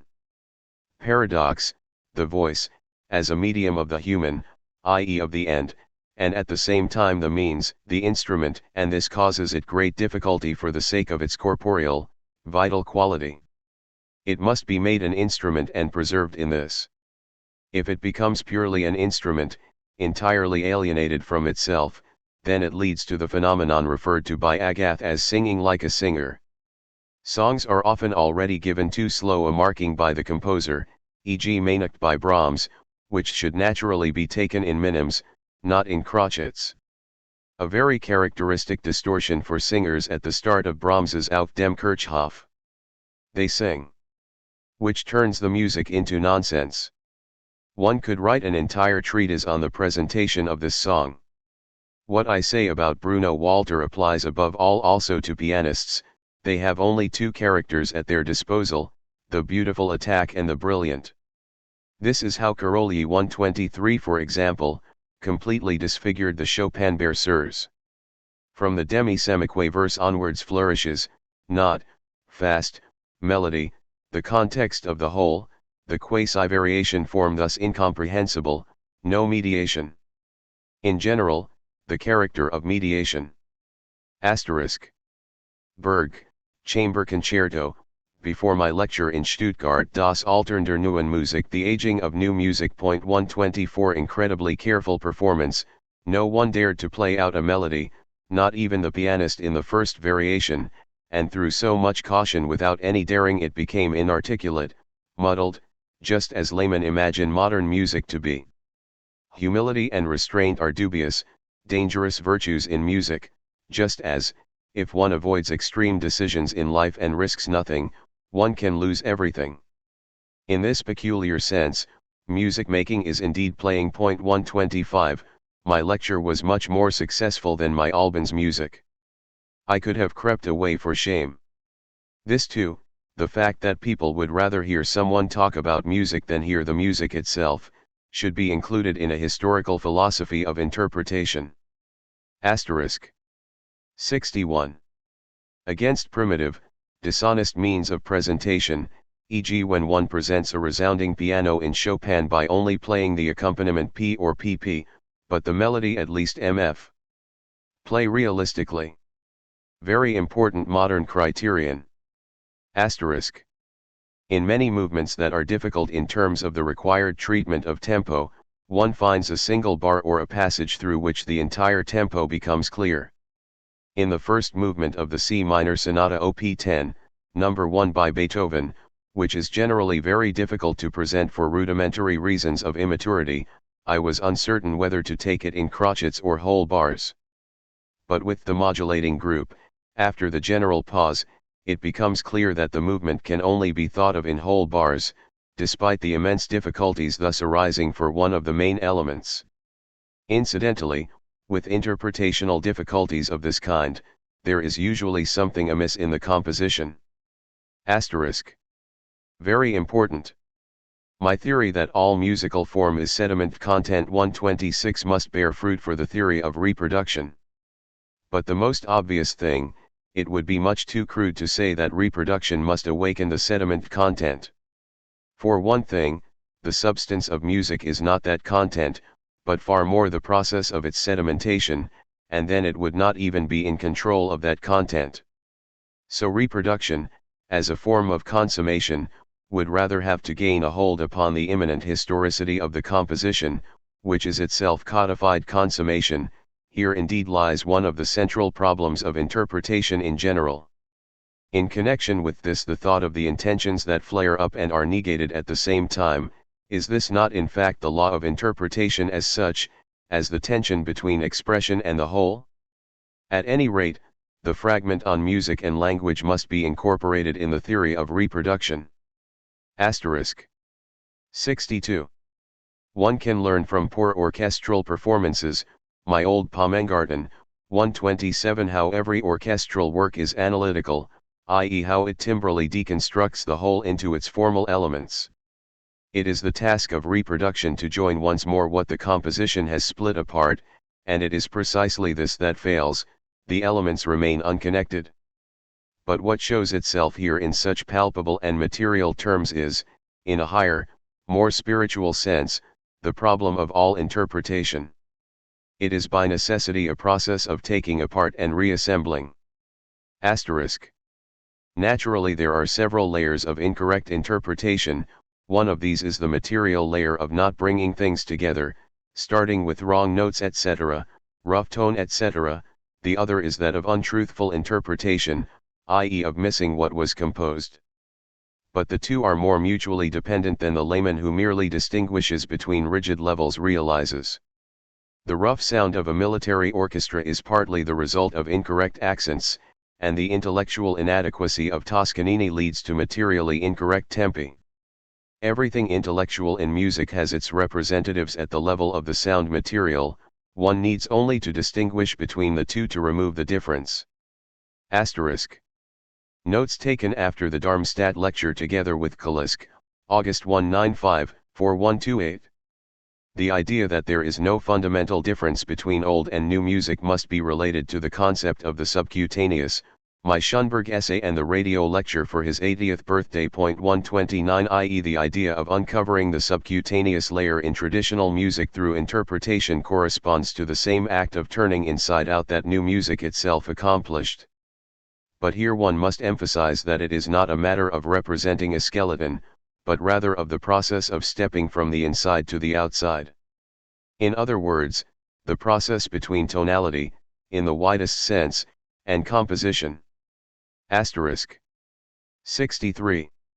The theory should be negatively defined with reference to that fact that all official interpretation of traditional music that aims for the facade not only misses what lies beneath, but also forms a part of the culture industry, and is thus even mensurely incorrect.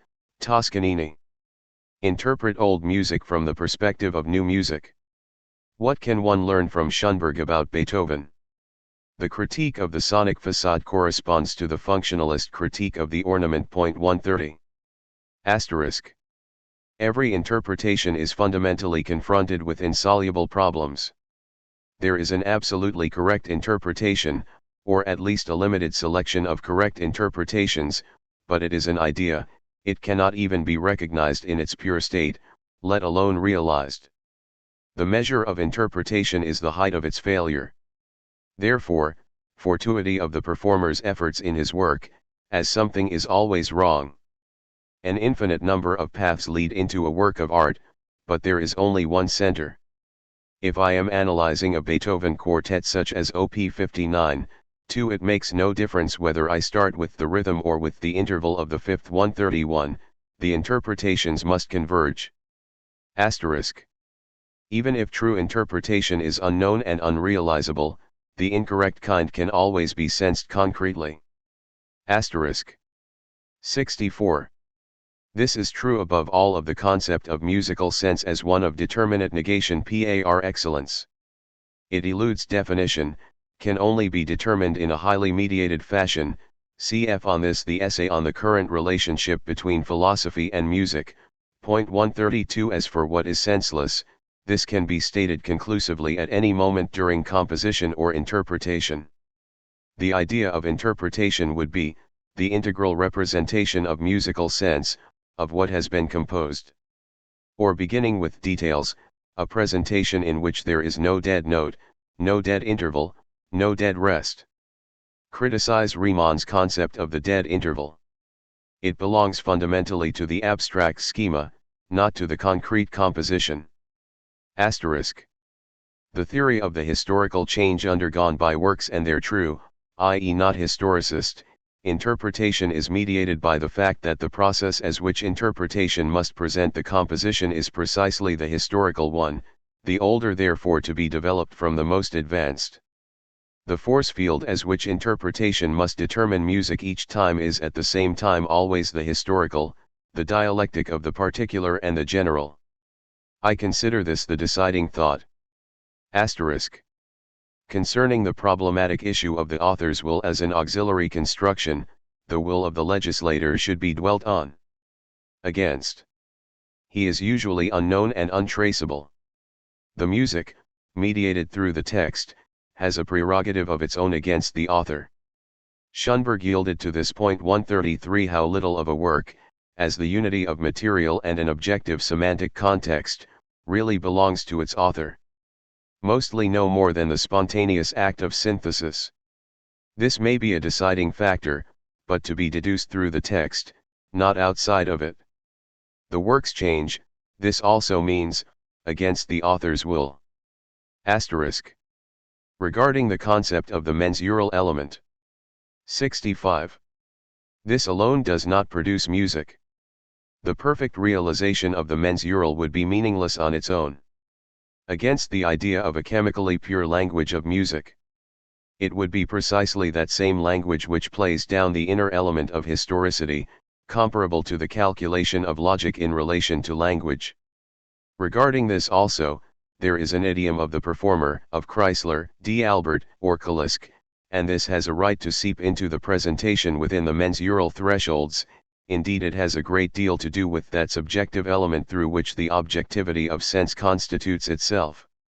The performer often glimpses the sense of the mensural through the medium of his idiom, which then admittedly misses a representation of the sense, it decreases, so to speak. The mensural is imprecise, i.e. does not reach the music's level. Musical notation is an aide-memoire.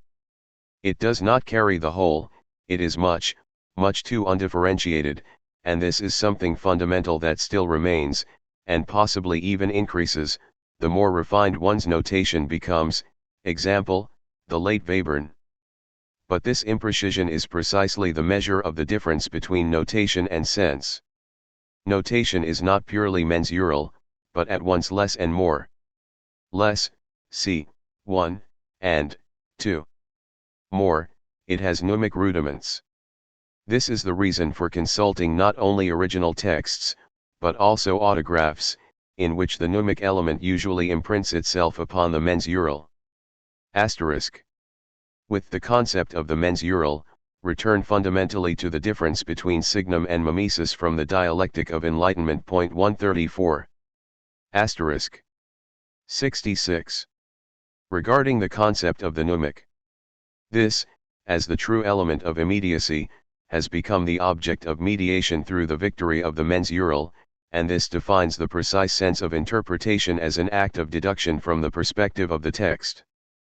But this must not be understood in too primitive a sense, owing to the fact that the writing not only still contains mnemic elements, e.g. the beams of joined note groups, but it has also developed substitute functions for the vanished mnemic element. A very good example, phrase marks. For they are not mensural lines, otherwise they would indicate legato, which they do not, but rather units of structure, of sense. The interpolation of sense in the text always has that text's mnemic elements as tools. Asterisk. The term key 135, in all languages, is very interesting, because it identifies precisely the transition from the mnemic to the mensural. It means, the musical image should mean exactly this or that. And one could say that the path of interpretation is the reverse of encoding. The key tells us, the image is a symbol for this, interpretation tells us, the symbol is an image of that. Asterisk. 67. The modern organ movement and all objectivism of interpretation must not simply be criticized, as I have done so far 136, but also deduced. It is based upon the experience of the dying out of the idiomatic element. This experience converts itself into a sensitivity to elements of musical language per se. Above all to expression, which is perceived as archaic, rather like the kaftan worn by old Jews. But in this experience, we find a combination of a legitimate idea and a misguided one. The legitimate idea, to drift no longer along in the stream of music, of an ingrained and declining language. The misguided idea, idiosyncrasy against sense as such, which reminds us of what is suppressed, and is the real mimetic element. Its reconstruction and mediation are replaced by a restriction to the mensural, as if this were the music. Liquidation of the mnemic is confused with an emancipation from the idiom. But what has been suppressed returns in a false guise. One finds examples of this in the frequently garish and bizarre uses of registration, which one presumes to be neutral towards the mensural. Or more generally, socio-psychologically, in the sectarian, paranoid occupation of the objectivist sphere, with sacred cows, witch hunts, and purity. Suppression of the affective only serves to attract all that is affective. This also applies, to a certain extent, to Stravinsky. The full subjective innervation is required in order to dissolve in the object. Against the residual theory of truth. Played purely mensurally, Bach is in the strictest sense meaningless, i.e. incorrect, unmusical. Asterisk. 68. The relationship to the idiomatic element is equally not simply negative, but dialectical. One must have it in order to negate it. True interpretation must make music against the grain, i.e. assert the rights of the composition against the hierarchy of musical language. But, for this, the hierarchy of musical language must also be fulfilled. The mistake made by those like Walcha 137 is simply to ignore it. Here something will have to be said about Schnabel. He, probably as a reaction to a very strong idiomatic element in his own musicality, to a great deal of dialect, showed a particular aversion to it, but did not get any further than an abstract negation, i.e. did not incorporate it in his presentation as a mediation of the mnemic. This is the reason for his violence, e.g. the belief that it is sufficient to render audible a secondary voice or an accent that would otherwise have been ignored, and in doing so fail to play the principal voice as such. Asterisk. 69.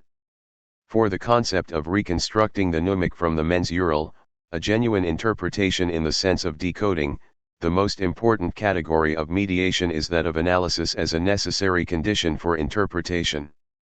But its idea must be protected from rationalist misunderstandings. First of all, analysis nearly, not quite, means the opposite of what is commonly understood by the term. That is, not the reduction to the traditional formal parts, but rather to the specific elements and forces unique to the individual work, and above all their relationship to the whole, though admittedly the dialectic between these elements and the official formal ones constitutes a substantial issue, especially in Beethoven, who constructs tonality together with the composition, creating the general anew from the particular. 138, general form and tonality are correlative notions. Then, interpretation is not simply the representation of an analytical result, or rather only of one very radically understood, which incorporates shapes and contexts as well as those elements.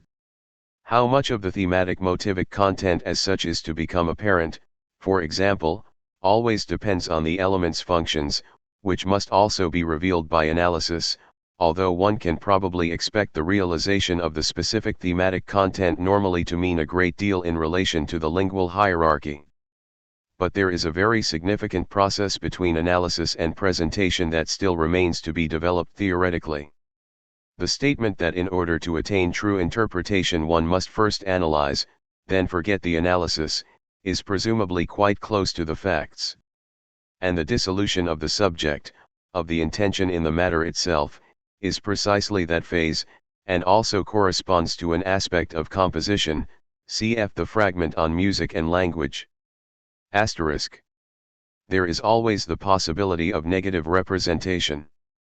One can, for example, give a theme the emphasis demanded by the structure not only by making it stand out, but also through an extreme pianissimo, and this too is specified by the structure.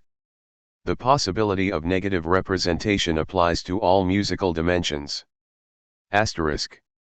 The concept of imagination as the analytical reconstructive aspect must be determined objectively as precisely that spontaneity which is required in order to uncover the subcutaneous.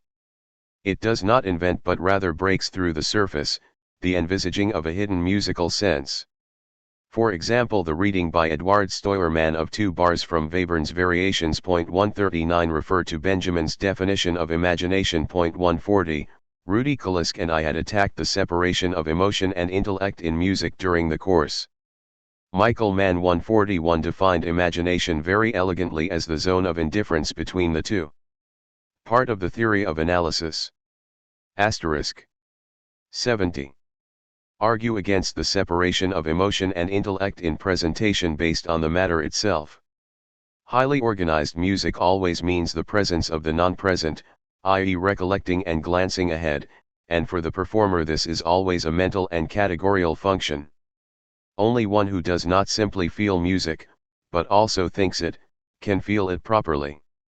At the same time, from the work's perspective, leaving aside the critique of mass culture, this is the argument against culinary listening and playing, easy listening, and against any passive attitude. Whoever simply surrenders themselves falls short of whatever they are surrendering to. Asterisk. The task of analysis is the reconstruction of the mnemic from the text. Conventional interpretation, which, for the sake of aiding the mens ural, cannot entirely avoid this task, carries it out incorrectly by introducing the external factor of style rather than an immanent decoding, believing that it guarantees meaning. Only the concrete work, however, not the general notion of the same, can be subjected to reconstruction. Style is external to the sense, it is merely its surrogate. True interpretation liquidates style. This can be shown particularly well with Mozart. Cf. on this Schoenberg, style, and idea. 142 also my definition of style as the speech-like. 143. Asterisk. The notion of interpretation dying out must be derived from the idea of true interpretation and the fundamental impossibility of its realization. Asterisk. 71. Making music against tonal hierarchies, that means first of all realizing the musical intention. And this stands in contrast not only to the generalized aspects of the composition, but equally to those arising from instrumental, and vocal, playing techniques. Kalisk insists that true interpretation should not accept the dictates of any voice or instrument. But this must be qualified somewhat. Until Beethoven, there was barely a musical intention that was realized in composition independently of playing techniques. His remark about the wretched violin 144 probably marks a boundary. When playing his music, on the other hand, one can still hardly go against the piano fingerings, which were rather subjected to an implicit rule of presentation. It was only with Schoenberg that an approach to piano writing developed that was derived entirely from the imagined piano sound, but not from any pianistic realization, especially from Op. 23 onwards. And since Wagner's emancipation of timbre, instrumental techniques have themselves become a source of compositional productivity, for the French, for Stravinsky, above all for Hindemith, where they take priority. Critique of the Minstrel, point 145. It would therefore not be sufficient simply to go against or neglect playing techniques in the presentation of music. Analysis must rather determine the value of playing techniques in a given musical context, and the rendition must then take shape accordingly. Asterisk 72. In relation to any convention, reconstructive reproduction must first of all achieve what Brecht terms Verfremdung alienation. Without this element, the task of interpretation has not even been recognized.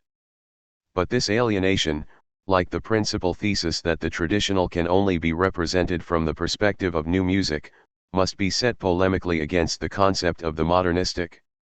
It cannot be a matter of polishing up traditional music like Streamline 146 furniture. The alienation must rather take effect, observing the canon of the musical context, in opposition to the sonic surface. The absurdity of something put to me by a student in Darmstadt. A young composer from Munich had supposedly declared, evidently citing me as a reference, that the dissonances in Beethoven have meanwhile grown so stale that they can no longer satisfy the function assigned to them. That in order to bring Beethoven up to date one would have to add new, more spicy harmonies. And asked me whether I shared this opinion. But this not only misses the mensural element and violates the fundamental requirement of objective realization, it also naively isolates a historico-philosophical experience, one that is in itself correct, from its context. For Beethoven's dissonances are not simply for themselves, but exist in relation to the consonances, and are only of value in opposition to these. Indeed, their inner structure is always and without exception formed from within tonality. As soon as this relation disappears, the whole becomes meaningless. Interpreting from the perspective of new music does not mean Piscator or Hamlet in coat-tails. Asterisk 73. Concerning the question of equal temperament. Textbook example of performing traditional music from the perspective of the new, against the original playing technique. It is obvious enough that new music turns into gibberish if one does not play enharmonic pitches identically. But this also applies to traditional music as soon as one realizes the context. Example, Beethoven Op. 59, 2 first movement, bar 72 F. The individual chords would perhaps still remain comprehensible if one made the D flat lower than the subsequent C sharp. But the sense of the passage is that of identity within non-identity, i.e. the harmonic difference between the two chord sequences is only felt in contrast to the connecting note, as that which is the same in both.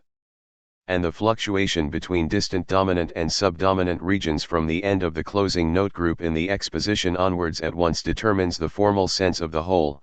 Only when the extremes of E flat minor and B minor have become clear is the A flat major reached in bar 82 felt as a provisional equilibrium, and with it the entire further course of the movement's functional harmonic dimension. In other words, if one follows the playing technique, which does not aim for enharmonic identity, the entire musical context becomes senseless.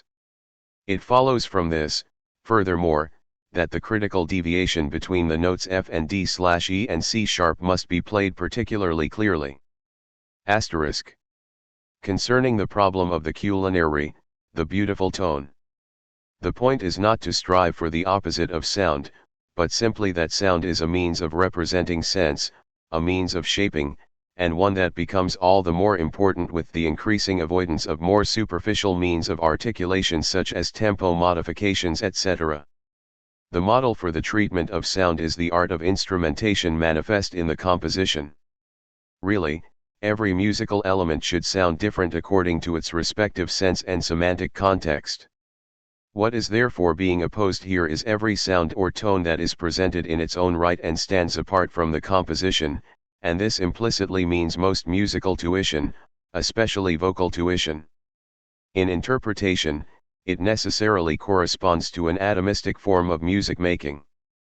Then, if the objection of relativism, which is often forgotten precisely here, is applicable anywhere, then in the case of the beautiful tone and all that is sensually pleasing. The gypsy violinist's tone that delights the little girl is abhorrent to me. There is no such thing as tone in itself, precisely the immediate is mediated. The gypsy violinist's tone smacks of daylight robbery, the whole entertainment industry is sediment in it, and still in the crack 147 violinists. In this sense, the verdict on the sensual quality is indeed not willful and arbitrary, but rather a determinate negation. Tone in itself, the beautiful voice, is music's enemy. This is the background to the statement made by Rudy Kalisk. 148. Naturally, this does not mean that a bad instrumentalist is preferable, as someone in Darmstadt suggested. But the good instrumentalist must have free control of all sonic means according to the measure of the composition. Asterisk. 74. Concerning the term clarity. It has two meanings.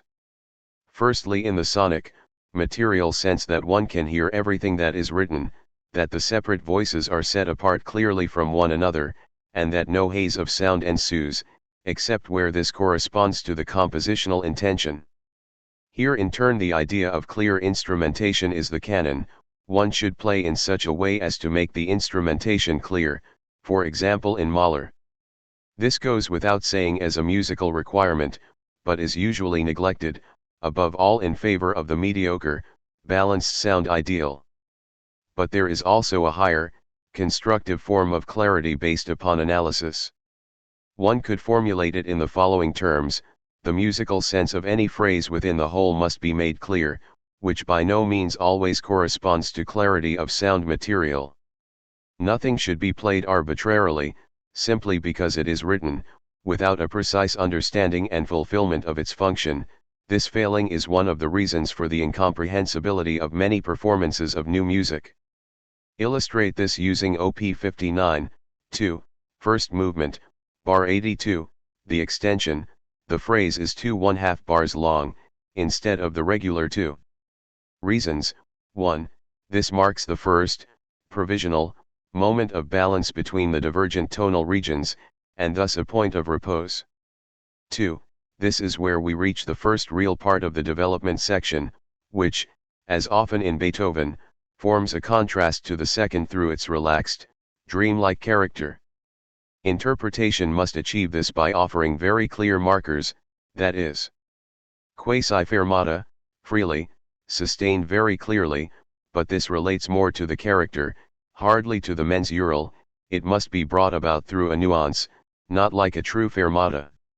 Accent on the C as the goal, but then withdraw immediately. 75. Transparent, unreal PPP sound that differs clearly from the thematic, real sound heard previously. Cf. regarding this the A-flat, E-flat fifth played by the second violin in bar 83. The reason for this is to fill the position of the bass note, and to leave the cello free for the principal motive, but, as in all good music, the composition here produces the right sound through the nature of its construction. It should be noted, and put into practice, that the consequence of this passage transpires in the coda, where it corresponds to bar 215F, marked F, and diminuendo.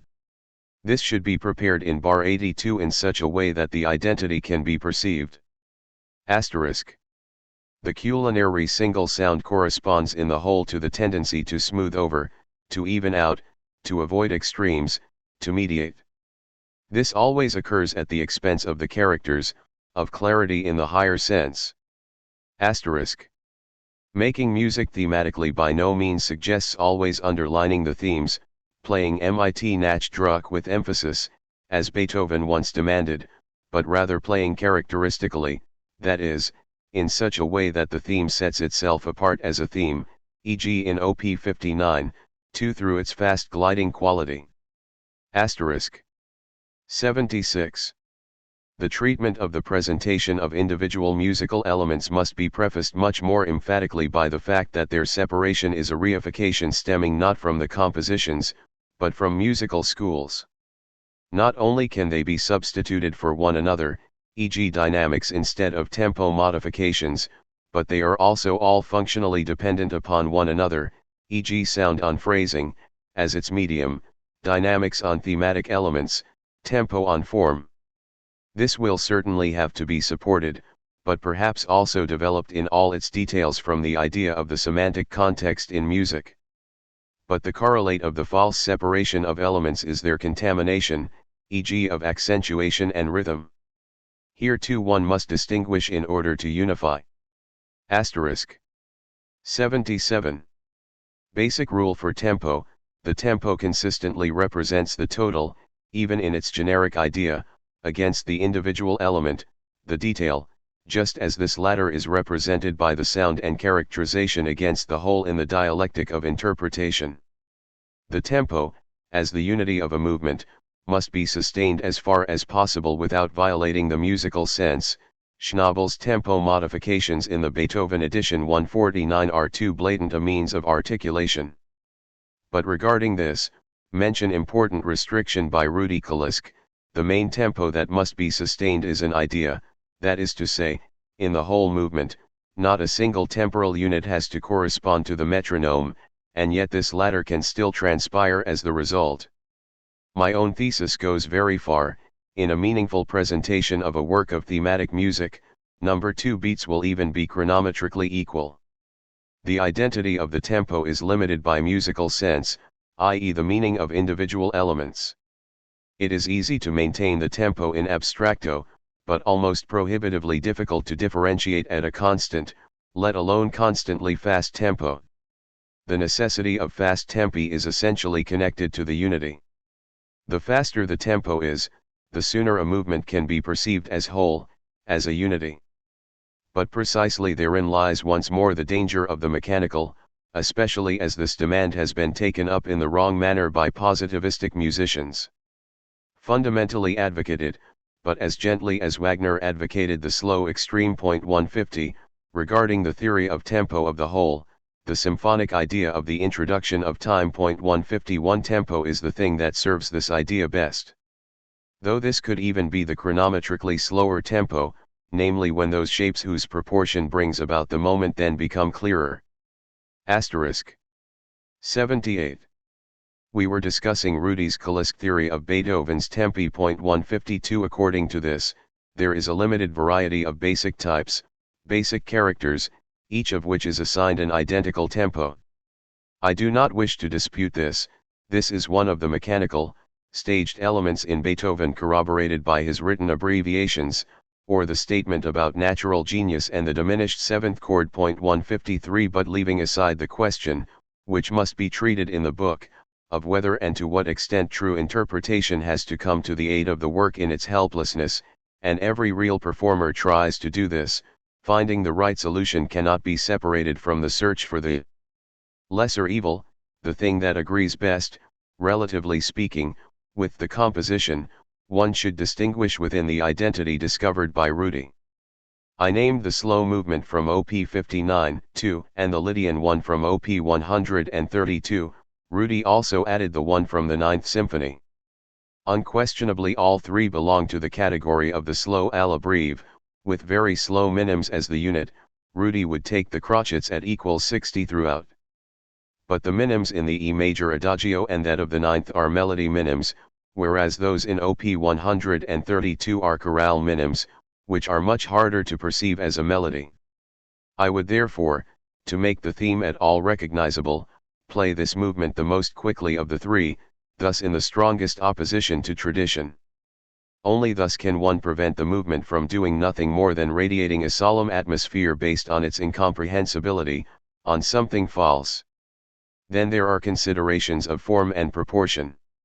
If one does not allow the minims in Op. 132 to flow, then the tempo of the 3/8 section is too far away, and one can no longer perceive any unity. Only the movement from the ninth has the grand abgesang, whose semiquaver sextuplets impose an upper limit upon the minims of the theme. Concerning the proportions, one must also consider that here the middle section is in 3/4, and its unit thus in fact slower than in the Lydian movement, whose middle section, for harmonic reasons, I always think of in whole bars.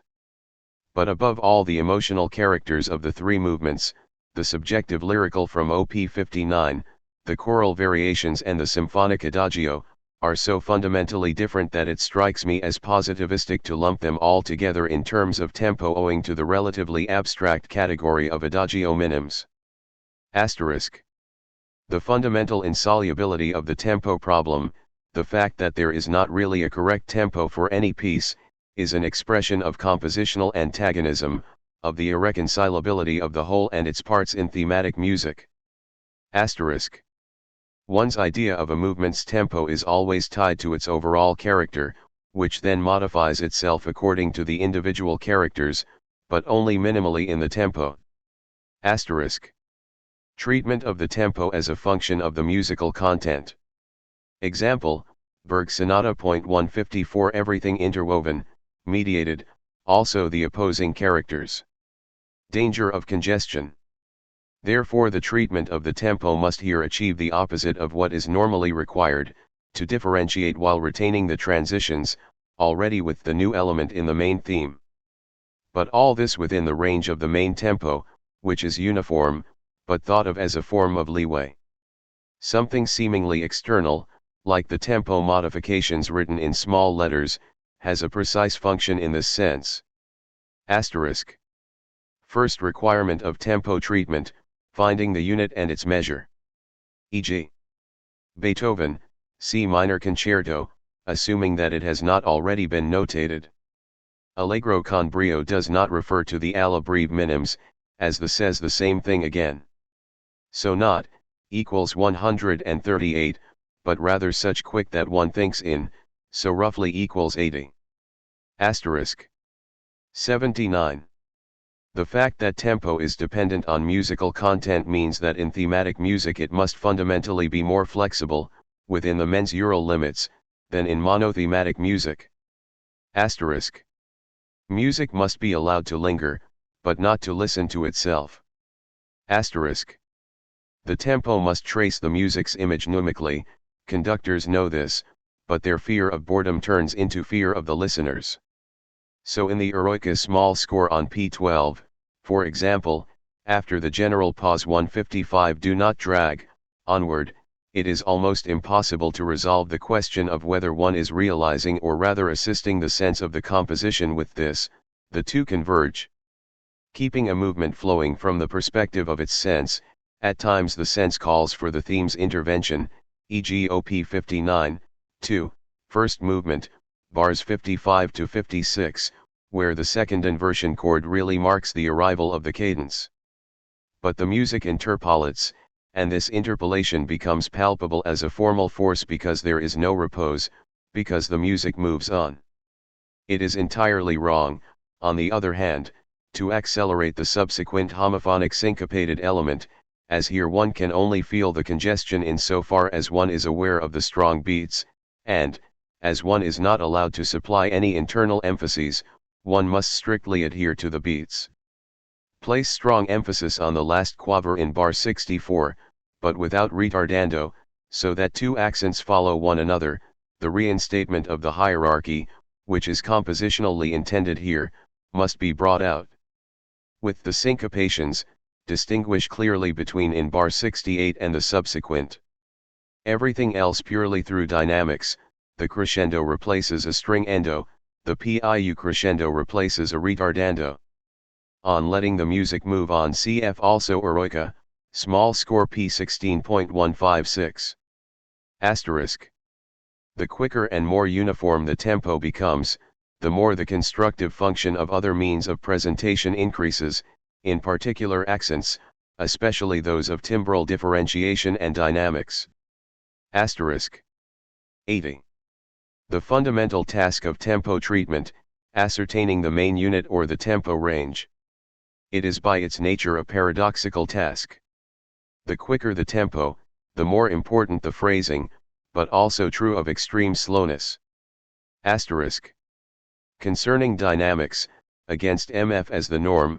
Rudy Kalisk says that Beethoven knows no mezzo forte. If there is a standard level, then it would be the one lacking all fours, namely P. The basic MF stems from the misguided culinary notion of the full, rich sound. But probably the very idea of a standard level is wrong in itself. From the perspective of new music, which composes itself from extremes, against range. This is particularly important as a means of articulating and liberating the subcutaneous. Not varying a medium sound, but rather drawing strength from the characters and their proportion. The requirement of much greater dynamic differentiation, it must extend as far as the differentiation manifest in the composition. Where it is not notated, it can very often be derived from the characters. Asterisk. The concept of dynamics is not only a quantitative but also a qualitative term, i.e. substantially connected to the sound characters. There is, for example, a P that exists, a real P, and a non-present P. This is perhaps what is meant by misterioso. NB. The study should perhaps contain a phenomenology of all such classifications, converting them into categories of musical sense and faithfully implementing their precise musical meaning. Or at least the idea of such a phenomenology, with various practical models. Along the left margin, very important. Asterisk. 81. The requirement of dynamic characteristics incorporates the requirement of dynamic economy. For the characteristics to be possible, one must not exhaust the degrees of emphasis. Above all, the greatest care with forte passages. Often enough, where in common practice the sustained volume of an entire phrase is considered necessary, a single accent is sufficient. With SF draw back immediately instead of holding the accent. This should be introduced in orchestral practice. This desideratum is connected to one of those most important in the presentation of polyphony, giving the voices space to breathe. Dynamic clarity means not only bringing out particular voices, but beyond this also allowing the others to withdraw, above all absolutely everything that has no melodic sense. Chordally conceived passages, e.g. in the first movement of the C major symphony by Schubert, must be played chordally. A great deal of musical nonsense stems from playing things melodically that are not melodic. So, not connecting, but rather separating, minimally, the upper voices no stronger than the others, only those pitches critical to the harmony should be made clear. Asterisk. 82. The Schonbergian distinction between Hauptstimme, Nebenstimme 157 and unclassified, i.e. completely background, voices must essentially be applied to the entire traditional repertoire, at least the thematic variety. With polyphonic music in the strictest sense, the situation is somewhat different, as Schoenberg has rightly pointed out. 158, in this sense, the conventional presentation of chamber music in particular is much too primitive. As a rule, it contents itself with the running thread. I gave an example from Beethoven's E minor quartet, bars 13 and 21, which are written in triple counterpoint. In both cases, the upper voice is the principal one. In both cases, the sustained bass must recede at all costs. The inner voices are the problem. But one can only understand the upper voice from bar 21F as the principal voice if one recognizes it as identical to the viola part in bar 13F. So this latter is the Nebenstimme and must be clear, while the second violin recedes entirely. One normally finds the reverse. One can thus extrapolate the dynamic conditions of crossing strictly from the musical sense. Incidentally, the rhythm, which is constitutive for the entire movement, requires particular dynamic care. E.g. in bar 21 the semiquaver upbeat in the second violin must be emphasized, i.e. not allowed to drop, and this throughout, emphasizing the semiquavers from the field of resolution in groups of 4 follows from this. Correspondingly no gaps in bar 156F, the differentiation must be achieved only through the timbre. Asterisk. Crescentendi and decrescendoendi must arise from the musical sense with much greater differentiation. Example, bars 48 to 49 in the first movement of Op. 59, 2. Bar 49 interrupts subito as a new element, rather like the figure with the semiquaverse in the first movement of the eroica. 159. So the crescendo from bar 48 must not lead smoothly into bar 49, but on the other hand no breathing space either, as the subito would be lost otherwise. One would be prepared for the surprise, as with dashes in bad prose. So the only solution is to skip one dynamic level, so to speak. This is precisely the point of the SF model, to show how dynamics should be developed from the musical sense. NB excursus on the Beethovenian crescentendi leading to AP.160, they always have a formal sense. Here the negative representation is already in the composition. Asterisk. Dynamics and the relationship between elements. OP 59, 2, bar 34. No retardando viola and cello diminuendo, but cello not leading continuously into P and phrasing before the P entry of the second subject's model, minimal breathing space. By contrast, maintain continuity through steady diminuendo in the viola, which connects the two critical bars legato, without any phrasing. NB in the cello bar 35, the G should be maintained at all costs, so that the identity of the motive with its continuation bar 39 becomes entirely clear.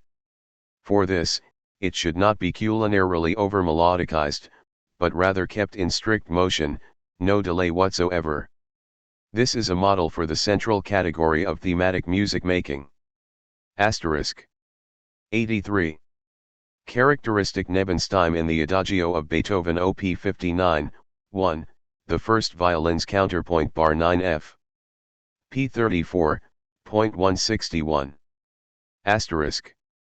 Example of how dynamics can replace tempo eroica small score P 7.162.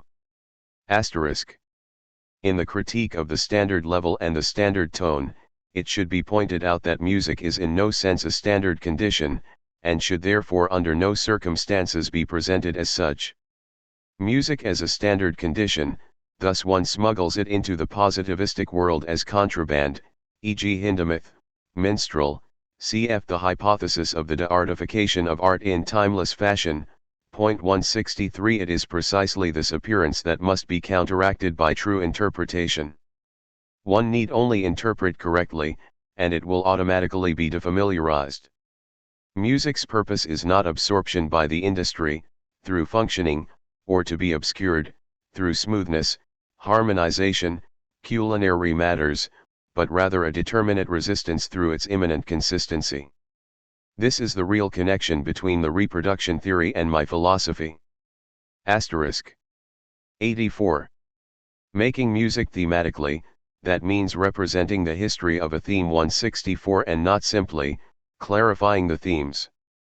Such clarification can, e.g. in the course of Bach's fugues, be precisely the wrong thing.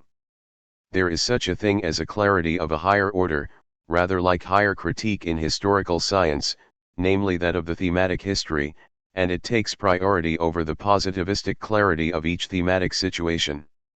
One can understand the first movement of Op. 59, 2 as a sequence in which something exterritorial, the perfect fifth E, B in the first bar, becomes drawn in, then immanent, and ultimately thematic. This is the yardstick for the exceptionally difficult interpretation of the main theme complex. E.g. in the first bar, the upper voice must be clear enough to be perceptible as a substrate of the history, but not yet so clearly as to preempt the result, the process of thematicization, and the difficulty lies in transferring this material logic of the music into the mensural domain. Or in bar 3 the connection between must be palpable, but not underlined, so presumably, the first beat unaccented, the fourth with an accent that is in fact composed, the doubling by the second violin and the extension. But one must also understand the step of a sixth, as it is necessary for an understanding of bar 18, which is in turn necessary for bar 48 and thus for an understanding of the entire movement. NB the rhythm of bar 48 is once more the link to the stabilizing motive bar 55 viola. But all this must still not underline, it must be known and then forgotten once more, as it were. And this leads to the heart of the reproduction theory, to the point where it begins to sublate itself. For one could ask very seriously, The fact that these relations are subcutaneous is itself an aspect of their sense. To expose them would go against their sense, i.e. would turn into pedantry. But this would be undialectical, and the logic of music is dialectical. The entire, infinitely subtle, but decisive difference is, whether the subcutaneous shines through the skin, which in Beethoven's case is also composed, or whether, as a phenomenon, it is hypostatized. The whole task lies in translating this idea into the language of music. Returning to the skin. A manifestation that is known as a manifestation is objectively different to one that is unreflected, the same and yet not the same, and in this sense the representation of music is dialectical. Interpreting means fulfilling the identity of the non-identical and the non-identity of the identical in its manifestation. Along the left margin, this is the central problem of the entire theory. Asterisk. 85. 86. Add phrasing. Most problems of sense and senselessness in the details are problems of phrasing, especially in new music. The phenomenon of the incomprehensible sentence. They consist above all of two aspects, that of detached notes, punctuation, submensural pauses that could mostly also be written mensurally, and of accentuation, which strictly speaking belongs to the realm of dynamics. The unity of the phrase is that of the musical shape in its independence and its dependence. Strong beats, in fact barlins in general, normally form an aspect of it, though their relationship is not necessarily identical to that of phrasing. The phrases rather have melodic points of emphasis that often coincide with harmonic ones, though not always. The categories of phrasing are, attacking, continuing, dying away, resuming once more, abgesang. Supply precise phrasing analyses of Schoenberg, the main theme from Op. 23, 1, and the clarinet melody of the song Op. 22, 1, possibly also the main theme of Op. 16, 1. With emancipated melodies, the significance of high and low points. Meaningful delivery of themes perhaps to be shown using the main theme of Schoenberg's violin concerto, contrast this with an incorrect i.e. inarticulate presentation. The senseless is the inarticulate, this is why expression always has, at the same time, a constructive sense. Correct phrasing must serve precisely the same purpose that rubato serves in bad interpretations. Phrasing means never articulating a shape alone, but always also the relationship between the shapes. One must sense ahead, phrase towards something, phrase beyond something. Phrasing is never static, it lives through the relationships between musical forces. One must feel precisely this, something like, is coming, this makes it happen. In phrasing, music's speech-like aspect is sublated positively, it is only through phrasing that music speaks. There is also retrospective phrasing. Every phrase must know what it wants, must be determinate, and where it wants several things, crossing, this plurality must also become clear. There is no such thing as vague phrasing, except where the wearing out of phrases itself serves an intention of the construction, e.g. when towards the end of a symphonic composition the music floods the dams, which can be felt as such. In general, one can gauge the temporal dynamic of the music by its phrasing, the course of time tends to overcome the ends of phrases. Punctuation much clearer than usual, one can observe a similar development to that in language during the decline of the great epochs. Play colons and semicolons in particular. Phrasing of parentheses, very important. Interjections, evasions. Problem of phrasing in the absence of external formal divisions, Schoenberg, Op. 23, 4. The totality of phrasing coincides with the musical form. Therefore each individual phrasing must be judged according to the formal totality. Basic rule of emphasizing critical notes. Fundamentally no internal emphases on tied notes. Differentiation of accents, see Schoenberg's indications. Asterisk. Postscript to Op. 59, 2. Bar 67 second violin only SF, then withdraws immediately, example of a breathing space. Bars 78 to 79 play middle voice thematically. Bar 107, At the turn in the development, the dreamlike character must disappear, very strictly. Viola plus cello here fully thematic for the first time.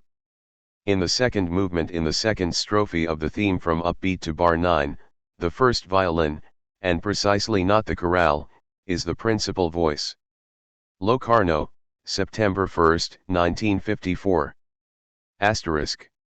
Rather nice statement by Rudy Kalisk in Kranichstein, with the small notes, it is like in monopoly capitalism. Not only are they small in themselves, the large ones also make them even smaller, rob them of time and strength. Dropping shorter notes is probably the main offense of incorrect presentation. Asterisk. 87. One must be clearly aware of the study's strategy. It is directed against two fronts. On the one hand, official musical life, which, as is particularly evident in its most celebrated exponents, became part of the culture industry long ago, galvanized, spirited and culinary, all at the same time. Cultivated and barbaric music making converge. On the other hand, the front of abstract negation, the escape to the mensural realm. In the former case a false subjectivism, in the latter the residual theory of truth, the extermination of the subject. All forms of objectivism, from Stockhausen to Walche, really amount to the same thing. The so-called young people protested against the exaggerated expressivity in Eduard Steuermann-Schönberg interpretation. Point 165, students of Bloch from East Germany came to me full of enthusiasm, they had never heard anything like it. Asterisk. 88.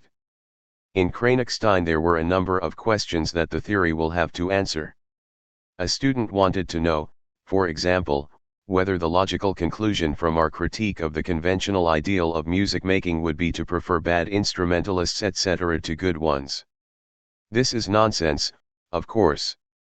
The choice of sounds, playing techniques etc. according to the needs of the composition must stem from freedom, from being in control of the possibilities, not from the neediness of those supposedly musical singers who sing Schönberg because they lack the voice for Madame Butterfly. Whether this control can be gained relatively independently, or only through the compositions, is a pedagogical question. To attain freedom, a development of technique in its own right is probably inevitable, if we are to avoid semi-dilettantes à la Bobby. 166. As soon as this independence of means has been reached, however, artists automatically gravitate towards the culture industry, efficiency, service. So here one is also confronted by an antinomy. One can at least make one concession to that student, sociologically young, not yet established artists are more suited to correct interpretation than the celebrities, none of whom are open to discussion. Another student then suggested that our theory demanded a ban on any personal characteristics, any idiom on the performer's part. Rudy Kalisk and I answered in unison in the negative, against chemically pure tone. This too would be a residual theory of truth in musical terms. In true interpretation, this element is retained, this is precisely what delivery means, and its category still remains to be developed. Here too, radical does not mean fanatical. Asterisk. Harmonic relationships must be represented through the form. Harmonic shifts, for example, as opposed to modulations, through abruptness, unexpectedness, so a minimal breathing space. Development section of the Pastoral Symphony. Asterisk. The representation of musical sense, that essentially means articulation. Regarding this, formosus as beautiful, rich in forms, divided into forms. But is not the articulation in any work of art, in anything beautiful, its speech likeness? Is that not the nature of the relationship between true interpretation and language? Asterisk. 89.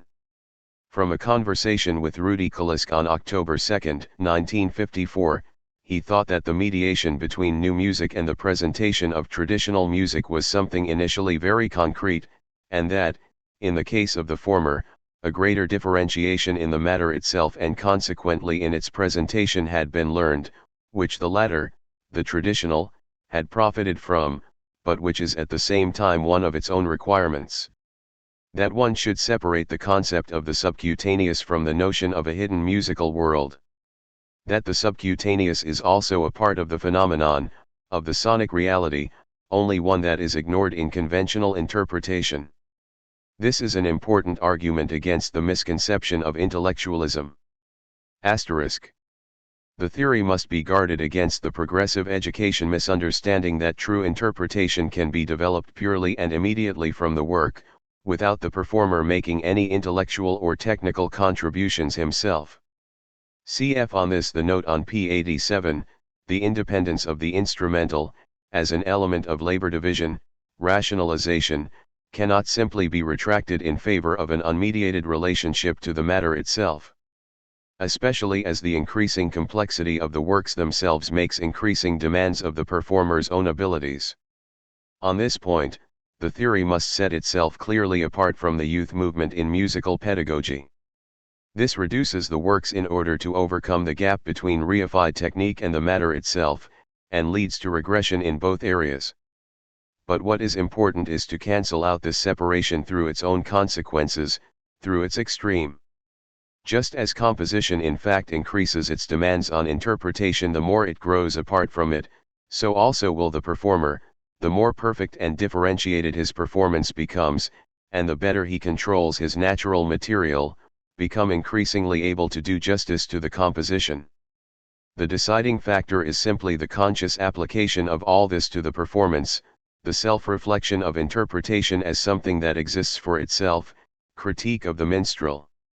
It is probably only simpler in singing, where vocal fetishism ensures that the larger part of a singer's ability only stands in the way of the music. But even here one must differentiate, only all voice training is bad, it is quite a different matter with singing as an instrumental technique, namely coloratura. Asterisk. 90. Perhaps one must go even further. For the time being, interpretation still encompasses legitimate and necessary elements which cannot be purely subsumed by the matter itself, and which come from the performer. Thus all genuine presentation has a certain sense of hewing the sound out of the piano, of playing corporeally, as it were, inside the piano. This is what defines a pianist, and this is precisely what I lack.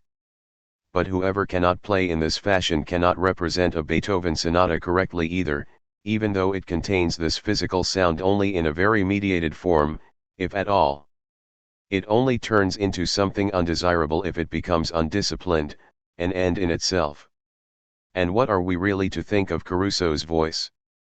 Does the vocal fetish there not in fact turn into the matter itself? Such extremes must be considered and incorporated if the theory is not to turn out rigidly academic. Asterisk. Higher questions of interpretation must at least be pointed out. I note the very difficult passage where the Chopin C minor etude modulates to B flat major before the middle section. 167. The problem is that the highest points in the two hands do not always coincide. The right hand melody, in longer note values, reaches its F before the G in the left hand semiquaverse. This G, which reaches beyond the final pitch, in a certain sense exceeds, transgresses the preceding F, at the same time it is absolutely beneath it. If one plays the whole with a view to this, then the right-hand line, already very difficult to unify, becomes lame and senseless, and one must certainly not let it fall. Only conclusion, complete independence of delivery in the two hands, play on two levels. Classify precisely. Asterisk. 91. 92. Concerning the theory of the conductor. The conductor has two quite distinct, initially unrelated tasks to master. First of all that of coordinating the players, and singers, which can no longer be achieved by the individuals above a certain number, i.e. the controlling function, from a primitive holding together to higher technical duties such as not allowing them to drag, giving the different parts their space and such like. But then also the task of music making, of moving through the imagination of the individual subject to realize the work as a unity within the diversity of the orchestra. Now, the second task is beset by extraordinary difficulties. There are only a few musicians with such imagination, most replace it with an immediate, mimic relationship to their instrument. That is impossible with the orchestra. One cannot play it like a piano, as it posits a layer of mediation in relation to the mimetic immediacy, and whoever does so nonetheless does it badly, like play acting, by denying that layer of mediation. Bruno Walter. Beyond this, the independent and estranged medium, physically separate from the one imagining it, obstructs the realization of that which has been imagined like a resilient mass, probably most of all with choirs, because singing is itself a form of immediacy that fundamentally eludes the process of mediation. This is the reason for that particular breed, the choral conductor, who adapts to this special circumstance in a form of resignation. Incidentally, what is generally referred to as conducting talent consists in the ability to break down those elements of resistance through a psychological mechanism of projection and identification, indeed to place their energy in the service of the performance. This is where the long projected socio-psychological analysis of the orchestral musician should be added. Point 168. The consequence of this difficulty is that the solution to the first problem is always passed off as the second, that the controlling function and all that belongs to it, such as precision of beat, not letting up, allocation of dynamics, of the orchestra, not the composition, appears as if it were already the second, and the fraud lies in the fact that the conductor knows subjectively how to present the ability to achieve such things as the ability to shape, while objectively, through well-worn tradition, as long as there is no distortion, it becomes extremely difficult to distinguish between the two, and the genuinely musical effect, which is entirely missing, is replaced by a continuation of the psychological effect, thus allowing the audience to overcome the resistance offered by the orchestra. Frankfurt, March 22, 1955. Asterisk. The way reproduction is calculated in advance in some compositions. There are pieces or passages by Chopin, such as the Presto Etude in F minor or the demi-semiquaver passage in the F-sharp major impromptu, which, understood in a very sublime, spiritualized sense, already show in the piano writing the expectation that the strength of the fingers can hardly ever be entirely uniform, so that single notes will stand out involuntarily and randomly, much as reflections shimmer upon the water in the sunlight. The compositional element of contingency, which forms a central part of Romanticism, fulfills itself through the inalienable fallibility of performance. Asterisk. 93. Nothing in musical reproduction is more feeble than when a rubato appears with the character of something arbitrary, intentional, or artificial, just as my mother 169 was able to imitate, with overpowering comedy, the way a pseudo-Italian singer performed a passage in a soprano aria from La Forza del Destino, pace, pace, with an accelerando. On the right beside the musical example and B concerning the theory of musical stupidity as one that is crucial to interpretation. As, however, the problem with all reproduction lies in the relationship between freedom and the musical text, should one not be able to find here a canon for reproduction itself. Asterisk. Concerning the theory of the conductor, in more difficult works, the requirement to hold things together usually amounts to concentrating all one's attention to precision on the vertical level, which of course corresponds to the beat. But for the representation of the musical context, the horizontal level is much more important. Everything depends on the running thread, first of all the melody skipping from one principal voice to the next, then the syntactical articulation of the separate lines in themselves. The fact that this is neglected in favor of an entirely external ideal of precision is the main reason for the incomprehensibility of new music. Great conductors are rarely the most precise. Asterisk. Construction, in the work, and clarity, in its reproduction, are equivalents. This is the Mahlerian element in Schoenberg. In fact, the two categories are interchangeable. One must compose clearly and construct through reproduction. This layer is that of the non-difference between the work and the performance. It is this layer that determines their relationship. Asterisk. January 1956. 94. Such expressions as virtuosically, con bravura, in Chopin, and so on point to a substantial aspect of musical reproduction, a ritual of mastering nature.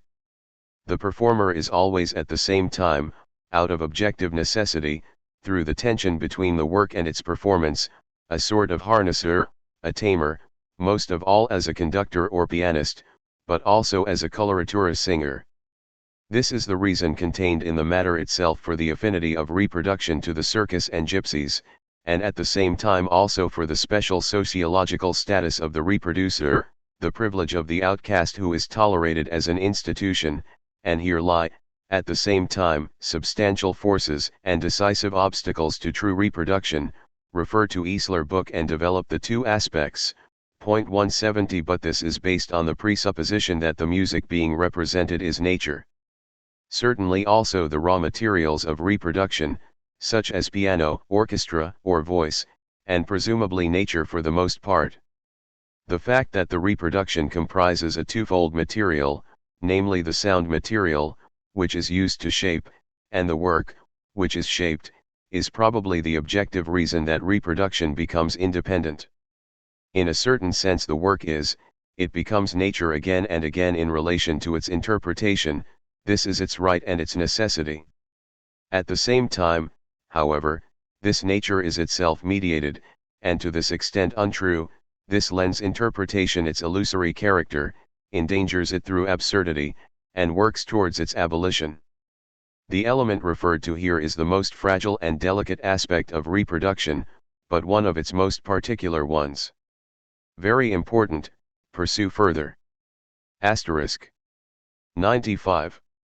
Good example of the relationship between the tempo to be chosen and the composition, the first prelude by Chopin, in C major, with the indication agitato.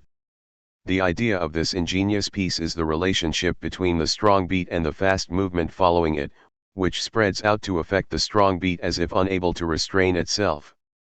At the same time this is also the idea of the expressive content, the moment of overflowing, passionate enthusiasm. After reaching this moment, the two elements, the notes on the beat and those after the beat, play together, just as a successful fulfillment, and nothing else, makes it possible to play with failure. But it all depends on whether this idea and its extremely differentiated unfolding become clear. The almost insoluble problem of presentation, any authentic presentation leads to aporias and antinomies. No music can be represented purely, is therefore to combine the passionate momentum of the overall character with that clarity. But this means not being seduced by the semiquavers and by that momentum, but rather moderating the tempo sufficiently for the rests on the downbeat to be so clear that one can truly feel them being overcome. This also involves careful pedaling, so above all lift the pedal before the downbeat and not, in typical pianistic manner, only after it. I have never yet heard the piece properly, not even when I have played it myself. Asterisk. Search systematically for similar examples in the repertoire, also Schoenberg. This still remains to be done. Asterisk. 96. It will have to be shown in detail that, in musical reproduction, objectivity of approach can come about only through the efforts of the subjective fantasy. In the Chopin F-sharp minor nocturne Op. 48, No. 2, the first strophe of the main section is followed, after a complete cadence in G-sharp major, by a consequent, the main theme, which turns this G-sharp major into the secondary dominant of the home key. This consequent enters MF and then diminishes to PP. But it is an inauthentic mezzo forte, i.e. the absolute volume is not meant corporeally, but rather unreally, as if located at a different level and altered in its color. The real MF in the tenor register expresses something absent, as it were piano, and the absolute volume is precisely the means for drawing in this imaginary quality, just as ghosts would be all the more ghostly for being more real. Of course this phenomenon has its technical correlates, such as here the consequent character of the passage. Everything has already happened, it is afterwards.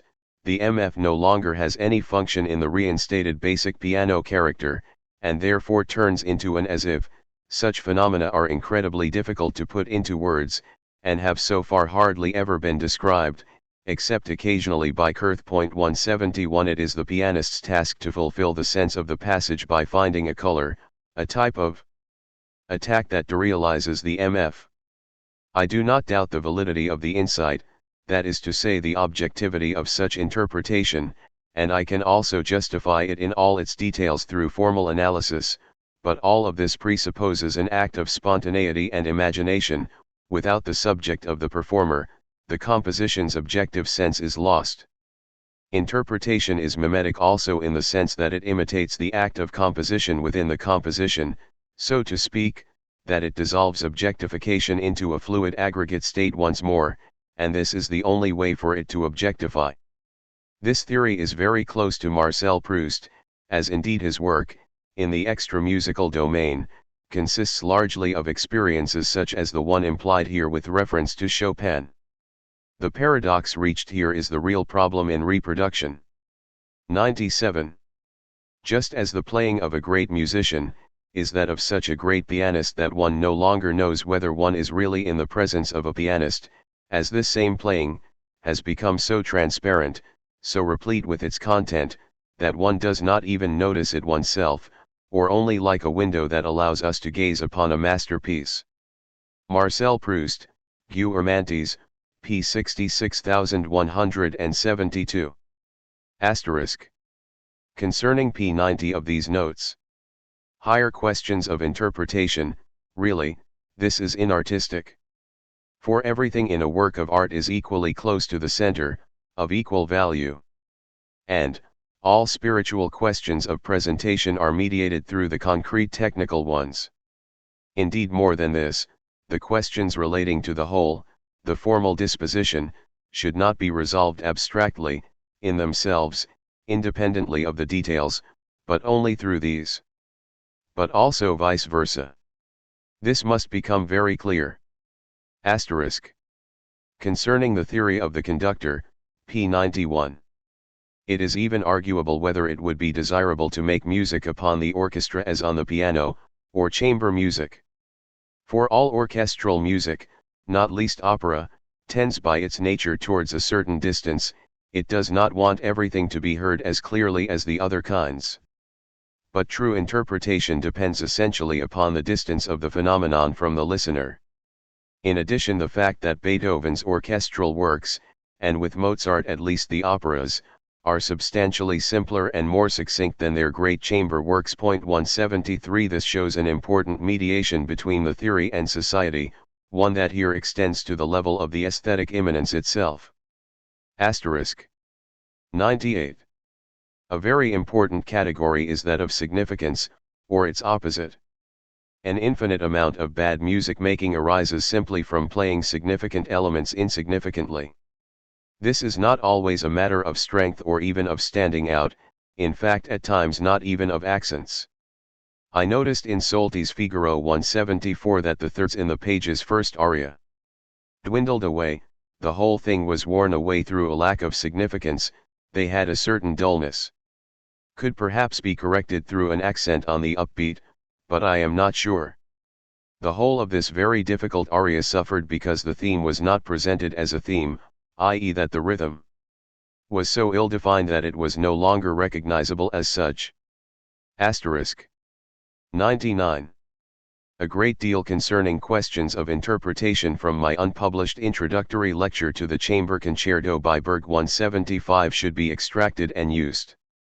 In music with a variety of colors, keeping the thread running consists essentially in ensuring that amid the rapid changes of color, even if they are identically strong, no color gap arises, otherwise, in difficult pieces, an understanding of the music could be jeopardized. Also applies to classical music, e.g. the first continuation of the descant theme at the very start of the Figaro overture. N.B. in the slow movement of the Berg, the passage that I left out as an example owing to the incomprehensibility of the interpretation, stretto with augmentation and diminution. 176. This should be analyzed, i.e. it should be shown what one must hear, why one does not hear it, and with what consequences. This is where the reason for the incomprehensibility is to be found. Asterisk. Secret of true interpretation, remaining in control of itself at all times. This enables it to realize the work, which is only ever mediated by the imagination, in its entirety. thus the exact opposite of a play world, a play instinct, or a fetishization of the mechanism. Connection to the critique of the minstrel. Asterisk. The critique of historicism should be conceived together with the critique of arrangement. What is written in the fetish character essay, Ad Beethoven, seemingly contradicts the arguments in the Bach essay. 177, but indeed only seemingly. The relationship between the color and the construction marks the threshold. But not entirely. One must find a precise answer to the question, why is it legitimate to orchestrate organ works by Bach, but awful to reorchestrate symphonies by Beethoven? The element of history has a substantial bearing on this. But I am not entirely clear about the matter myself. Extremely important. Asterisk. Central. What one calls music making is generally nothing but ego weakness, a mere surrendering of oneself to the instrument and the idiom. And it is precisely this that obstructs the work, and the minstrel as the one who is not fully individuated. Slavic, pre-bourgeois nations. This is the exact mediation of the statement that objectivity can fulfill itself only by passing through the subject. Asterisk. 100. There will also have to be a treatment of the socio-economic conditions of interpretation. In capitalism, where working time is exchanged as a commodity, all musical interpretation, but above all opera, tends to suffer from insufficient rehearsal through lack of time. Most performances take place at the point where the rehearsals should really begin. Reaching a consensus and functioning at a basic level takes the place of genuine presentation. A boundless reduction that impairs the meaning. Concerning this also the problem of the trade union and its dialectic, especially in the USA. The hopelessness, the realization that nothing is good enough, sediments itself as defeatism. Rottenberg S. 178 remark ghastly, carry on. The German repertoire industry, imitating conducting styles, the decline of performances.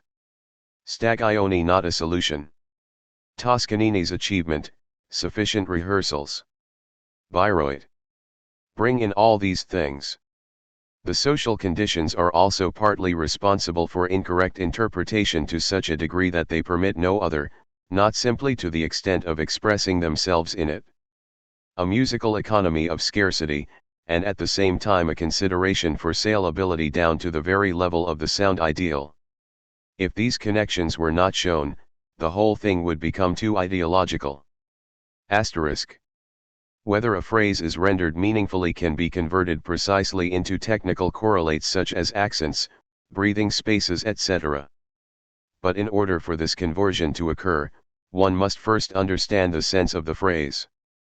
Very important, pursue further. Against intuitionism and positivism. Asterisk. Sils Maria, August 1956. 101. The only real difference between the presentation of traditional and new music is that the former, according to external appearances, makes the performer's work a little easier by creating a certain surface connection through fixed chordal relations and tonal hierarchy that is absent from new music. Structurally, viewed from the subcutaneous level, the problems are the same in both cases. At least, senselessness in the presentation of new music is almost universal, and this contributes to public resistance. It is primarily a result of the lack of rehearsal time. With conductors in particular, there is a disastrous shift of attention. Rehearsals revolve around the musicians staying together, not around the music hanging together, whereas the former should simply be the precondition for the latter. People suppose that, if it comes off, it must be right, even if the most abominable gibberish comes out. Zillig's statement 179 concerning his performance of the Berg Chamber Concerto, and the nonsense in the second movement's stretto. A case of purely vertical music making, based on the beat, and this means, not making music at all. Rules of thumb. The running thread, connections between voices. Particular attention to ends and continuations of voices, start of the Berg Concerto. Rudy's Calicque desideratum, take up impulses. True clarification of the relationship between principal and secondary voices. It is not the theme, which one hears anyway, that is always the main concern. Exemplify this with reference to the Berg Concerto and Bach, Volume 2, D major fugue. Melodic structure, refer to the main theme of the Woodwind Quintet by Arnold Schoenberg. Concerning this also, the moment where things start to blur, phrasing, and, the holes in melodies. Account with the utmost precision for the formal sense of every passage, indeed note and play accordingly. E.g. at the start of the quintet, construction of the main theme, middle section, and zeugma in the consequent entry of the continuation with the quaver triplets, as in a Mozart sonata, relative weight of the caesuras. Taking the dynamics literally in the sense of extremes of clarity, particularly important for woodwind instruments. P is almost always played too loudly. 102. Treatment of tempo should always and at all costs be subordinated to musical clarity. Ritardandi etc. always from the musical context, never absolute or independent. Otherwise nonsense will result, and the entire form, indeed the musical language, can become incomprehensible. When the language has not been understood, the ritardandi are normally exaggerated. Example before the F minor entry in the First Chamber Symphony Op. 9 by Schoenberg. This, above all the exposition, generally full of such problems. Perhaps develop some of these. The horn imitation in the inversion at the start is normally already incomprehensible. Sound and comprehensibility.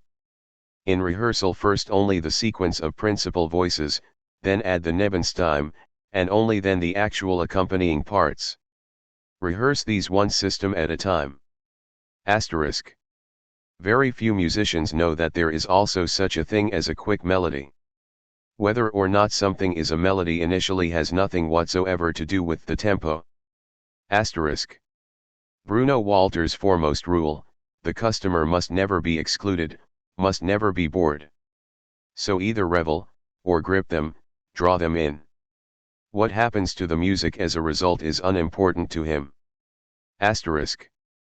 Once a particular stage of reflection has been reached, the notation, beyond its mensural and mnemic aspects, wishes to say something of its own accord, as a subjective intention, and it is the performer's task to read this. In the Appassionata, the difference between and determines the character of the composition. Asterisk. 103. Bülow's statement, crescendo is piano, diminuendo is forte 180 has a much wider application. A semiquaver is not only less than a quaver, but above all also more than a demi-semiquaver. This is generally forgotten. Asterisk. Following the imperative of the clarity of all aesthetic categories, one should probably generally stipulate that every musical symbol, note, rest, expressive marking, must be distinguished absolutely from the adjacent values on both sides, except in the case of continuous transitions, and then the character of the transition itself must become absolutely clear. Asterisk. Something must be said in favor of the absolute execution of tempered intonation. The natural differences are archaic rudiments, and irreconcilable with the rational chromatic scale, the equal weight of its degrees, and the enharmonic reinterpretation that is fundamentally always possible. In favor of Sev6 semitone method. 181 very important. Asterisk. The text must include precise instructions for the presentation of dense polyphony, with an example. Motifs. Every voice must be conspicuous upon its first entry, and models must above all be shown to be as such. Every voice that is sufficiently incisive for one to keep following it must step back in favor of the next during its continuation. One should stress entries, not beats. It is often sufficient to linger very briefly, then that part can recede. Particular attention to phrases, accents etc. that do not coincide. Simultaneous phrases of differing lengths should be kept clearly apart. 104. Hierarchy of emphasis, thematic versus non-thematic, prominent voices versus mere counterpoint, voices that are important but easily obscured versus those that one hears anyway. These desiderata often conflict with one another. Then the compositional sense must decide. Cases where all voices are of equal importance are extremely rare, and brief. Voices should be kept apart not only through the dynamics, but also through bowing, legato versus staccato, timbre, long versus short, etc. Systematically. Let the music breathe as far as possible. Always sustain rests, caesuras and breathing spaces. Create a sound space. How? Asterisk. Continuation. Avoid the MF soup, a pedal-like layer of sound for everything else to float on top of. Creating a sound space means creating the possibility of distinct extremes. But all this still does not reach the heart of the presentation of polyphony. This must rather arise from the nature of the matter itself, the dialectic between the voices, the fact that one is the negative function of the other. Main rule: play neither only vertically, i.e. harmonically, nor purely horizontally in the sense of independent melodies, but instead recognize and carry out the interlocking of the voices. This should be explained using a single example. A given voice must, as it were, be played as the negative, the complement of the other.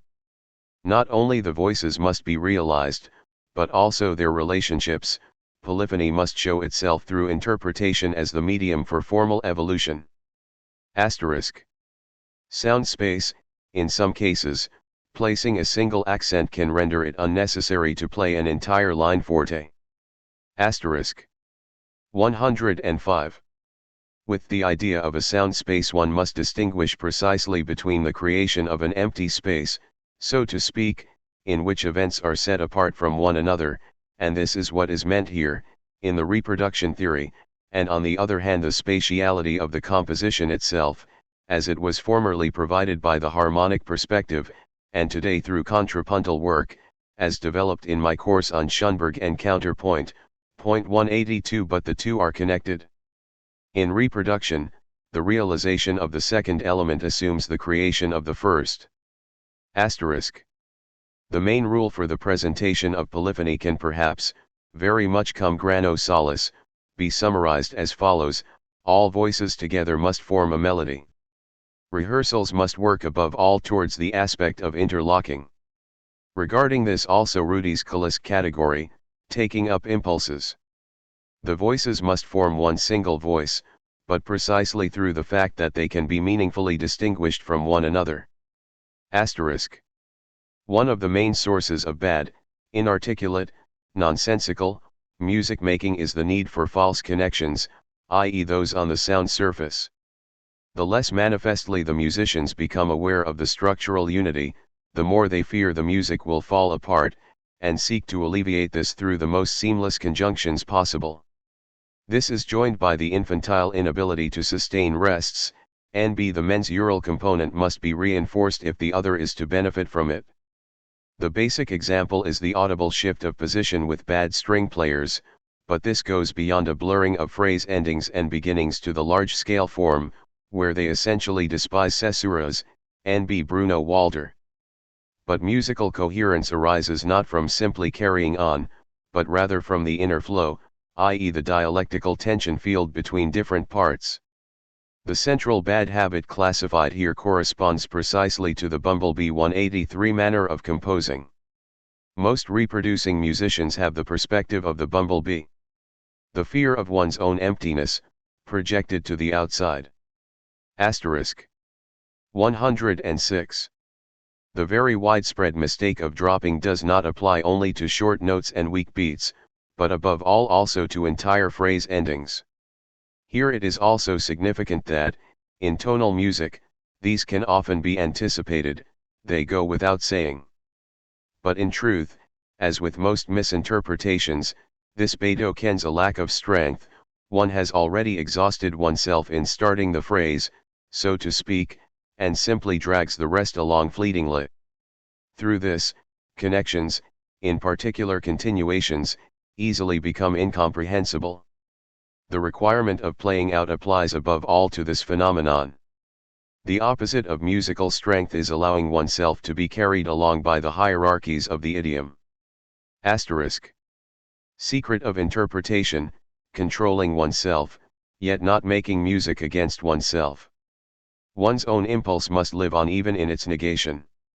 This is precisely where the performer's strength lies. Asterisk.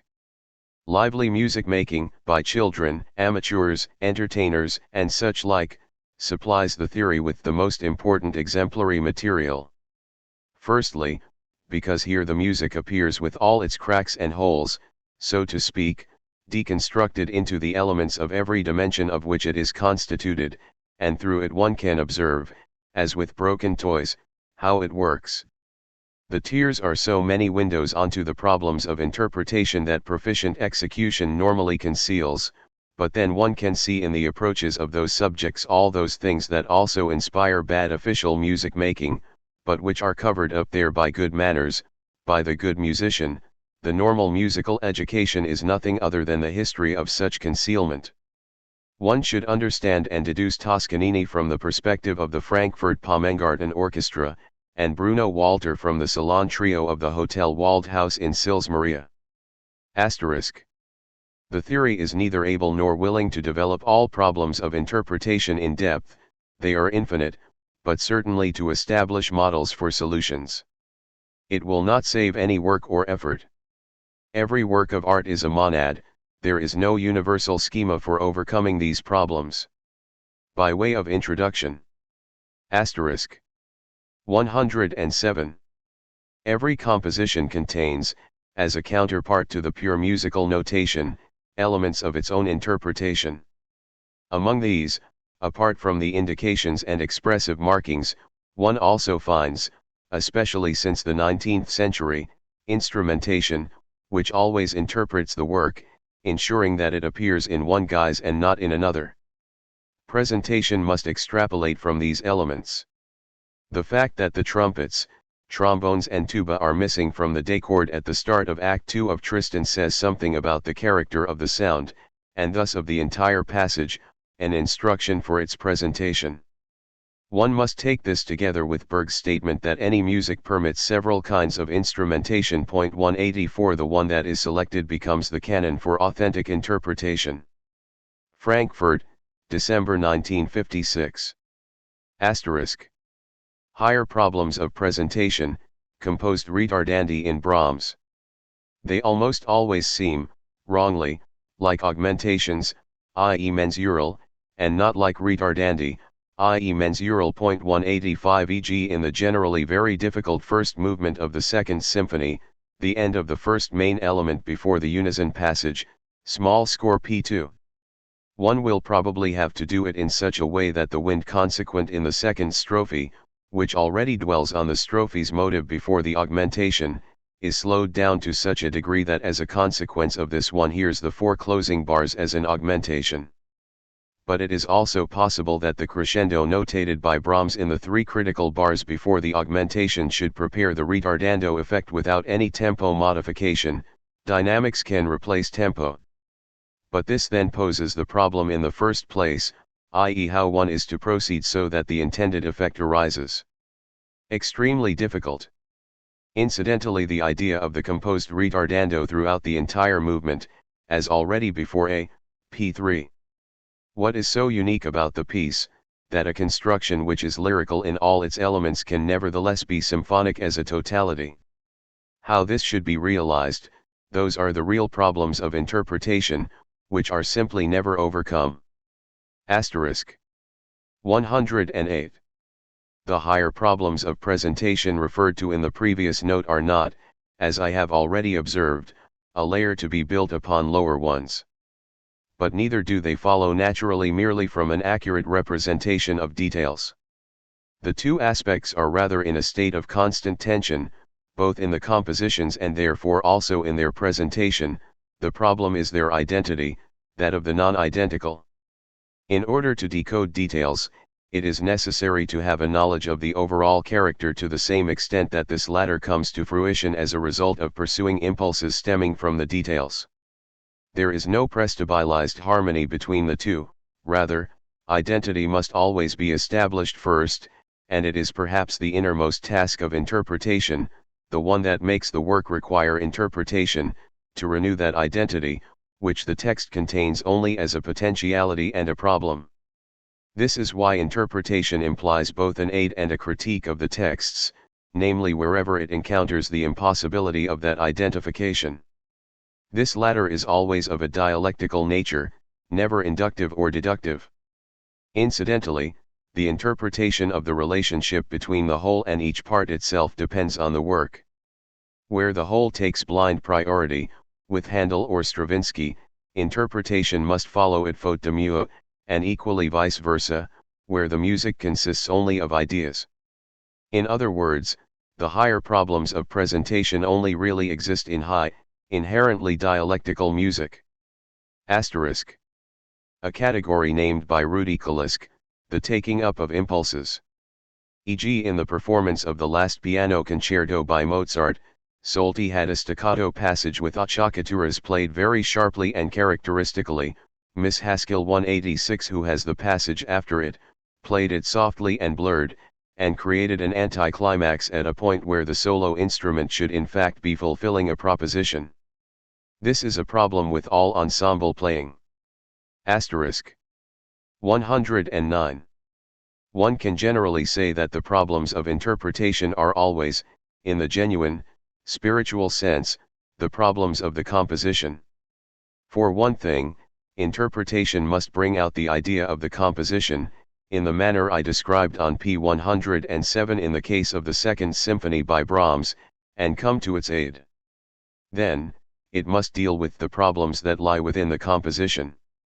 It must not cover them up, as is done almost everywhere, but rather grasp their sense and obey it.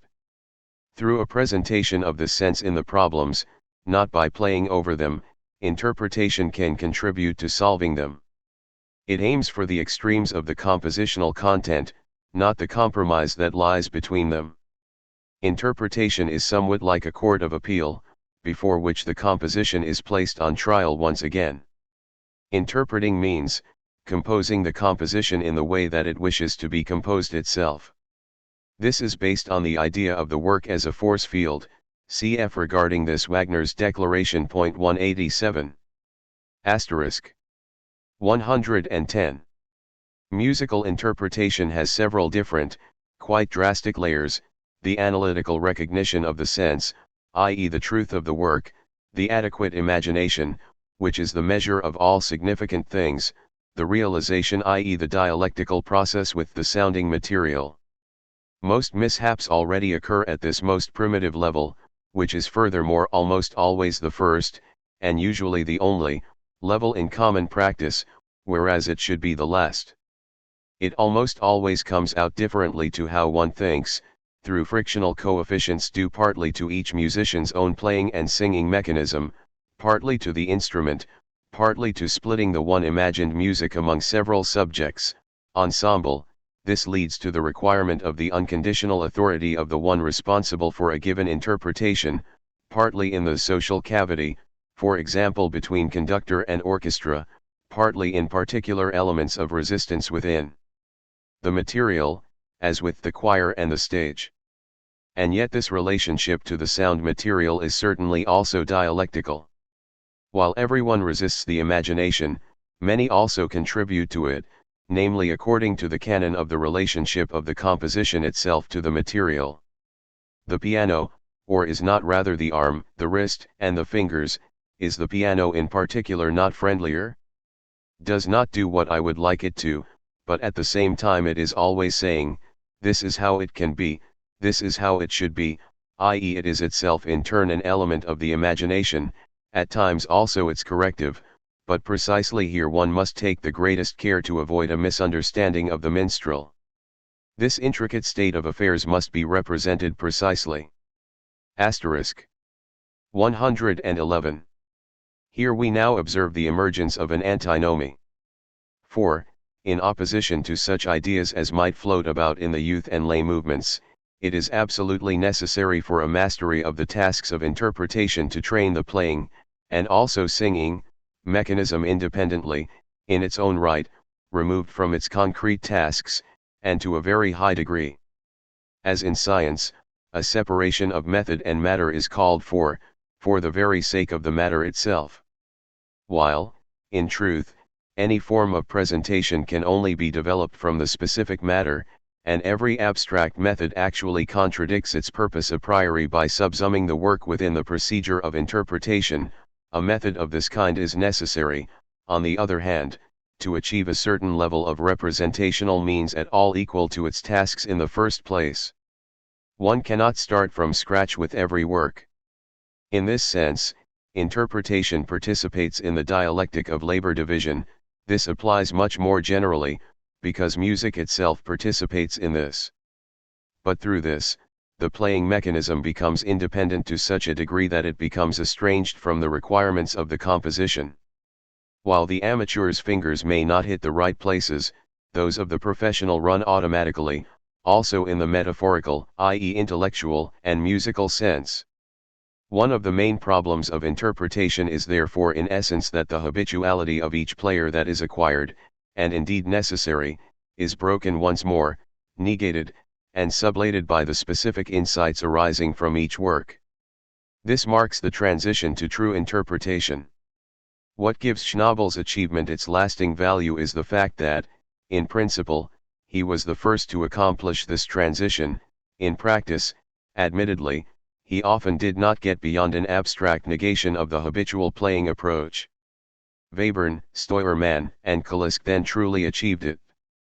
In the light of these reflections, it becomes apparent that the resistance to correct interpretation stems from habituality, from the subjective playing approach, the problem of interpretation being in full control of itself at any moment, and that the solution is offered by the objective approach to playing the instrument, which in a certain sense, as the very antithesis to the performer, allies itself with the work against him. Underneath CFP 99. Asterisk. Rudy's Kalisk refusal to recognize any difference between traditional and newer music is intimately related to the reproduction theory. For defamiliarizing traditional music means, regarding it as new music, rather as Brecht speaks of exercises based on the tragedy of Hamlet, point 188, and the effort involved in uncovering and realizing the subcutaneous layer of traditional music is surely no less than representing that same layer in new music, where it has already been shifted to the outside. That is to say that, from a central perspective of interpretation, all music is equally difficult. But also for the listener. The essay Neue Musik Interpretation Publicum New Music, Interpretation, Audience 189 should be used in the text. Asterisk. 1957. 112. In traditional music it is not sufficient simply to play independently of the bar lines, one must rather feel the absolute and the metric emphases at the same time, i.e. face the conflict between the two. Especially in Schumann, where this is sometimes expressly demanded, he felt very rightly that, with the dominant 8-bar structure, such means of differentiation are necessary. E.g. in the second subject of the finale of the piano concerto, one must not only hear the apparent meter of 3/2, but also simultaneously the 3/4, thus stressing the rest in the second bar, so to speak. Technically speaking, this means, emphasize the first beat of the model somewhat, prolong, rather than accentuating, the third of the first, the second of the second bar etc. should be dropped, relatively speaking. New music is denied such effects through the abandonment of all rhythmic schemes, as with the corresponding harmonic schemes. This sheds light upon one genuine function of jazz, the preservation of those distinctions which normally disappear. As indeed interpretation in general could learn one or two things from jazz. Asterisk. In the waltz from Die Fledermaus, Solti inserts a short, minimal, breathing space before the accented note in the fourth bar, which tremendously increases the phrase's elasticity. This manner of quasi-rubato effect cannot be repeated, however, without becoming comical. But it must, on the other hand, have consequences in order to be organic. He solves the problem instinctively by dissolving the breathing space, i.e. reducing it in the first sequence and then letting it disappear entirely. The revelers do something very similar in A Little Spanish Town, the things one can learn from popular music. Asterisk. The sense of coloratura, the ballet of the voice, involves a curious degree of ability that goes beyond mere ability. The most difficult thing must sound easy, effortless, never merely realized. It belongs to the feeling of controlling nature that the ability should not be equal to the task, but rather exceed it. For otherwise it is truly a controlling of nature, instead of enabling its return as play. This is where a crack opens onto the metaphysics, and the retrieval, of the virtuoso element. For it is not simply control over nature as dominion over the material and the playing mechanism, rather, it loses its power and its severity by playing with that control, through its perfection, becomes imagination and is thus reconciled, dominion over nature appears natural, and becomes aware of itself as nature. Rast Eli as a key figure of musical interpretation. Asterisk 113.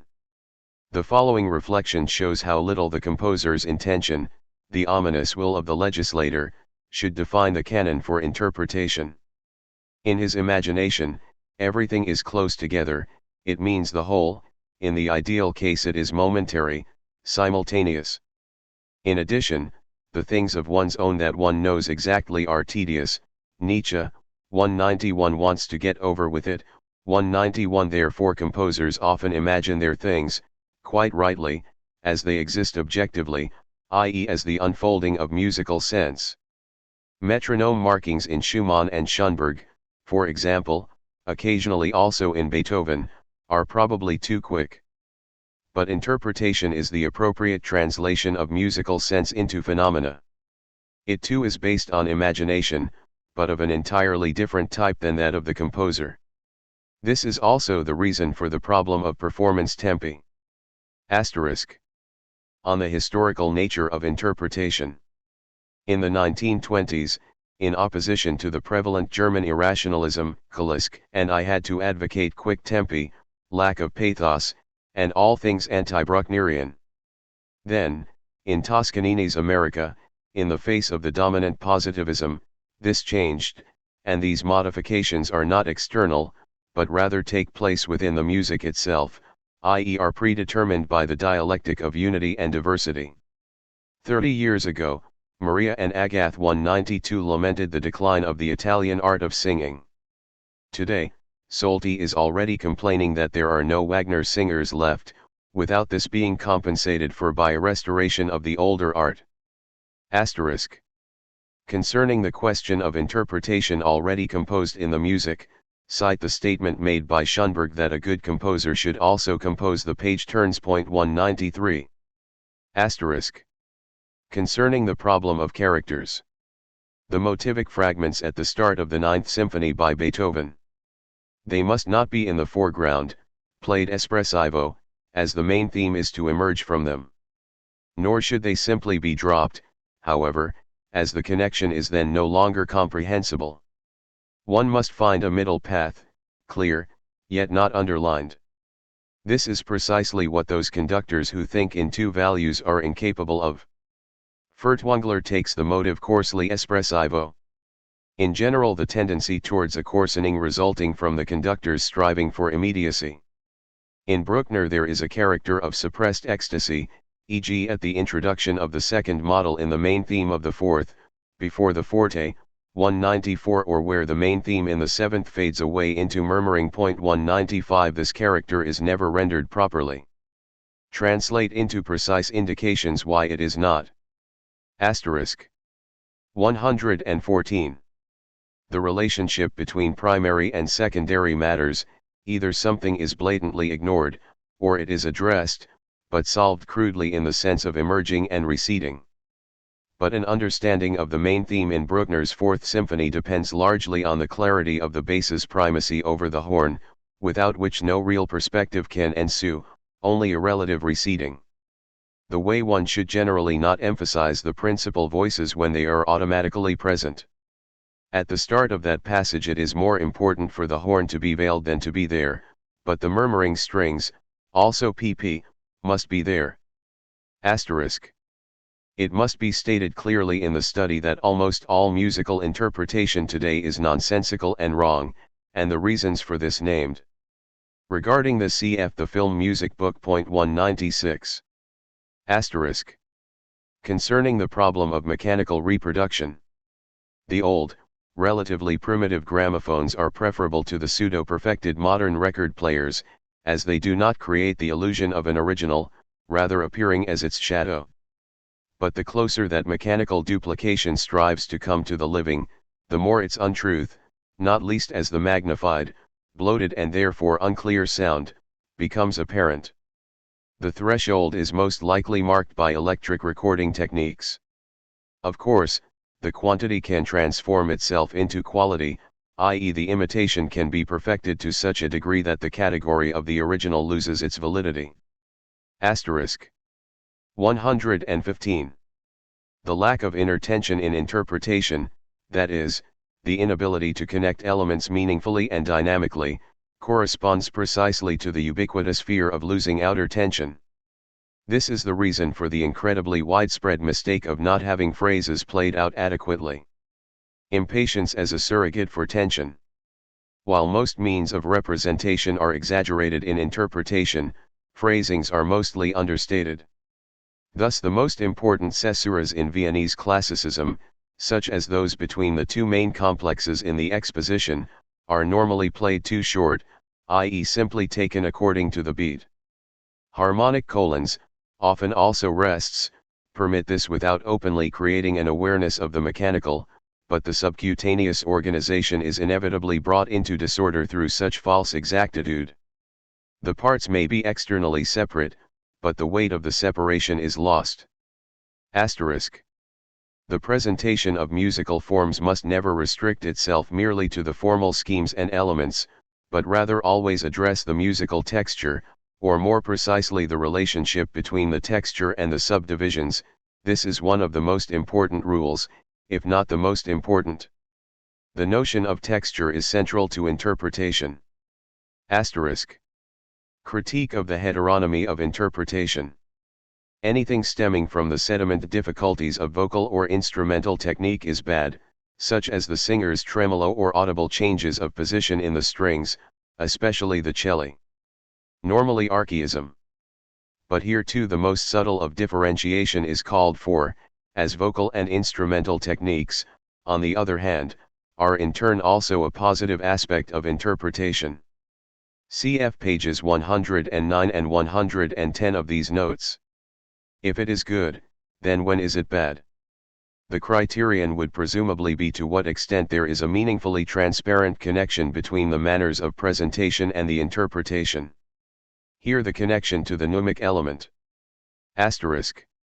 116. 117. The text will have to deal with Hugo Riemann's writings.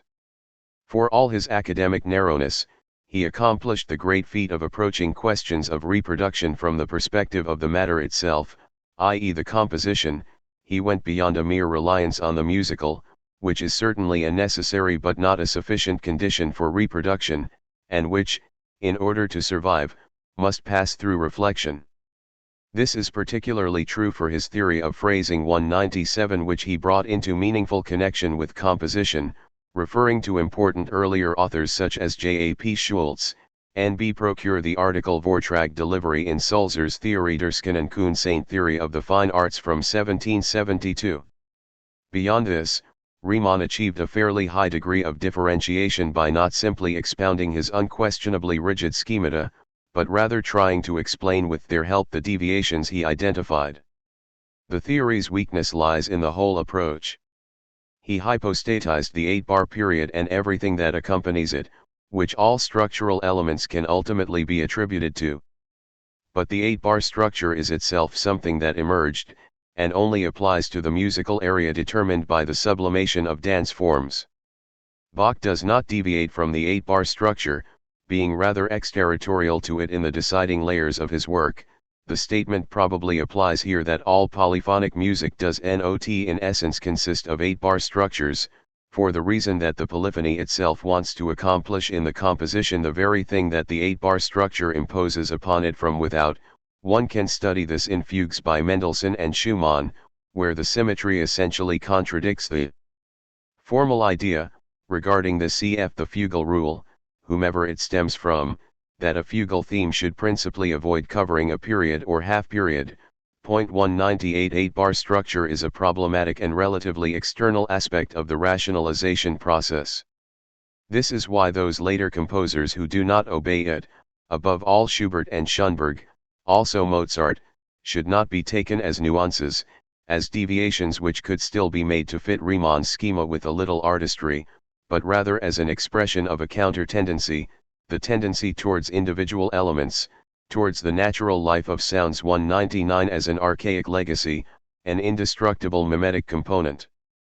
But Riemann thinks in terms of large-scale musical logic, as it were realistically, everything must follow from the abstract generic term as in a deductive science. It is an undialectical reproduction theory, it misses the work as a force field between the general term and the individual, the unsubsumed, classification in place of comprehension. This applies to almost all official systematic musicology. Thus his theory becomes too schematic, on the one hand, but at the same time, where it attempts to reach the unsubsumed and the schema that is incommensurable here, too complicated, a form of epicycle theory that elevates counting to the principal category and aims entirely past the essence of the phenomenon. I raised similar objections in the harmony chapter of the Wagner book. 200 In my own language, Riemann seeks to reduce the entire reproduction theory to mensural terms. The choice of abstract proportions and frames of reference is not indifferent in relation to the matter itself, however. In overlooking the metric harmonic force field, Riemann fails in supplying instructions for reproduction wherever the sense of the music lies in the tension between those elements, and fails completely wherever the abstract generic term is disempowered in an external sense, at a latent, subcutaneous level.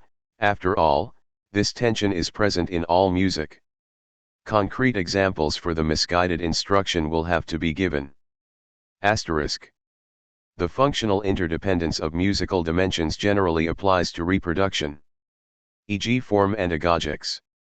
In certain places it can be a formal desideratum to keep the tempo going, i.e. to compensate for any loss of formal tension through an imperceptible increase in the tempo. Composers very experienced in reproduction often express this through such indications as no dragging. Asterisk.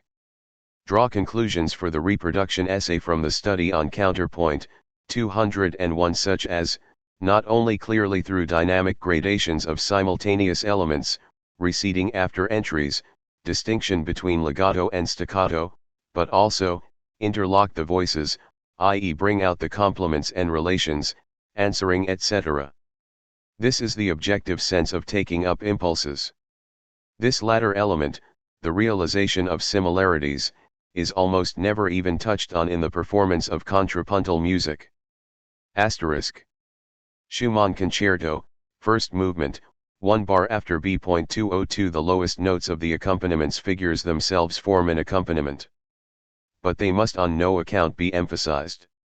So only, very short. They do not form a line through accents, but rather through detachment. Substitutability, relations of length can replace dynamic ones. Asterisk. 118. General rule, whenever one musical dimension makes an unacceptable demand of interpretation, this demand is to be met through another dimension. This corresponds to the compositional situation and the substitutability of one dimension for another. Asterisk. Similarities must become clear as similarities, contrasts as contrasts, and modifications or variants also as such.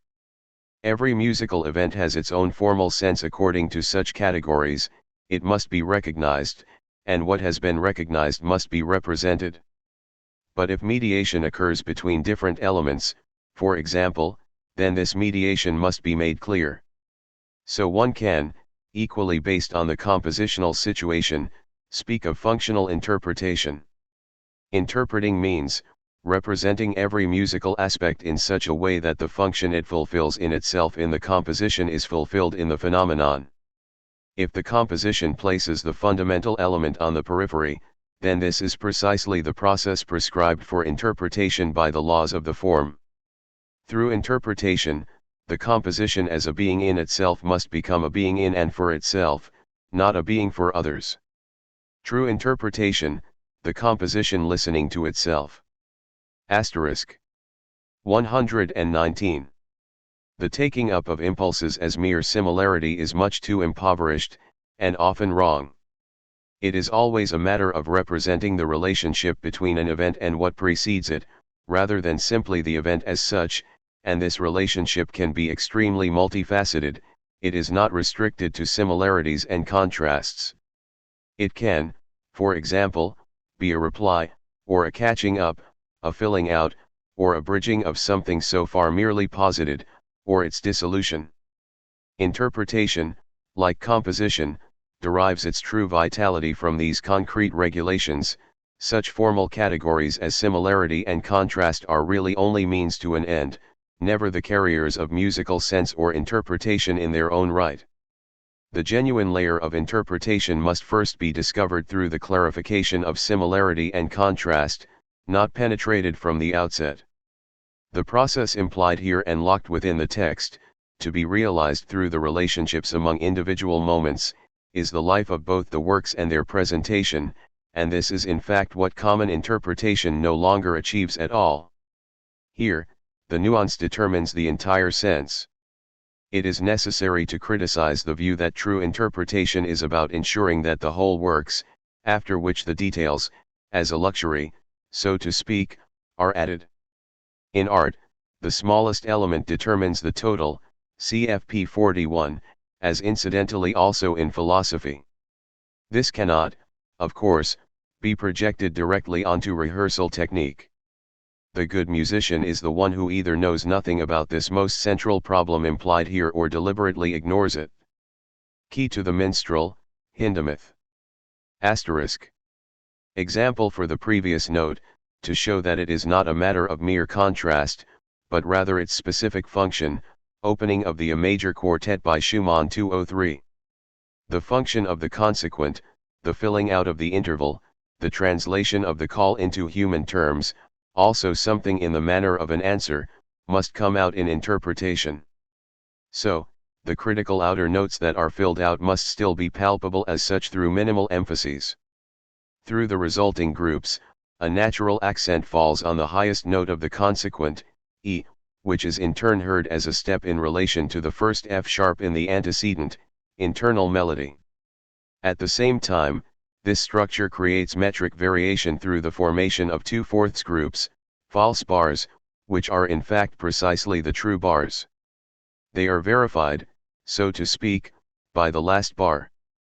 The concluding E is then accordingly a strong beat, that should subsequently be dropped, weak downbeat, and upbeat to the repeated consequent, not a dead interval. This term of Riemann's is subject to criticism. So a latently zygmatic construction, a single note serves both as the first and the third beat at the same time. And this wealth of subcutaneous detail with Schumann, the composer notorious for his 8-bar structures. So there are frequently pseudo-symmetries in traditional music, the genuine pulsation of the music deviates from these, and this is precisely what must be put into practice. Asterisk. 120. Tough luck, Schumann phrases the theme differently, in whole 3/4 bars, not subcutaneously. Is this now, as often with him, part of a power play? Or am I right against his intentions? Asterisk. All reflections on the restrictions of interpretation have the following boundary: the fact that the musical document is after all the expression of a musical idea that it standardizes, reifies, and changes, so to speak, and which must be brought back to life and recreated through an interlinear version. In a certain sense, true interpretation reverses the notation. So, if one takes the start of the Schumann concerto, here the idea is the retention of the motive with augmentation, as a way of creating tension, and then the breakdown, which releases the tension and gives way to gravity, as it were. This can be recognized and executed. Whether the written note values offer an adequate expression of this idea or only an intimation, that is, whether, for the sake of the idea, once it has been recognized, one should prolong the sustains and then catch up with time through an accelerando towards the breakdown, this is the second, more genuinely interpretative question. But the problem is complicated by the fact that this reification through notation, the central aspect of musical rationalization, is not merely external to the composition, no more than tonality, for example, but rather seeps into it as an aspect in itself, as the frictional coefficient of its externality, so to speak, the resistance that strengthens it. And interpreting therefore means not simply allowing the idea to crystallize, but rather making this force field visible. But it is still always left open to what extent this genuinely occurs, and to what extent mensural fidelity kills the idea, or to what extent the idea simply remains the contingent projection of the interpreting consciousness. This is the real heart of the question of interpretation. Asterisk 121. Against a particular kind of shaping, e.g. that of Alfred Cortot.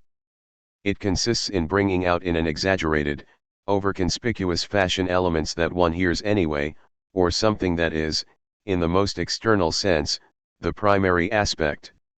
A form of false clarity, as if one were viewing a sculpture through a stereoscope. Here, interpretation means, music for idiots. I heard a recording of the symphonic etudes by Schumann. It sounded exactly like the joke with the sentence containing Heine and Hebel, du bist wie Heine Hebel ume, 204 complete distortion through bringing something out. Schumann himself is not without blame here. Arpeggios carried out through widely spaced fingerings already sound almost like Hebelum. Naturally Cortot, an old Nazi 205 has the status of a grand old man in Germany in 1957, Sacred Cow. 206, harmful dominance of the pneumic mimetic element. Comedy Papa. Asterisk. Central. It will be necessary to oppose the definition of musical texts both as performance instructions and as the fixing of the composer's intentions with a positive one. But this would have to be the fixing of the memory, namely that of a collective tradition as it follows from liturgical conventions. This holds an infinite number of aspects. For example, it is not merely a being for others that is on offer, but also the being in itself, the idea, the music itself that is captured. Then, this being in itself is not what the composer imagines, but rather that which has already become fixed in practice. The objectifying aspect of notation is thus its social element and simultaneously contains the historical element, precisely as the image of a tradition, within itself. The objectivity of the work versus the imagination of the composer, this is the collectivity that enters the work through writing.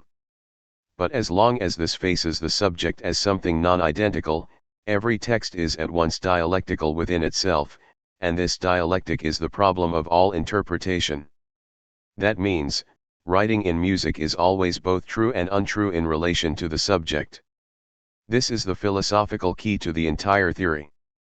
Frankfurt, April 6, 57. Asterisk. 122. 123. Rethink the relationship to mechanical reproduction. The old argument of the disappearance of the performer 207 is probably in need of revision, not least in the face of the latest developments, which this argument endorses. For traditional music until Schoenberg and Webern, including these, is by its own definition dependent on performers. This is very closely connected to the pneumic element of notation. Where subjectivity, sense, and that which opposes what has become estranged are essential to the matter itself, yet at the same time congealed, encoded within it, that aspect requires an equal, namely the subject, in order to be salvaged, precisely for the sake of the factual content.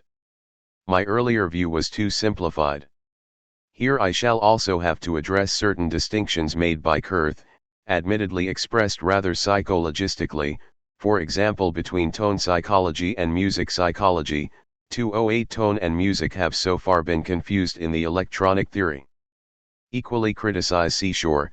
209 What he calls deviation is precisely the true constituent of music, not a mere ingredient. This shows a general tendency in my thinking in relation to widespread views. See if Furtwängler's reactionary theory of inexactitude 210 and the corresponding practical approach could perhaps be retrieved.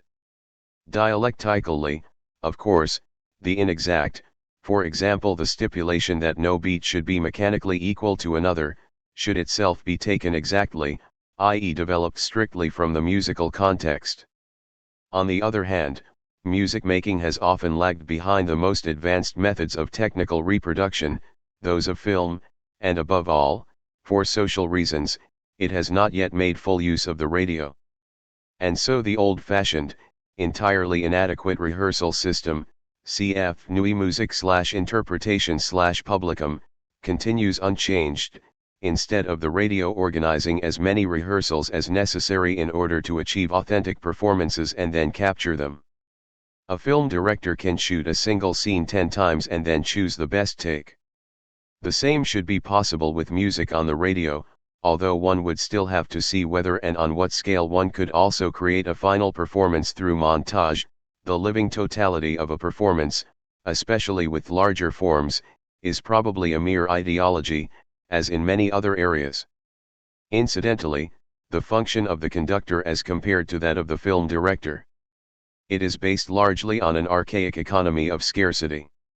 Because of the lack of rehearsal time, the supposedly specific conducting talent of direct, suggestive transmission of intention is demanded of the conductor, and where this is lacking, one indeed finds, under the present circumstances, only flat, inadequate performances. But where is it written that according to the matter itself interpretation should be tied to gestures and signs with the ideal of minimal explanations?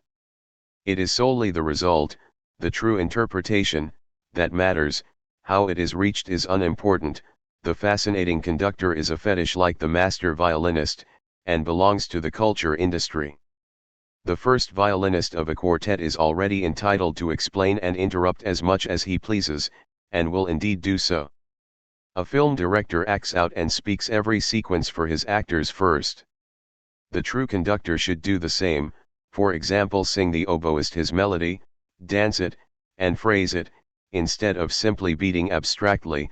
If he chose to do so, however, he would be universally ridiculed as unprofessional, most of all by the orchestra. If one were to raise the objection that a voice, like a role, is on the whole something independent, and that the oboist, like an actor, has a certain attitude, one can certainly concede this, though it is usually no more than an ideological underpinning for sloppiness. This dialectic would then, as in a string quartet, have to be developed between the conductor and the instrumentalists. As the independence of the constituents in a work of art is not genuine, however, and the primacy of the whole is beyond question, it should ultimately be the conductor and the first violinist, as in the case of the film director, who have the last word. N.B. This thought should also be integrated in the counterpoint essay. It should finally also be discussed that through vinyl, radio, and tape a key middleman has been introduced, namely the sound engineer.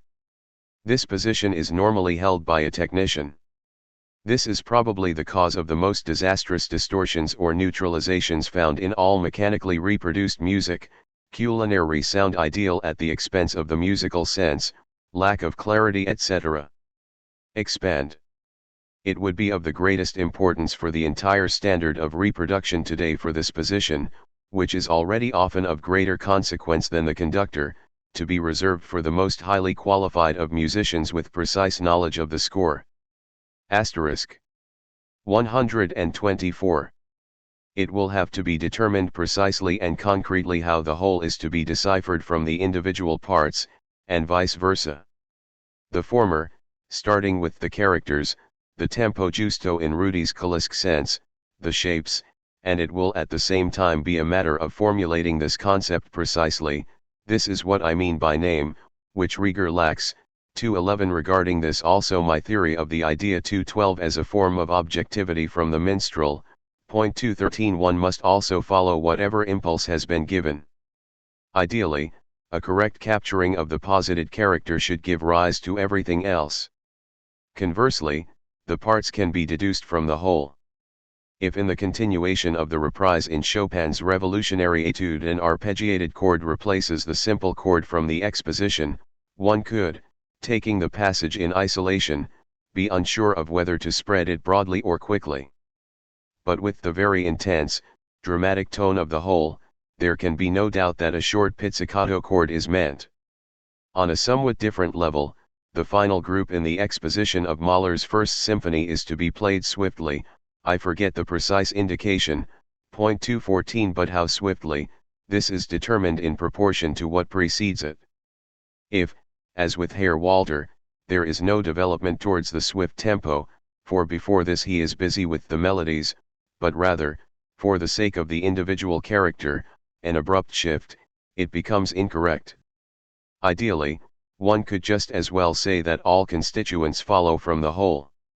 The two claims do not converge, however, or at least do not reach a state of complete equivalence.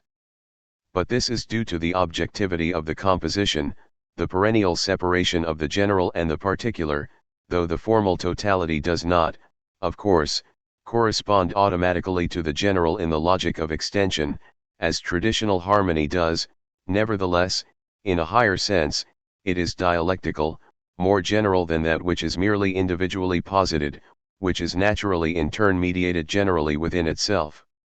In a certain sense, it is the task of interpretation to master the tension between tau iota and concrete totality, to move beyond the opposition of realism and nominalism that lies unresolved within every composition. But the rule of thumb is to burn the candle at both ends, i.e. start from both the whole and the individual part, and let each work away at the other until an optimal result is arrived at. Asterisk. The zone of polyvalence in interpretation should not simply be acknowledged, but rather determined as precisely as possible. On the basis of my old hypothesis, the more objective the predefined musical language is, the greater the interpretative freedom, against the likes of Walcha. Nominalism equals stringency. This remains to be developed precisely. The traditional element, as the pneumic aspect of interpretation, plays a deciding part. Asterisk. 125. Spoke to Solti and Hirsch 215 after the Flying Dutchman about Karajan, about the performance of Bruckner's Eighth, which I had heard in Vienna with the Philharmonic. I spoke of the perfect sensual facade and the inner emptiness behind it, how nothing was left of Bruckner. Both disagreed with me. Solti asked me whether I would prefer a highly spiritual, but imprecise and sonically inadequate performance. Hirsch, if the sensual category in a work of art is perfect, then the spiritual is also present. I was forced to concede this, if only so as not to play into the hands of German Furtwänglerism. There is a barbarism not only of perfection but also of imperfection, and it would be reactionary to preach this. But, precise analysis will then show that the musical exterior presented by Karajan is not perfect, that here the semblance of perfection conceals true perfection. But it is infinitely difficult to put this in concrete terms, and remains to be done. Against Furtwängler and Walter, and against Toscanini. And Karajan. Asterisk. Most difficult problems of large-scale form and characters in the second movement of the Ninth Symphony by Mahler. If one genuinely considers the first theme a Landler, then its length makes it almost impossible to maintain the tension until the end. But this makes the contrast to the second, waltz, all the more difficult to achieve, as it is first supposed to be only slightly quicker, but then faster upon its return. So the difference in tempo would be rather slight. It is thus all the more necessary to employ all other means of contrast. But the third theme must definitely be taken very slowly, truly like a slow Austrian Landler. Perhaps include a tempo analysis of the movement with metronome markings. Asterisk.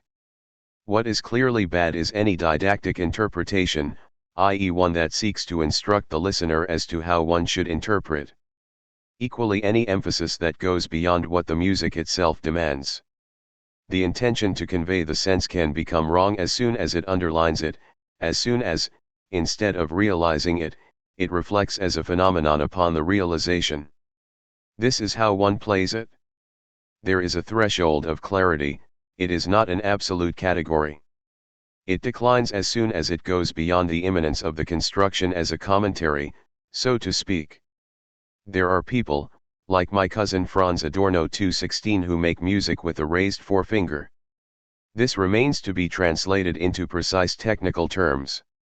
One can, for example, establish the necessary distinctions between characters in such a way that they emerge not in themselves, but rather as a lesson to the listener, but conversely also the flow. This must be one of the secrets of music, pedagogical music. Asterisk 126. Realization of ambiguous events. E.g., the first bar of the slow movement from Op. 31, 2 by Beethoven is simultaneously introductory and thematic.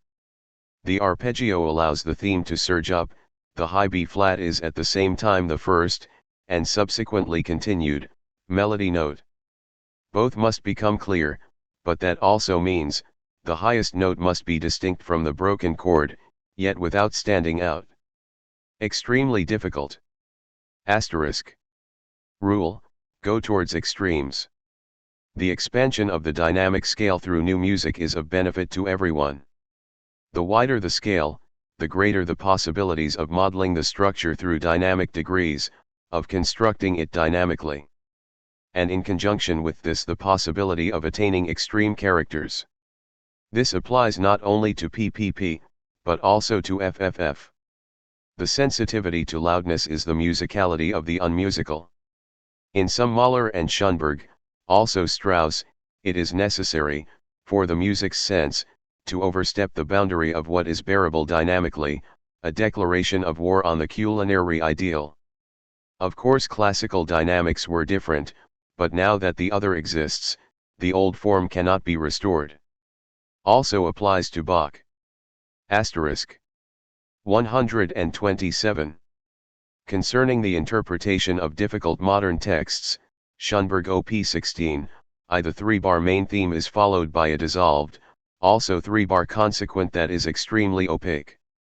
The dynamics are evidently indicated subjectively, i.e. according to the playing techniques of the instruments, e.g. an accompanying trill in 2 flutes is F, then the principal voice in the clarinet P, equally a distinct middle voice in the horn P, a non-melodic lower voice in the bassoon F.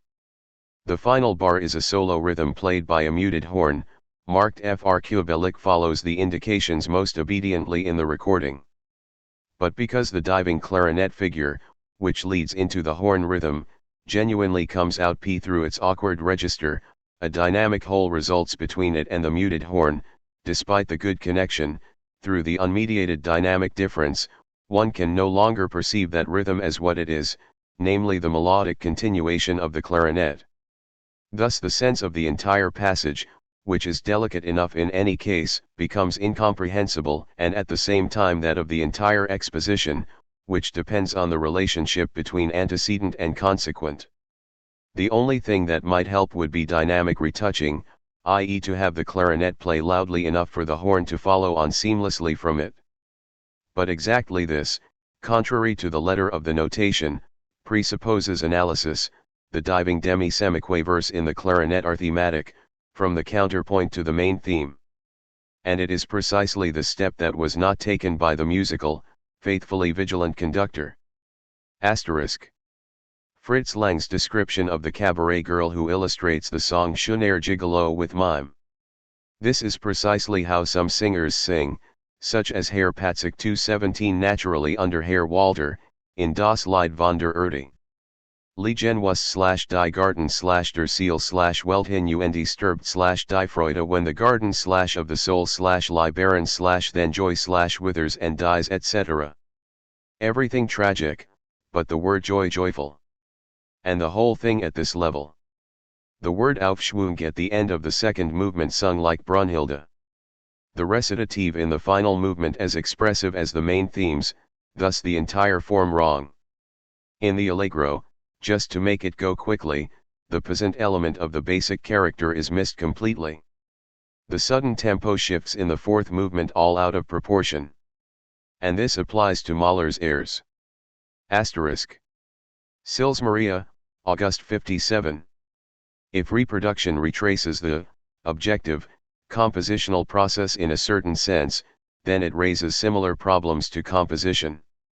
During Eduard Steuermann course in Kranichstein in July 57218 I observed that the students knew how to begin and how to end, i.e. they played the outer points, but gave little thought to the sense of what happens between them.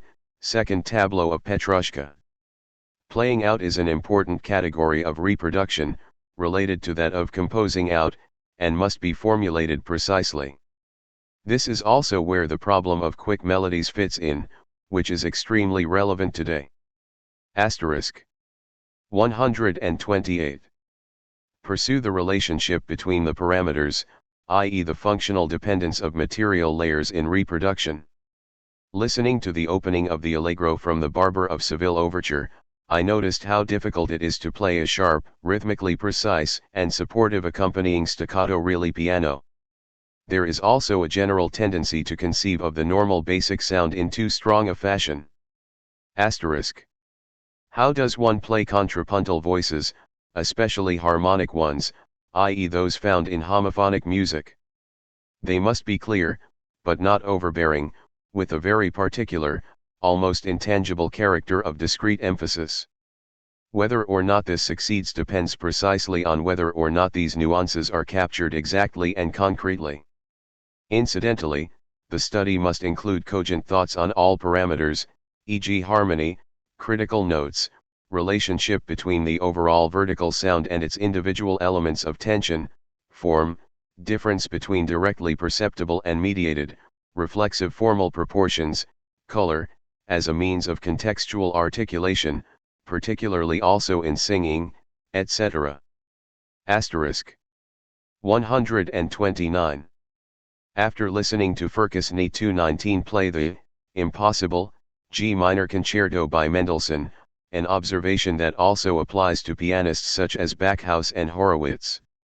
There is a particular kind of technical endowment, a substantial part of which is in fact physical strength, which is connected directly, i.e. without relation to mental comprehension, to representational ability, as if the hands could replace the ear, and a reproduction theory that simply ignores this would probably descend into pure rationalism.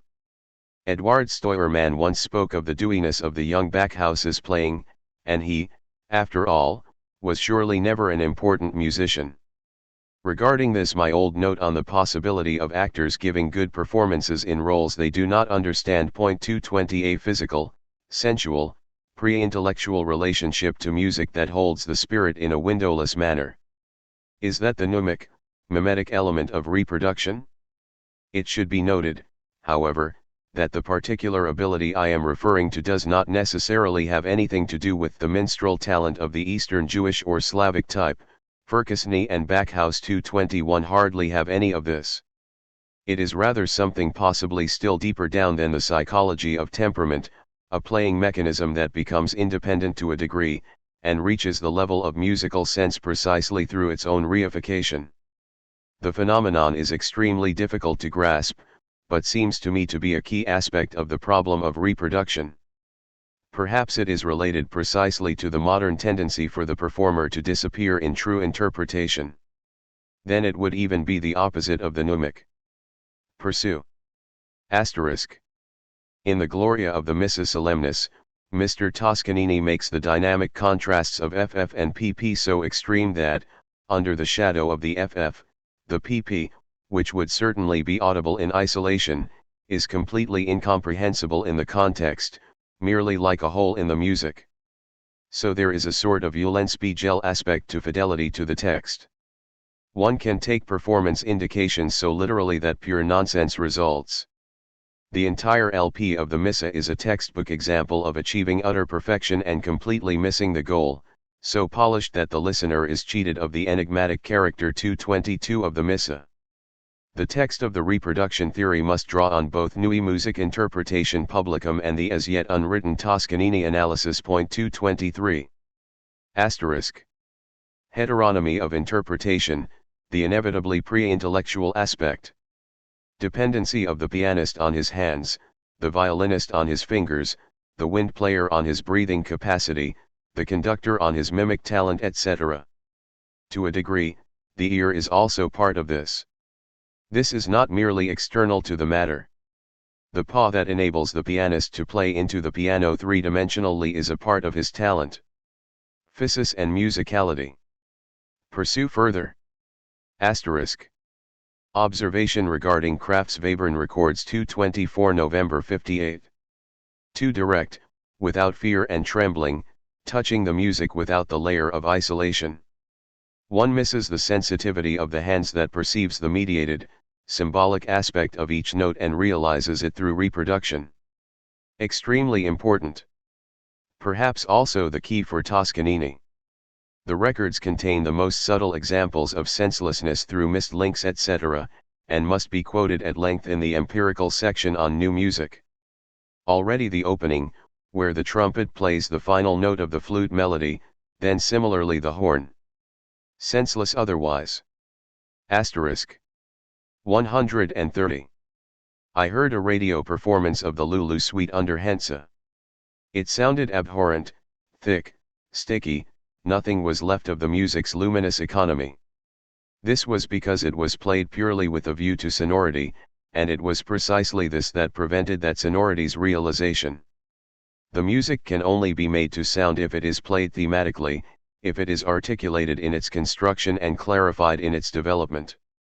Without consideration for this, the sound blurs, it becomes lumpy, ugly, even the euphony here is a function of the representation of sense.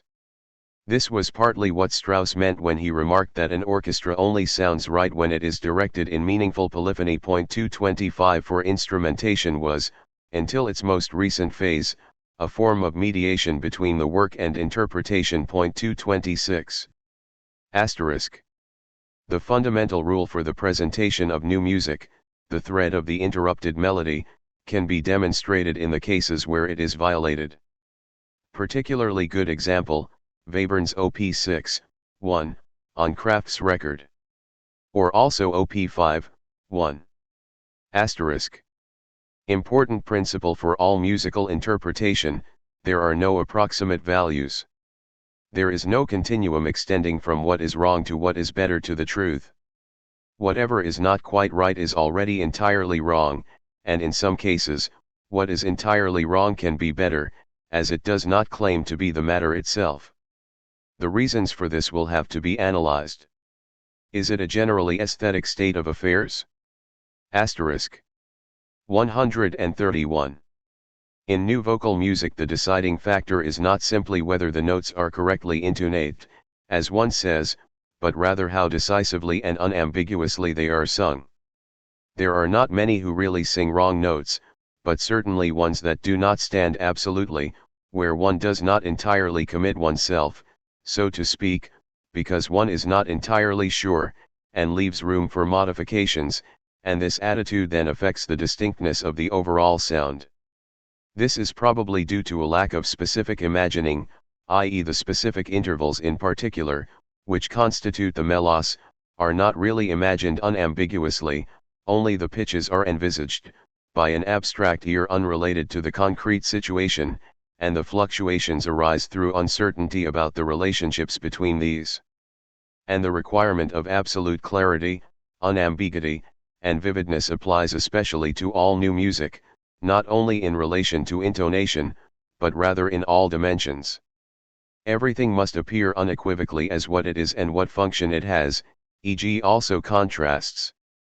The singer's task of both keeping the various shapes apart and mediating them reciprocally through the timbre, for example, is generally neglected. The reason for this requirement is self-evident, the lack of any frame of reference, beyond what is composed here and now, to clarify what is tacitly unclear. The same problem applies in new music to composition itself. Just as it is generally important in new music to translate all compositional actions into interpretative ones. Interpretation composes composition. And in this sense, new music is easier to interpret than traditional music. Asterisk. The primacy of the imagination over mere music making leads to the central difficulty of any act of rendition. Making music correctly demands an incessant verification of all real sounds in relation to the imagined. But thus a process of reflection. This is often barely possible, however, each time, one plays differently to how one imagines. For there is an instinctive music making which occurs before that reflection, and which consumes a large part of that energy which should be used for reflection, and this is compounded by absorption through the various mechanical processes. The problem can probably only be solved pedagogically, i.e. by training from an early age to measure whatever one is playing or singing against one's imagination, to listen to oneself. Modern resources such as tape recordings could be very helpful here. Incidentally, one should not hypostatize the primacy of the imagination as a primeval state. It is the result of a historical process, just as everything that is imagined was once real, dream. But the process is irreversible. Whoever places doing before imagining in music today is guilty of regressive music making. Asterisk. 132. Some observations on recordings of the prelude from Die Gezeichneten 227 March 1959. Every interpretation, but above all the orchestral kind, presupposes the most precise metric analysis. Otherwise what ensue are lacunae, ambiguities, temporal gaps, so to speak. The sonic continuum replaces temporal articulation, basically the context can barely be perceived any longer, and there are compositions, shriekers in particular, that further this to boot. The more orchestral pieces are based around sound mixtures, the more careful one must be that individual colors do not stand out within them. The slightest error can overturn the sense of an entire score. If, for example, a muted horn figure is reinforced for greater clarity by an accented note on an unmuted trumpet, and the trumpet is so prominent that the unity of the phrase is broken, then this is a mortal sin. Regarding this Berg's comment on the protruding nails. 228 Naturally even the best and most experienced orchestrators can be mistaken in such matters, then interpretation must balance this out. On the relationship between the principal voice and the accompaniment, this too should not be understood mechanically. There are passages, such as the opening of that prelude, where it is the intention for the accompaniment to be the main thing, the idea, and the themes are only their ut alicid fieri videator, as it were.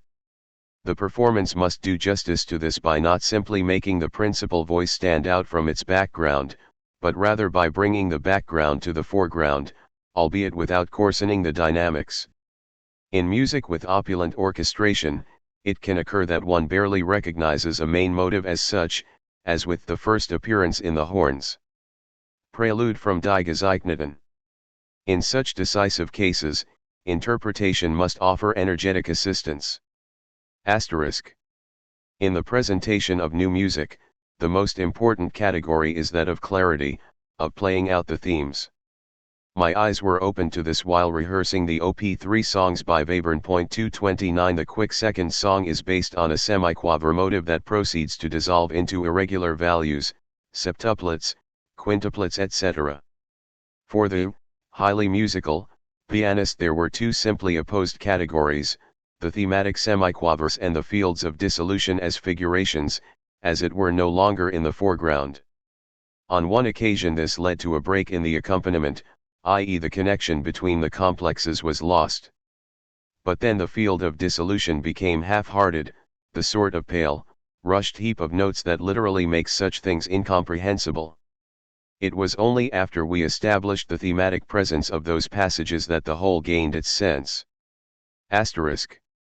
133. True interpretation can often be found only through experimentation.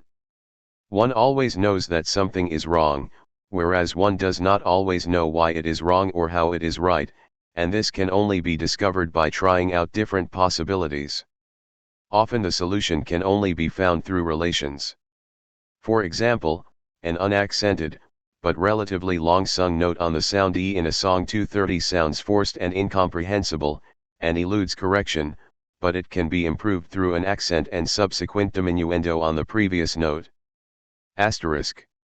Only what is imagined convincingly can become meaningful and convincing. Any uncertainty of imagination is projected onto the result. This is a basic rule. Asterisk. Interpretation that is not in control of itself is always too strong. Pay particular attention to this. The discrepancy between imagination and realization is generally one of the most important sources of error. Listening to my trickle songs with Miss Henius 231 in July 1959, For example, I found that I often spread chords, not playing together exactly on the beat, for the sake of expression and the clarification of what is important. Played quite differently to how I thought. Because of this problem, the tape recorder is an invaluable tool. True interpretation will no longer be able to continue without its help. Here too a tendency towards the liquidation of interpretation. Asterisk. The profession of the conductor is governed by an objective untruth. The performance appears as if he were its subject, the one who interprets, whereas this is the case only to a very limited, in the case of universally known works a dwindling, extent, not only on account of the resistance he is offered by the sound material, especially by the choir, but also because it is not he who is playing but rather the orchestral musicians, who are themselves subjects with their own peculiarities, preferences, and weaknesses. No oboe is like another. What can the conductor do about this? And yet it is he who imagines the performance. It is this discrepancy that harbors charlatanry, and almost all the vices and mannerisms found among conductors stem from this. After all, this problem of interpretation is based on a contradiction in the works. They are, as orchestral works, designed from the outset for a multitude of executants. In fact they practically demand them according to their own intention. A flautist is meant to sound beautiful, a solo violin brilliant, etc. At the same time, however, they point as integral works of art to a unity of ideas such as can only be conveyed through the conductor. In relation to this idea, as in many other respects, the orchestra is archaic. Asterisk. 134. One should at least draw up models for specific problems of interpretation with individual composers. For example, Bruckner, after a performance of the third under Kubelik 232, the caessuras and breaks are constitutive, they are part of the sense, but at the same time they are almost unbearable as disturbances. Both options are wrong, smoothing them out, conducting over them, and equally letting the pieces fall apart. The task would be to make music in such a way that they speak, themselves becoming means of the context, but what does this mean technically? Only the most meticulous analysis could be of help here. Very nice comment by Klemperer about the lines in Bruckner, these only make the symphonies longer. 233. This is exactly right, the structure becomes blurred, and the chaotic always lasts longer than the articulated. Or Strauss, Electra, after the superb performance under Solti, Autumn 59. The piece, like Strauss in general, demands to be taken swiftly, not lingered on. The vocal parts should not be overpowered by the meaningfulness of the orchestra's motivic life. But this is precisely how the work loses its best features, the wrought nature particularly of such works in their details, and they already begin to approach the rousing film scores that the later ones are. E.g. the scherzo character of Chrysothemis's parts is missed by a presto that lends no profile to its themes and merely accompanies them. I said to Solti that in Electra, paradoxically, it is important for the singers not to cover up the orchestra, but rather vice versa. Naturally, this goes completely against the grain, not least against Strauss's own wishes. Today his interpretation should be reversed once more. Asterisk. Secret of interpretation, its twofold motion. Taking apart and putting together again. E.g. phrasing. The long line on its own is as wrong as the disintegrating partial phrases. First divide it into the latter, then bring these together. But this occurs not through blurring them, but rather through a differentiation between degrees of phrasing according to the weight of their formal function, i.e. the relative significance of the caesuras. Asterisk. Truly reaching new shapes very often means, only taking a retardando far enough for some of the old shape's momentum to be preserved, which then flows into the new shape. Asterisk. Always highlight critical, i.e. deviating notes. Asterisk. Intonation has a formally constitutive function. If, in a piece by Webern 234 an F appears pizzicato in one instrument, then arco sul ponticello in another, the unity within this difference can only be established if the intonation is absolutely identical. Asterisk. 135. Means of articulation, with imitation in dense polyphonic textures, always clarify the entry, then let it recede entirely. Asterisk. All modifications are relative, e.g. in a PPP piece by Webern 235 go to P at most, etc. But this depends on the frame of reference. In a tonally organized piece, one can take dynamic modifications within a field much further than in a non-tonal one. Asterisk. Alongside bringing out the melodic thread while skipping from one voice to another, the most important thing is the rhythmic skeleton, i.e. the main rhythm, the beats one hears. E.g. in Webern op. 9, No. 6. This is then a folk song. 236. Asterisk. In very short pieces it is most important to bring out the characters of the individual elements against each other. Asterisk. In long, very dense pieces above all, let the music breathe. My Kingdom for a Piano. 237, this can be further assisted through clear phrasing within the interwoven shapes, as well as an absolute receding of all accompaniment, even at the expense of the dynamic specifications. It can generally be said that clarity takes priority over everything else as a precondition for musical sense. Even agogical modifications. Better to sacrifice an accelerando. Asterisk. True interpretation knows no dead intervals, only Riemann. 238. Very often, holes and senseless moments arise because two notes that form a melodic interval fall apart instead of being connected. Asterisk. Sonority is formally constitutive. Hoch's Tim in a pianissimo field should be played sul tasto so that it can remain in the field, yet emerge nonetheless. Sul ponticello is a formal category. Asterisk. Critical notes, apart from being deviations, are often short outer pitches in awkward registers, as well as intermediate intervals. Careful with the downbeat. Asterisk. In highly dissolved music such as Webern's op. 9, the smallest motivic shapes must be pieced together from the different instruments. In the second, start of the third piece. Asterisk. Wherever there is a concentration of motivic activity there is also a Hoch's Tim, even if it is only a single note. Asterisk. December 6, 1959. Frankfurt am. Notes. 1. Adorno expanded his critique of Toscanini, who plays a prominent part in the notes, in his essay Die Meisterschaft des Maestro, The Mastery of the Maestro, which was first published in the October 1958 issue of Merkur. See Theodor W. Adorno, Gesammeltschriften, ed. Rolf Tiedemann in collaboration with Gretel Adorno, Susan Buck-Morzes, and Klaus Schultz, Volume 16, Musikalische Schriften I, 3, Frankfurt am Main, 1978, pages 52 to 67. Adorno's Gesammeltschriften will henceforth be referred to with the abbreviation GS and the number Bur of the volume. 2. See Lessungsschriften gegen den Hamburger Hauptpastor Johann Melchior Goes, writings against the chief pastor of Hamburg Johann Melchior Goes, in particular the third section from the Axiomata, when es deren Indergleichen Dingen gibt Axioms, if there are any in such matters, which bears the title, Der Buchstabe ist nicht der Geist, und die Bibel ist nicht die Religion, the letter is not the spirit, and the Bible is not religion. 3. Regarding the actor, see in particular the note on p. 159.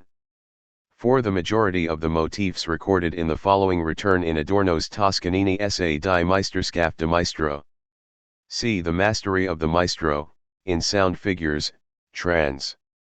Rodney Livingstone, Stanford CA, Stanford University Press, 1999, pages 40, 53.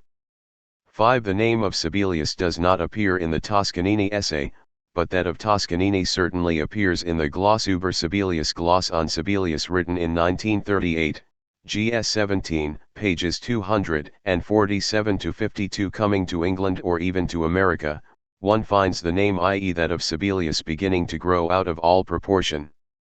It is mentioned as often as a make of car. The radio and the concert hall reverberate with the sounds from Finland. Toscanini's programs are open to Sibelius, Ibid, p. 247. In the analysis of Toscanini's style of presentation, Adorno had evidently considered following on from the tendency diagnosed at the end of his gloss on Sibelius. In a certain respect, his is the only subversive music today. Yet not in the sense of destroying the undesirable status quo, but rather that of the Calibanian destruction of all the musical results of control over nature, which humanity bought dearly enough through the use of the tempered scale. If Sibelius is good, then the criteria for musical quality extending from Bach to Schoenberg, wealth of relationships, articulation, unity within diversity, plurality within the singular, are no longer valid. All of that is betrayed by Sibelius to a nature that is not even nature, but rather the shabby photograph of the parental home. For his part, he contributes to the great deterioration in art music, though he is still surpassed with great ease by the industrialized variety. But in his symphonies, such destruction dons the mask of creation. Its effect is dangerous. Ibid, pages 251f. 6. Adorno's Essay Drei Dirigenten. Rettung, Wilhelm Furtwängler, Darstellung, Hermann Scherchen, Beschwörung, Anton Webern. 3 Conductors. Retrieval, Wilhelm Furtwängler, Representation, Hermann Scherchen, Invocation. Anton Webern had appeared in the September 1926 issue of Musikblätter and Brüche, pages 315-19, CGS 19, pages 453-9. 7. Tn, I have frequently used mimic as an adjective, i.e. mimic, in order to render the German mimes 8 Rudolf Kalisk, 1896-1978, who had been a friend of Adorno's since the latter's Vienna studies in 1925, studied violin with Otakar Ševčík in Vienna and composition first with Franz Schreker, then from 1919 to 1922 with Arnold Schoenberg. He was the leader of several string quartets. The first, the Wiener Streich Quartet, gave the first public performance of Adorno's Zwei-Stück für Streich Quartet in late 1926. In 1935, Kalisk and Adorno resolved to write the theory of musical reproduction together, as Adorno's letter to Ernst Krenek of March 23, 1935 reveals. See Theodor W. Adorno and Ernst Krenek, Briefwechsel Correspondence, ed. Wolfgang Rogge, Frankfurt am Main, 1974, p. 72. After the outbreak of war in 1939, Kalisk, who had emigrated to the USA in 1937, did not return to Europe with his quartet following a tour of America. In 1944 he became leader of the Pro Arte Quartet, which was quartet in residence at the University of Wisconsin in Madison. In 1953 Kalisk, performing in Europe for the first time since the end of the war, participated in the summer course for new music in Darmstadt, where he gave tuition and concerts, as well as seminars on questions of interpretation. See also Adorno's 1956 essay Kalisk und die neue Interpretation, Kalisk and the New Interpretation, GS 19, pages 460-2. 9. Adorno is referring, as the indication on p. 33 makes clear, to Schumann's aphorism Das Öffentlich Auswendigspielen, playing from memory in public, call it an act of daring, or charlatanerie, but it will always testify to the great power of the musical spirit. And why indeed this prompt box? Why put fetters on the feet if the head has wings? Do you not know that a chord played from a score, no matter how freely it may be struck, does not sound even half as free as one played from the imagination? Oh, I should like to answer from your hearts, but I cling to traditional matters, for I am a German. I would certainly be somewhat amazed if the dancer suddenly took out a page of her dance steps, or the actor or declaimer produced his rolls from a pocket, in order to dance, act and declaim more securely. But truly, I am like that Philistine who, when the virtuoso's music fell from the stand and he played on calmly nonetheless, exclaimed triumphantly, "Look, look! This is a high art. He can play it from memory." Robert Schumann, Gesammeltschriften über Musik und Musiker, ed. Heinrich Simon, Leipzig ND, Volume 1, pages 147f. 10. This presumably refers to Stefan Aubert, who belonged to the Kalisk Quartet between 1939 and 1942, as a passage in Adorno's Reflexion über Musikkritik Reflections on Music Criticism from 1967 indicates, I recall once telling my friend Rudolf Kalisk that I thought the new cellist in his quartet had a revolting tone, and Kalisk answered, but that's the best thing about him, GS 19, p. 583, 11 in the radio lecture on Franz Schreker held by Adorno in 1959 and taken up into the essay. Collection Quasi una Fantasia in 1963, see Theodore W. Adorno, Quasi una Fantasia, Essays on Modern Music, trans. Rodney Livingstone, London, Verso, 1998, pages 130-44, he states, the fermentations of the Schreker sound have been entirely absorbed by light music, whether because its matadors learned a thing or two from Schreker, or because his manner of simply sampling sounds is one which was itself moving in the direction of popular music, and the latter spontaneously produced effects of the kind which had very different intentions in him. Yet Schreker cherished lofty ambitions for his confections. The intoxication they induce conjures up the vision of some lukewarm, chaotic effusion, like something from the age of courtesans. It is music without firm definition of any sort. It resists definition as if it were reification itself. It is art which resents its own purely musical materials, as if they were a musical, alien to art as such, Ibid, pages 136f. 12 The Vorlesungen über Musik mit besonderer Berücksichtigung der Dilettanten Lectures on Music with particular consideration of the dilettantes by the Swiss Hans